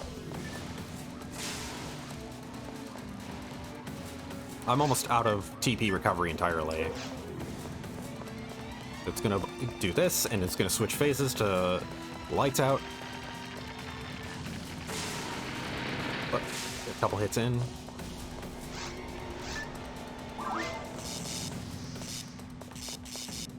Yeah, like I said, it's a very interesting fight because it's very involved. It's very, very distinct attack patterns, very distinct ways to dodge everything. It is a fight all about recognizing what it's doing at any given moment and switching up based on that, and knowing how to dodge all of its attacks. As you can see, our blasting it with magic, with Gizonda, has broken another piece of armor, and hopefully we'll break a bunch more soon. Just gonna top off my TP, because that's the last couple of Gizondas I'm gonna cast. Oh, dang it. So it's gonna be Foy next for the last thing.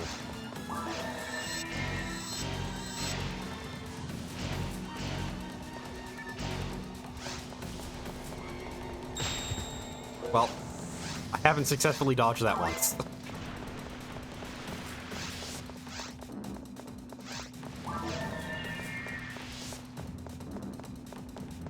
He was trying to lead there. I actually don't know if he's tracking at all, or if he's just picking specific spots, and I'm just happening to avoid it every time. Yep. As soon as he lands, I'm going to... Here we go. This is going to hit a couple targets as well. I think this is capable of hitting multiple targets on a single enemy. Okay, it is. So that did a whole huge chunk. Let's wait for him to swing. There we go. 1, 2, 3. 2, 3. 1, 2, 3.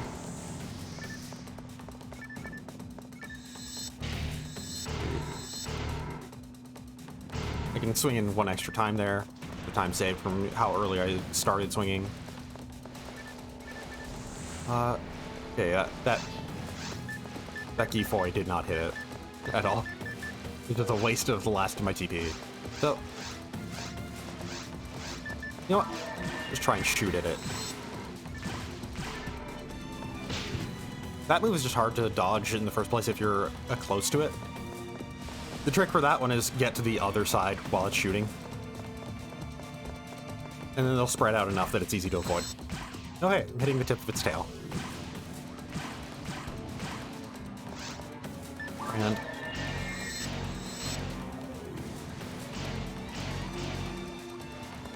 come on. Come on. No. Well, I was knocked down long enough to dodge everything.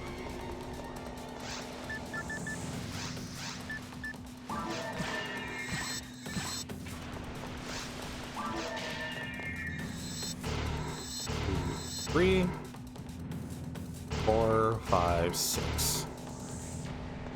And then you go. 2, 3. Move. 1, 2, 3. 1, 2, 3. You can see that it's targeting once it's readying up its attack is pretty delayed. So you do have quite a lot of time to move back in. I'm running extremely low on healing now. Okay, so it was a good idea to stock up on healing items because I'm getting hit by everything. Hopefully I can tag it as passing. Dang it.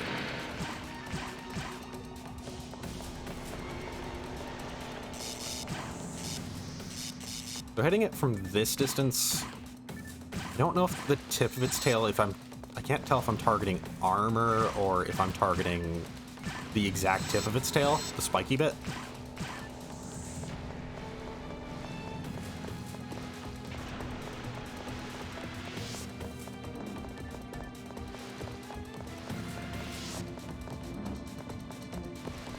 Yeah, I think it's actually just targeting specific points. Yeah. Then it's gonna target the middle. Oh no, it's targeting me. It's just delayed on where it's aiming.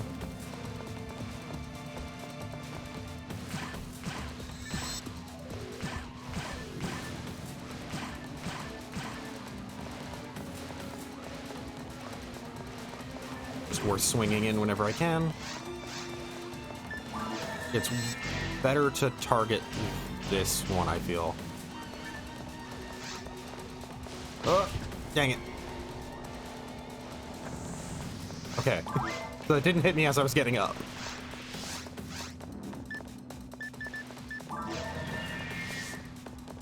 Yeah, it's just as long as I move around, should be fine.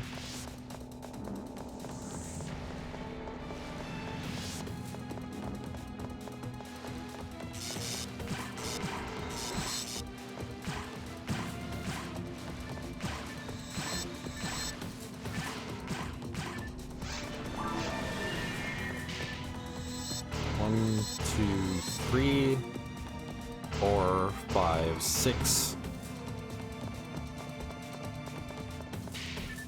1, 2, 3. 1, 2, 3.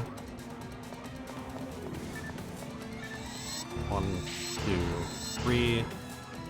4. Damn it. 2. Okay. We're getting there. But I am running dangerously low on all of my healing. I have 8. Okay, I have 8 trimates, though. The amount of damage it does each hit, though.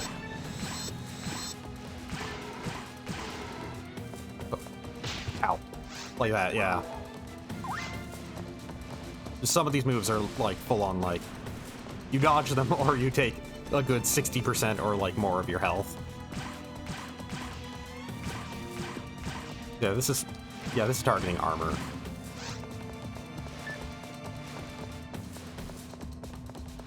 Try and see if I can just outmaneuver these.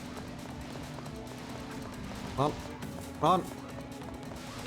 Oh! I outmaneuvered them. They got hit by its other attack.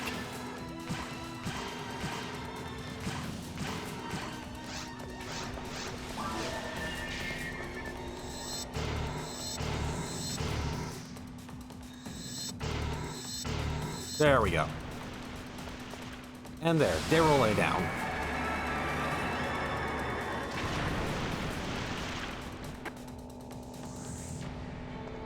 Oh,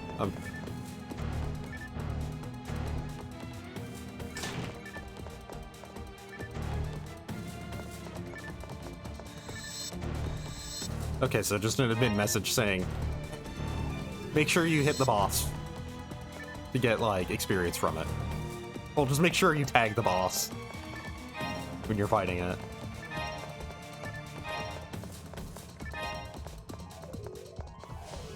Yeah, so, raft ride is done. We're in a much more mechanized area, too. I only dropped a 1 plus 2. Yeah, that was Deroulé. Easily, probably the most memorable fight in the entire game. It's really good. A really good, like, demonstration of what makes the combat in the game unique.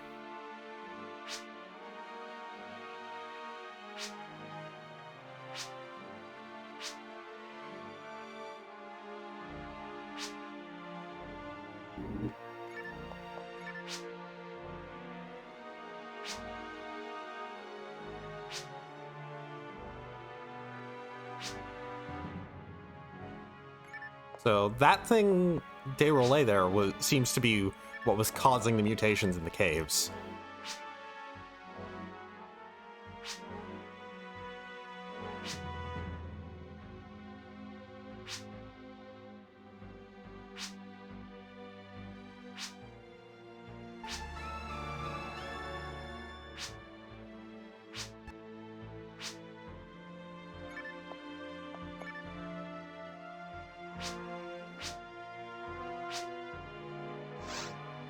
A blade plus 10.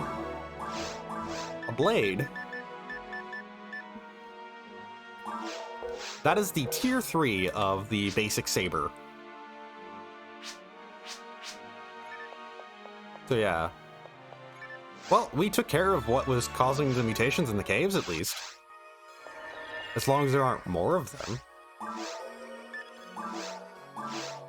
But with that, I'm not gonna call it a day there, but I'll call it a day soon. Right.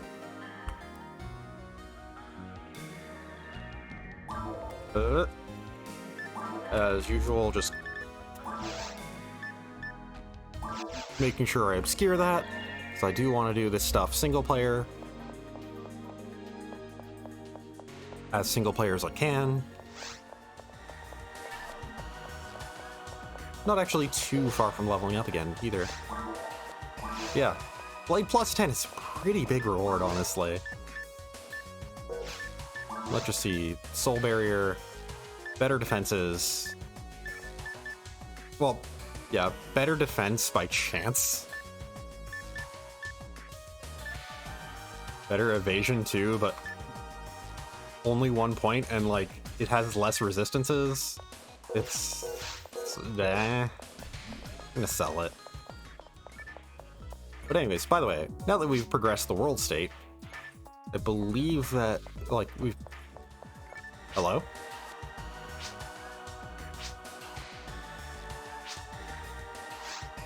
Okay.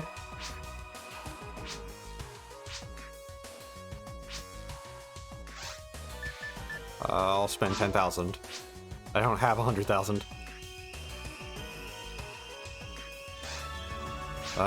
I got a handgun.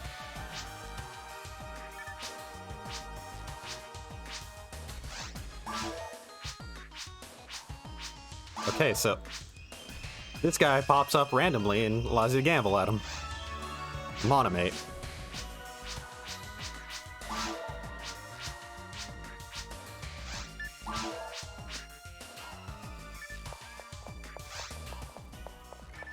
Barely short. But let's just sell that brand, though. Because the blade kind of fully replaces it. Oh wait, I think the blade is actually upgraded dagger. I mean, it still fully replaces it. I have another one anyways. And I'll be getting better anyways soon. I'll sell my partisan as well.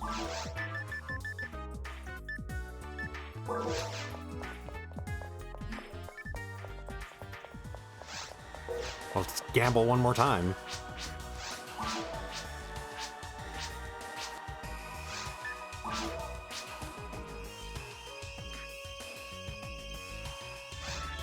Mono grind? That's actually pretty decent. Also, I just realized I shouldn't have been gambling with all that money, because I am in desperate need of healing items.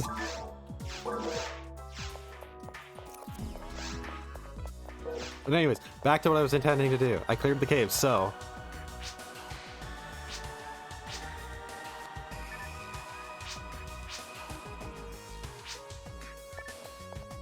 Was that about the caves or about the mines?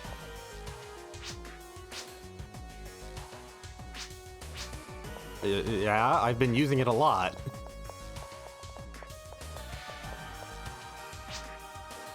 Okay.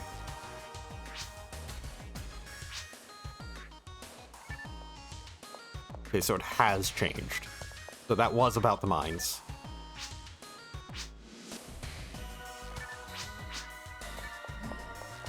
Well, let's just make sure we talk to every NPC before doing the first government quest for the mines. What rumor? Well, I heard a rumor. That's it.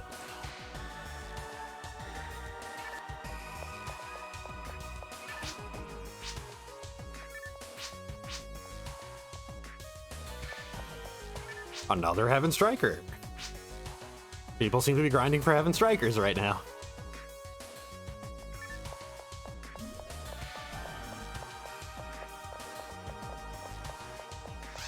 Alright, I need to deposit the grinder that I picked up.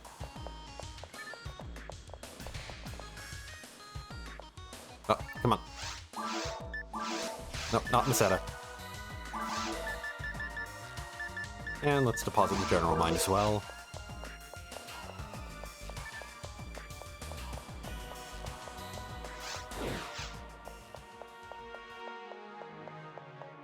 What do you guys got to say?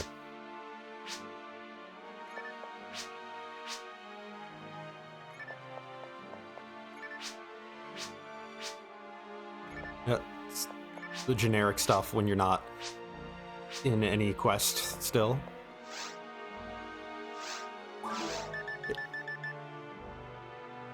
Why is there a large-scale facility underneath Ragol?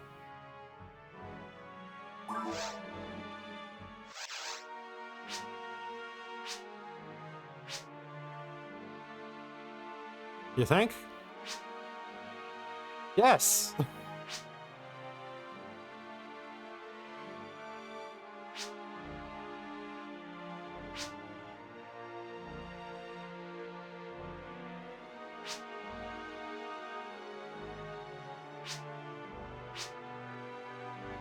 So yeah, kind of confirmation that, hey, the caves very clearly stop being just caves and have a lot of man-made shit in them.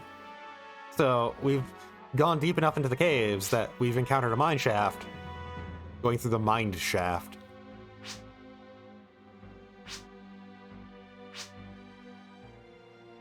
Yeah, that's where the Derole fight raft left us. It was basically right at the mine shaft or mines or whatnot.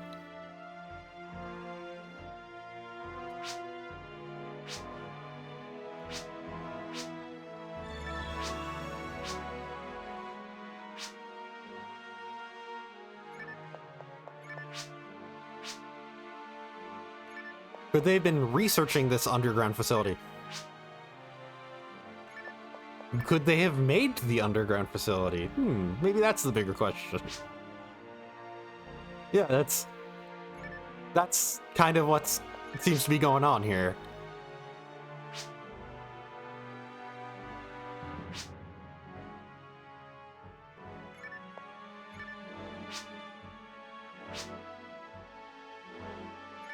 So yeah, as he mentions, they wouldn't have had the resources to really quickly build an underground facility the way they have. But if they prepped for making this sort of underground facility and research area before, when making the Pioneer ship in the first place, then who's to say if they would have been able to like, not have the time for it or the resources for it, because, well, Central Dome itself is... It is the Pioneer 1 ship, so... Yeah. So it's looking like... Well, Pioneer 1... Okay, so yeah, the Blades is the Tier 3 of daggers. They're pink. Tier 3 is pink. And hey, so here we're going to be fighting nothing but machines.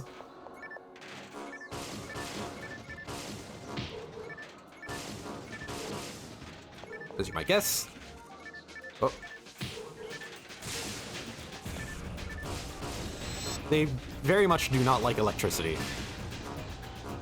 It will stun them.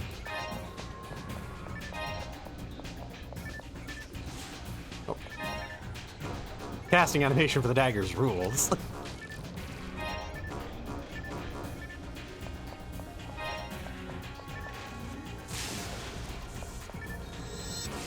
Yeah, Kill Sheiks here, as you can see, they're pretty wimpy. They get knocked down instantly. When they're getting up, they're invincible. They're pretty wimpy, I say, then one just fucking decks me and kills me. But their basic thing is they are the generic enemy here. They're the Boomas, they're the evil sharks, but they are using a different animation skeleton.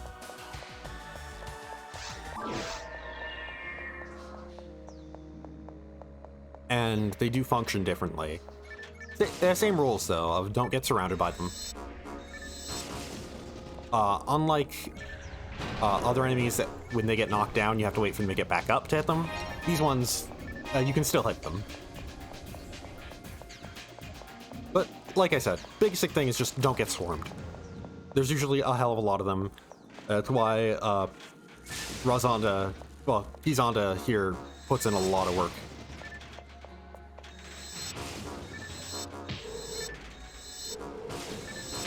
Multi-hit nature of the daggers is pretty nice here too, because it'll still hit them as they're falling down from the first.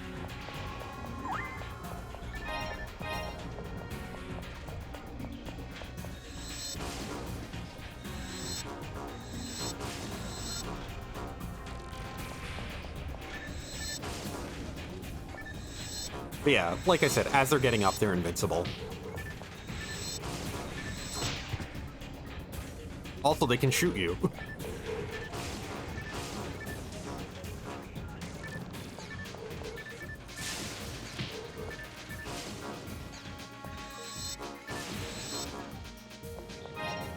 Also, man, everything got way higher tech than anything we've seen so far. Kind of rules. Just right, space mission. Super tech, super far future. Everything's kind of glowing now, and it's hella Dreamcast. Extraordinarily Dreamcast aesthetic. Oh, poisoned me. Yeah, just little robot guys just kind of floating around rooms sometime.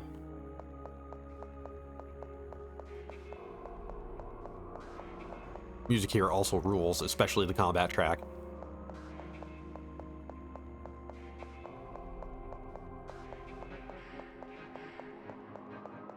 Yeah, we're dealing explicitly with machines here.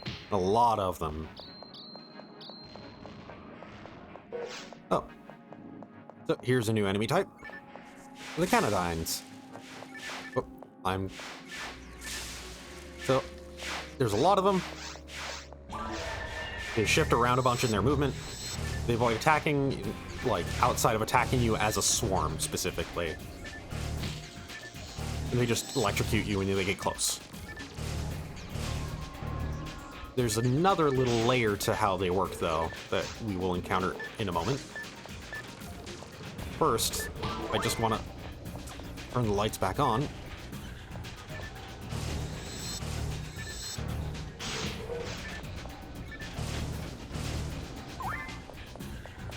Admittedly, the sword is kind of amazing at dealing with Kill Sheiks, because the increased range and the way their knockdown works, the sword is really well timed for dealing with them. It's got good frame data for specifically knocking them down and then knocking them back down before they can try to get up.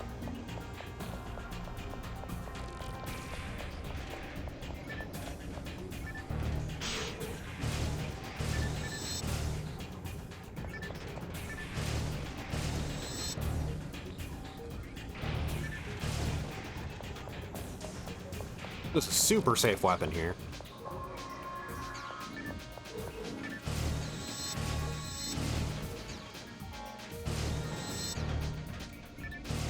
Yeah, whereas the first two areas, though, whereas they were pretty much dealing with... The first area was dealing with the wilderness that suddenly popped up and a kind of...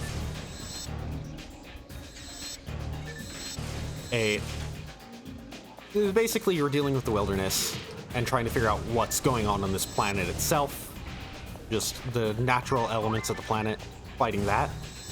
The second area was more sort of fighting the natural elements of the planet, but as you progress, it becomes more and more obvious that something is going on. Something has been messing with the natural elements of the planet.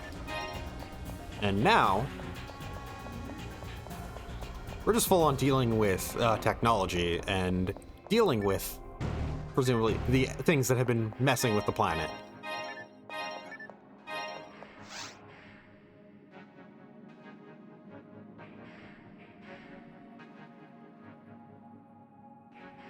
I can understand animals being metamorphosed by a crustacean into mutants, but... Yeah, very much...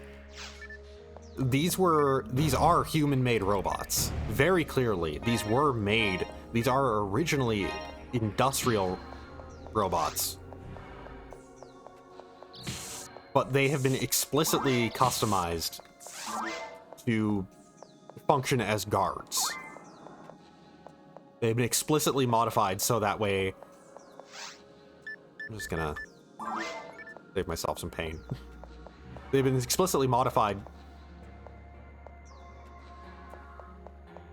to prevent, to presumably prevent anybody from getting in here, from leaving alive. Once again, the only real people that could do that would have been the people of Pioneer 1. So considering, oh shit, we've been inflicted with panic, it's confused, oh, we've been inflicted with slow. So Gill Sheiks can inflict slow, which is a lot to deal with. I'm lucky he missed. Yeah, but yeah, we are, okay, so basically, going off previous stuff, we know that the Pioneer 1... Let's just deal with those. Just taking a moment to collect my thoughts. So we know that the Central Dome and the forest area was made out of the Pioneer 1, basically turning itself into that. It was just converted. It was made to be converted into like a location to live on the planet itself. And then we also found out that the genetic engineering stuff, through a side quest, we found out that that was part of the plan for what Pioneer 1 was going to be doing. In the first place, that they had those plans for genetic engineering, which presumably we saw the end result of. De Rollet very much, most likely, was made by scientists, or like, and then it just kind of went on a spree, turning mutating other things uncontrollably, just going out of control from what the scientists may have originally intended. But we can presume that this is basically the laboratory, like, that the mines here are kind of the laboratory in which all of this was done. They set it up very deep. And that, as that one scientist mentioned, presumably was set up. Pioneer 1 was designed to have this sort of secret laboratory be converted into a secret laboratory in the same way that it was designed to be converted into just a city.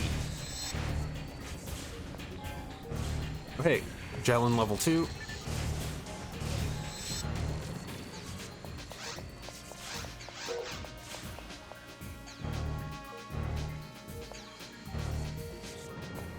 But yeah, right now we're basically coming to realize that all the stuff we've been fighting might very well all the problems we've been having so far seemingly are caused by the government that was on the government that was here in the first place, that established all this. They were hiding a lot from us, and yeah, that they're kind of what's behind everything. So Shinobi, we'll discover that after a quick trip back to Pioneer 2. But yeah, that the government of Pioneer 1 is kind of seemingly behind everything we've been up against.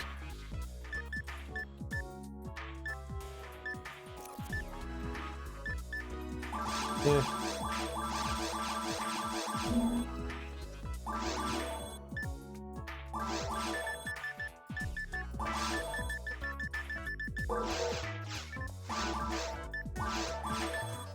Which, of course, then begins to ask the question, what happened to the government of Pioneer 1?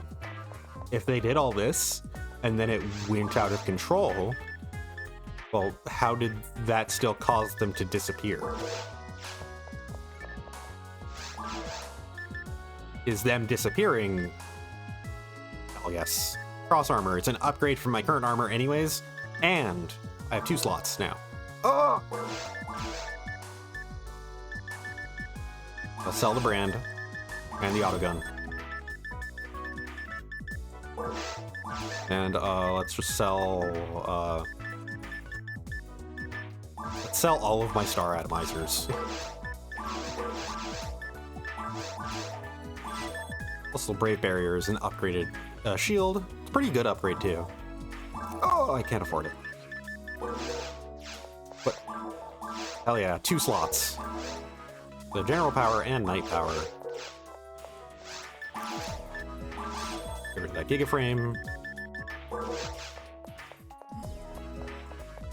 Yeah, so if they are behind everything that we've been encountering so far, they're the reasons for, like, that whatever sort of secretive shit they were up to, that they were hiding from us, then what caused them to vanish? Was that something else that they did that went awry? Because it's very clear that Day definitely couldn't have been intended by them. Definitely couldn't have been. Like, I doubt they were intending for, like, let's create a worm that just automatically turns everything it sees into, like, a horrible mutant.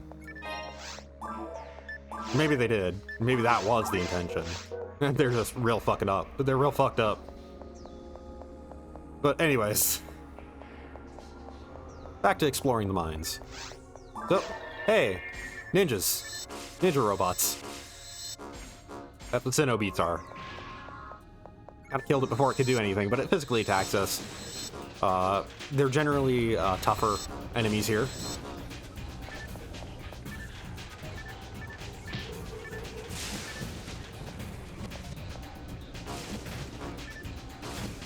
Oh. Why won't you turn around?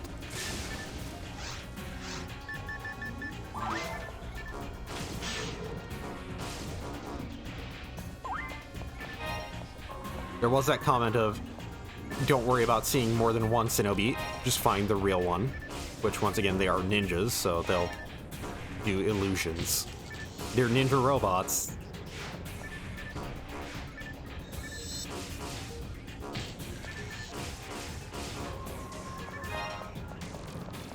Oh. Now, in this case, it is more than one of them because there are 2 of them. It is in the first place, multiple spawned. Yeah, they do that lunge attack, they get up close and they just punch you with their arm blades. Then you do something else. That lunge attack is pretty long range, and it does cover a lot of distance, so move horizontally out of the way. Come on, you're not doing the other thing? Not gonna do the other thing. Yeah, like I said, oh, +7 rod. I mean, I can't use it, but that's might be good money. Yeah. As mentioned though, they do a whole shadow clone thing.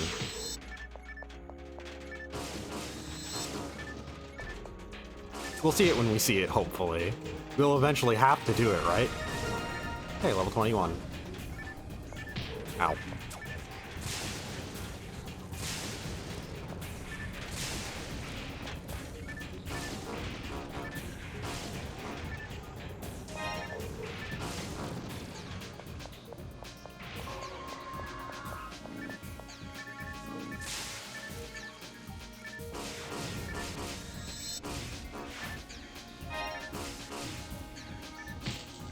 Ow.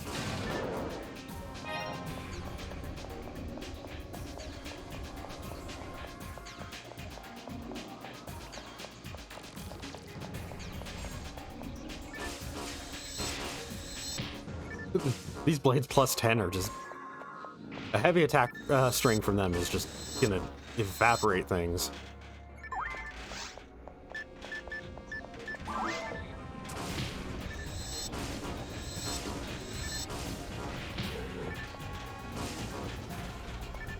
Oh. Oh, I got shot. I'm actually gonna have to walk quite a distance back there.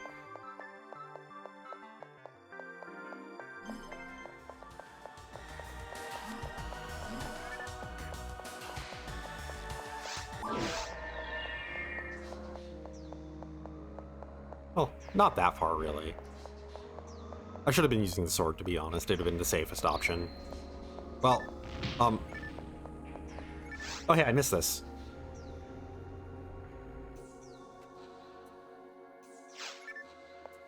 That's another good question. Why is this so deep into the ground? Like, there's... That is a full-on better sword than my current sword +5. It only does enhanced damage versus Altered Beasts, but still, it's more than the... It is literally just an addition to the current one I have, but yeah. Like, there is the whole thing of, like, you know, secret laboratory, but why specifically so incredibly deep underground? Why did they dig so deep? And kind of, there's that other question of, like, if they dug so deep for a purpose, then does that mean that they knew something was here that they had to dig for before even landing here?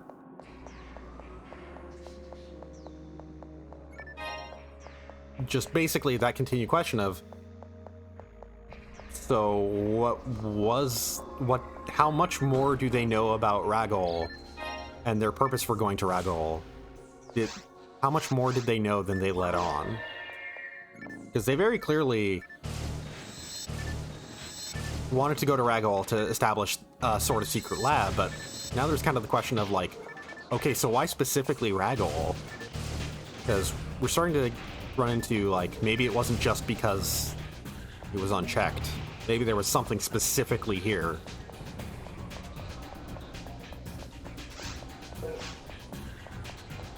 But yeah.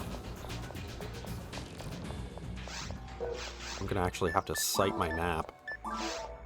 So. Yeah, they went here clearly with intent that they'd never let anybody else know.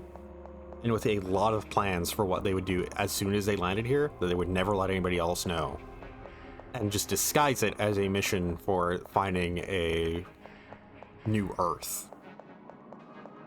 Well, finding a new Earth probably wasn't just a disguise. It probably wasn't intent, like, hey, we'll migrate here because, well, we've kind of destroyed our Earth that we're from, but also there's also ulterior motives alongside that.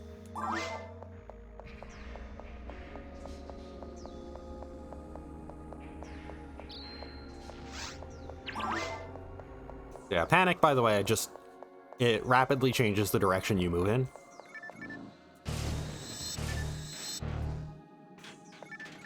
That's really it.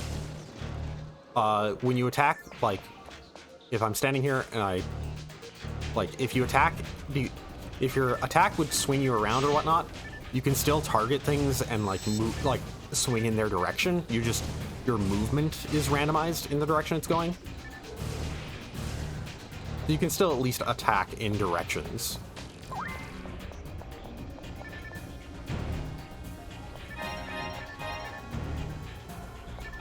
Ooh, more HP material. As mentioned before, HP material can be used anytime. You don't have to worry about a distinct hard cap for total materials used, because HP material and TP material are their own separate caps from everything else. And separate from each other, even. So you can just use those to get the free boost. Use 150 of each.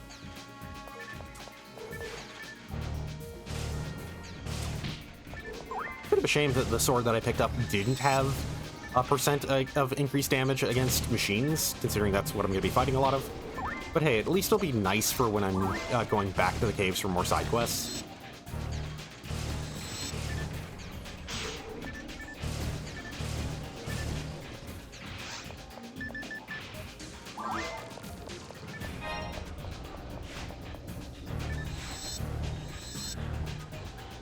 Oh, trying to sneak up and shock me. He wants to zap me.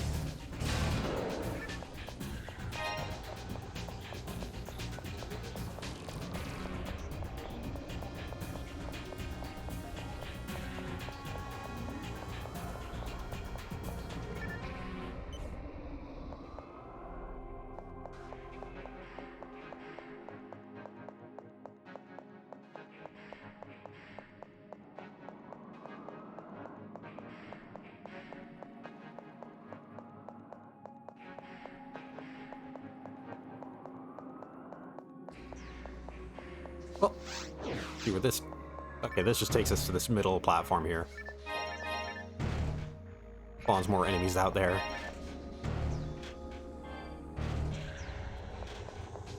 Just basically a treasure room. Ow!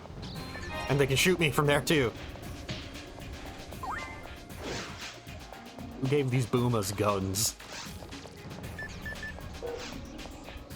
That's what they basically are at the moment. They're boomas that get easily knocked down, but also have guns.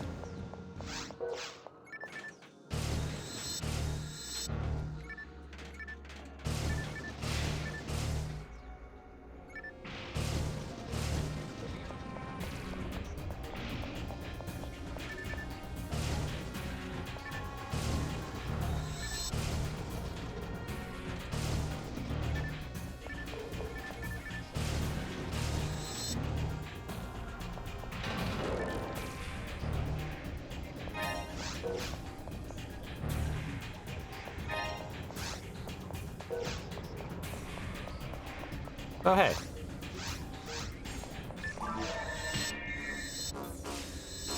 You know, I do have to question, was the Cenobite originally an industrial robot that just happened to already be a ninja?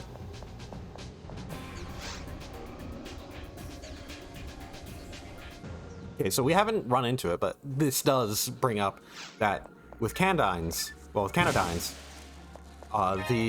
if there's a free scape doll.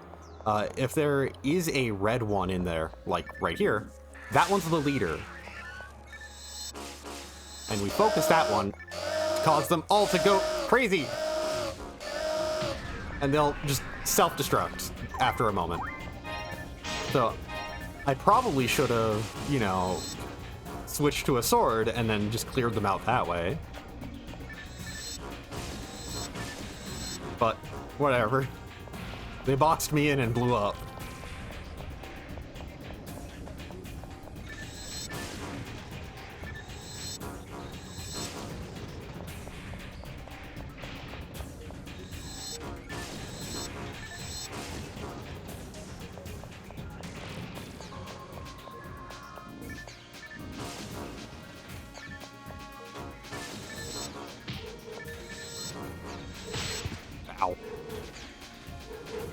I'm switching to the sword.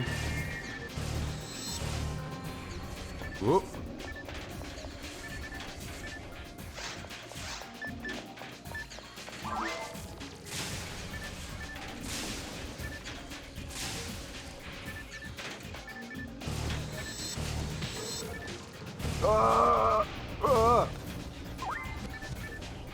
Ever so slowly moving out of the way.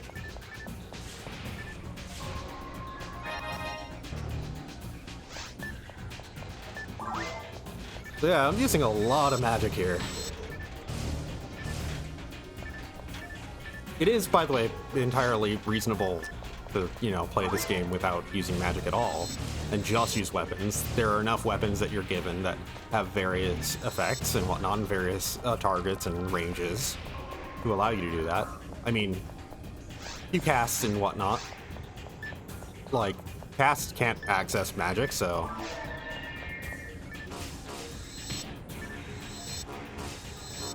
Ow. Just, yeah, okay, that gold one, okay, that gold one just healed them. Yeah, I think that... Shit. Whoop. The gold one can heal. I think that blue one was trying to either just flank us or potentially create the shadow clones and just failed somehow.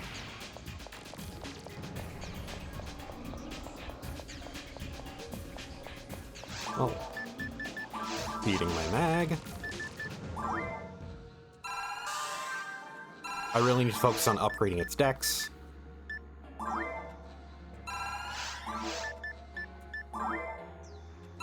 So it's anti-paralysis for a while now. I should be focusing on those.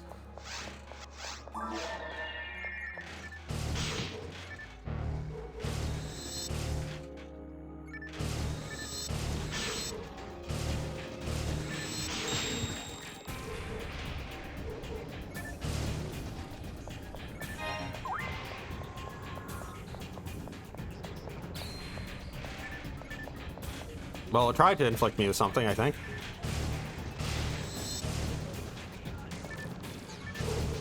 So on a basic level, for the mines that pop up, red means damage, yellow means status effect, and green means healing.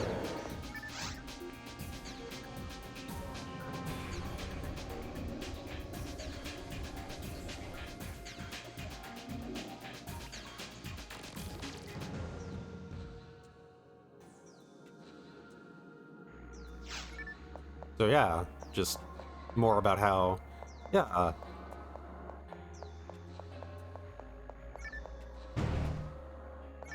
a mission to outwardly try and work together and save everybody. Seems that it was just yet another government conspiracy for some reason they won't be telling anyone.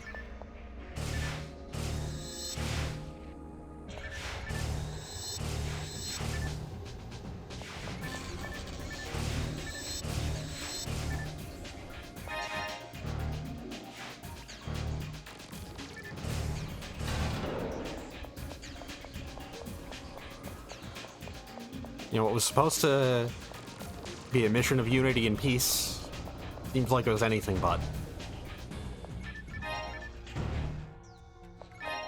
It was just a disguise for more of the same from them.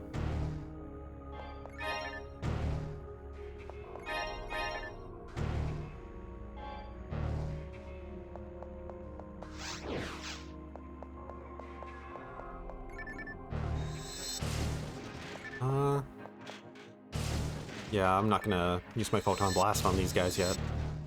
If it was a big enough group, then...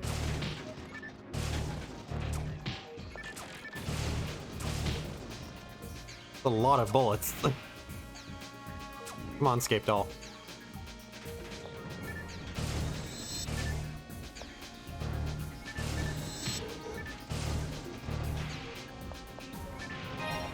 Oh.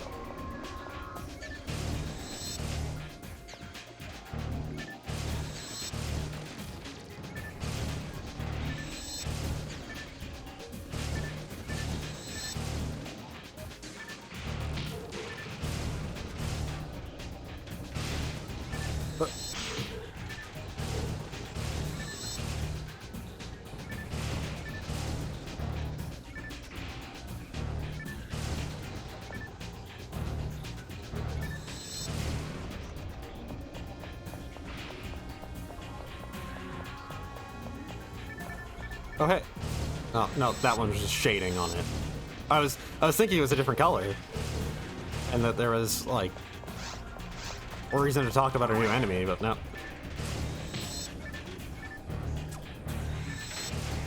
That one from a distance is gonna be very annoying until I get close to it, isn't it?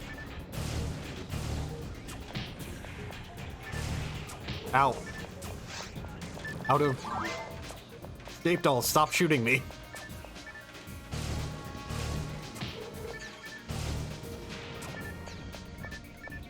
That's it. Groups of gill sheiks like this actually are pretty dangerous.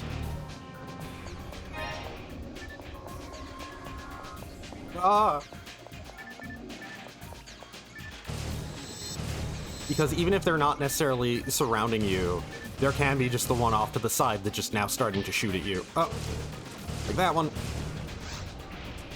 Which kind of gets into why having magic is so helpful. Specifically, any Zonda spells.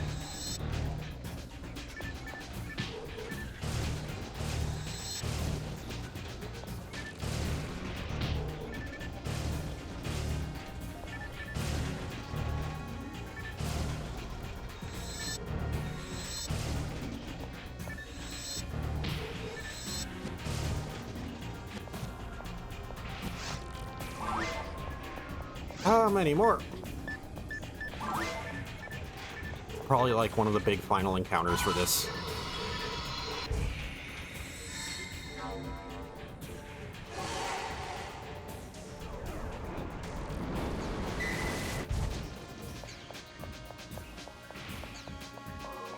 Ah!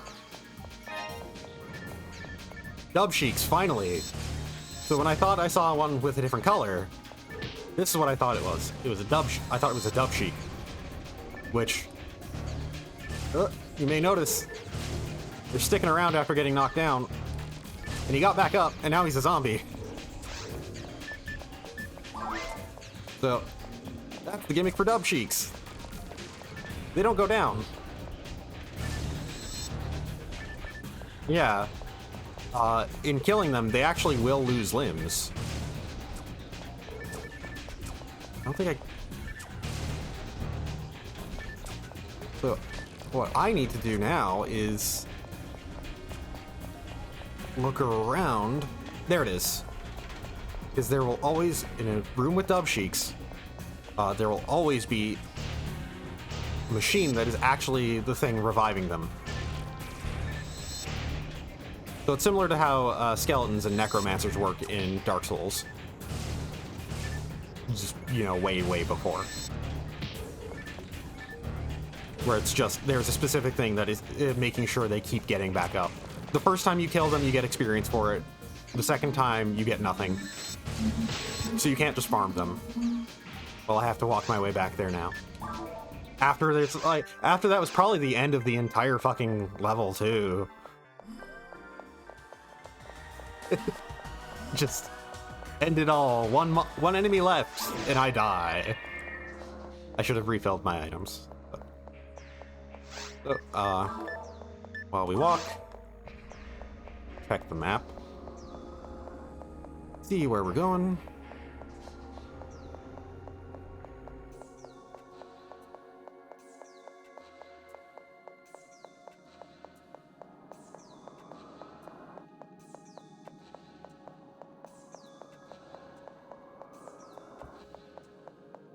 An alarm pop up.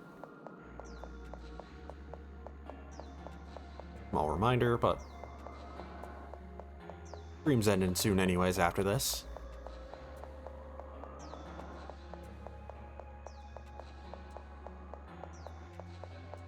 Just looking for like any off paths that I may have not gone.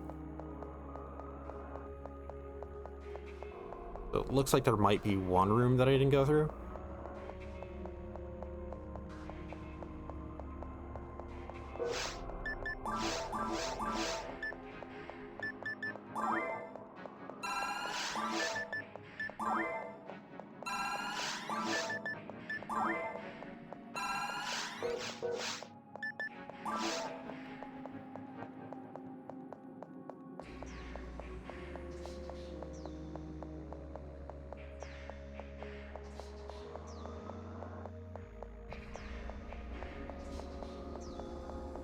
Okay, yeah, there was this one room that I didn't go into. And this is about the Canadines.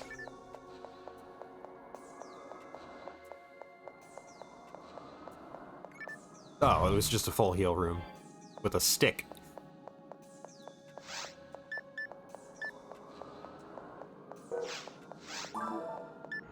Oh, let's just drop something. Right, I have rest to level 3, I'm pretty sure. Yeah, so I'm just gonna sell that actually. I'll drop it. Not even worth selling at this point. So.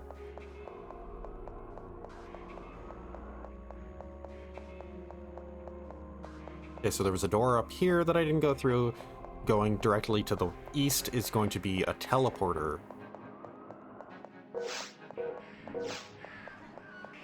Oh, that's a group of Canadines with a leader. Psi armor. That's right, Psi armor is just basic. Almost basic.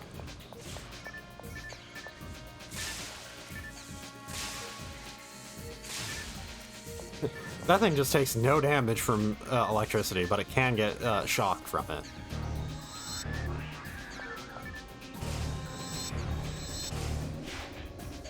Get back down here.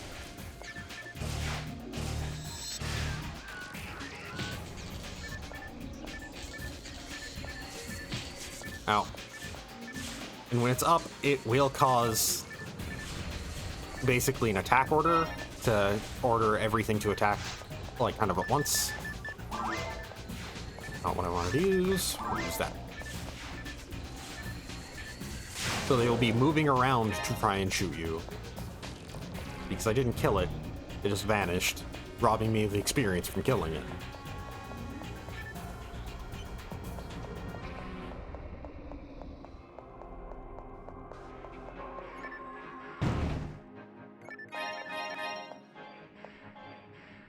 General legs. Those are just evasion up. Okay, so as soon as I use the soul atomizer, just immediately smack me and apply it again. What? Ow! How long range was that? What the hell? Oh. Talk to the teleporter to move.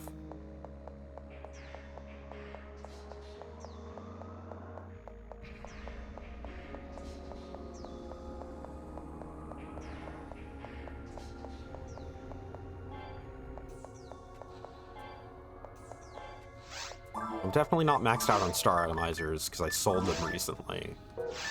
I'm gonna use that so I can pick up the star atomizer.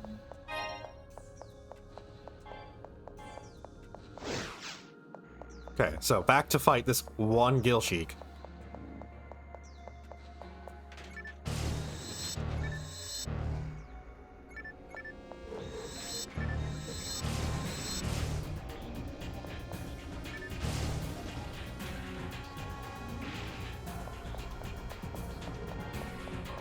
Okay, there's a Sinnoh beat now.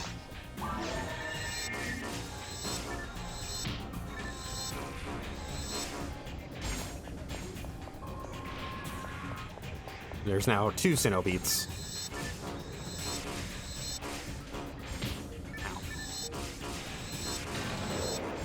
Okay, there. No, I heard the unlock. You can't trick me like this game.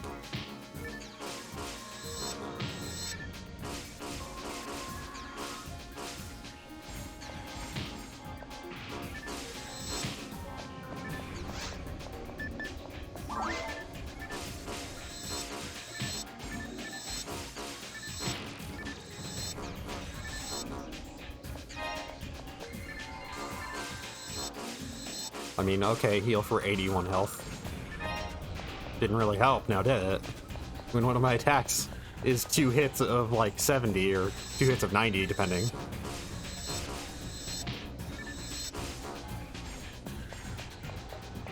There.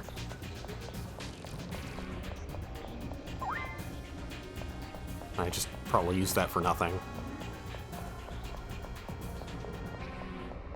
Yep. Oh, hey, a computer.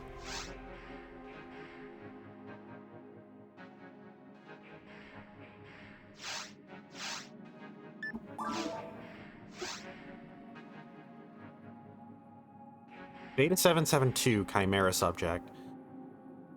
Escaped.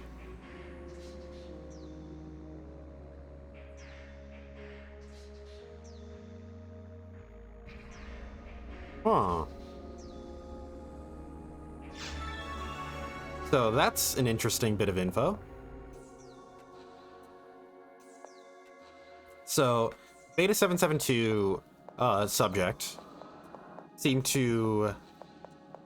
It escaped. It was a Chimera subject, so presumably, from what we heard was, you know, the thing that they were going to do... One of the things they were doing genetic genetic engineering on. And it escaped, and it could do... And they need to capture it right away, otherwise it could do irreparable damage to the ecosystem. So, presumably... I'm gonna sell some stuff before turning this in. Presumably, that was Dayrolay that we... that they were talking about there.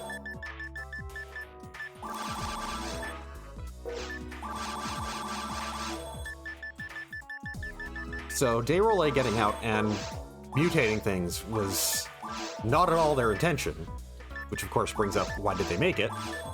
But, well, they made it because they could, probably. Accident, who knows? Tests that went awry. And the machines, they were modified to attack, but for some reason they went berserk and started killing people.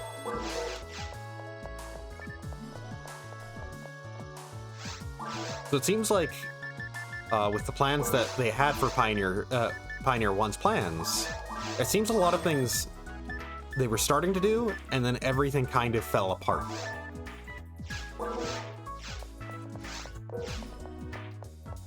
As everything just kind of went crazy.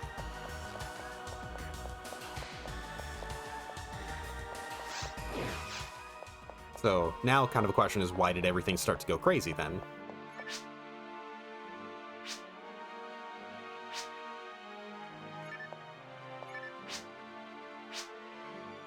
I mean, they're pretty clearly, they're human-made.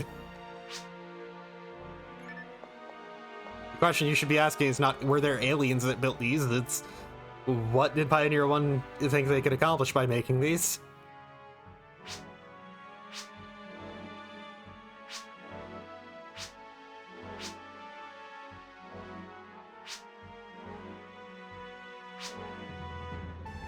I mean, the computer outright told me that it was people that were panicking because those machines had turned on them. The machines that they had made had turned on them.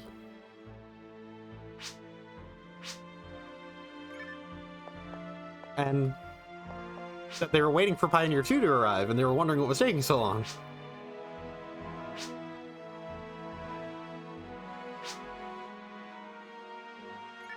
I mean, everything so far has been very clearly the Pioneer 1 set it up. You don't need to be this dumb.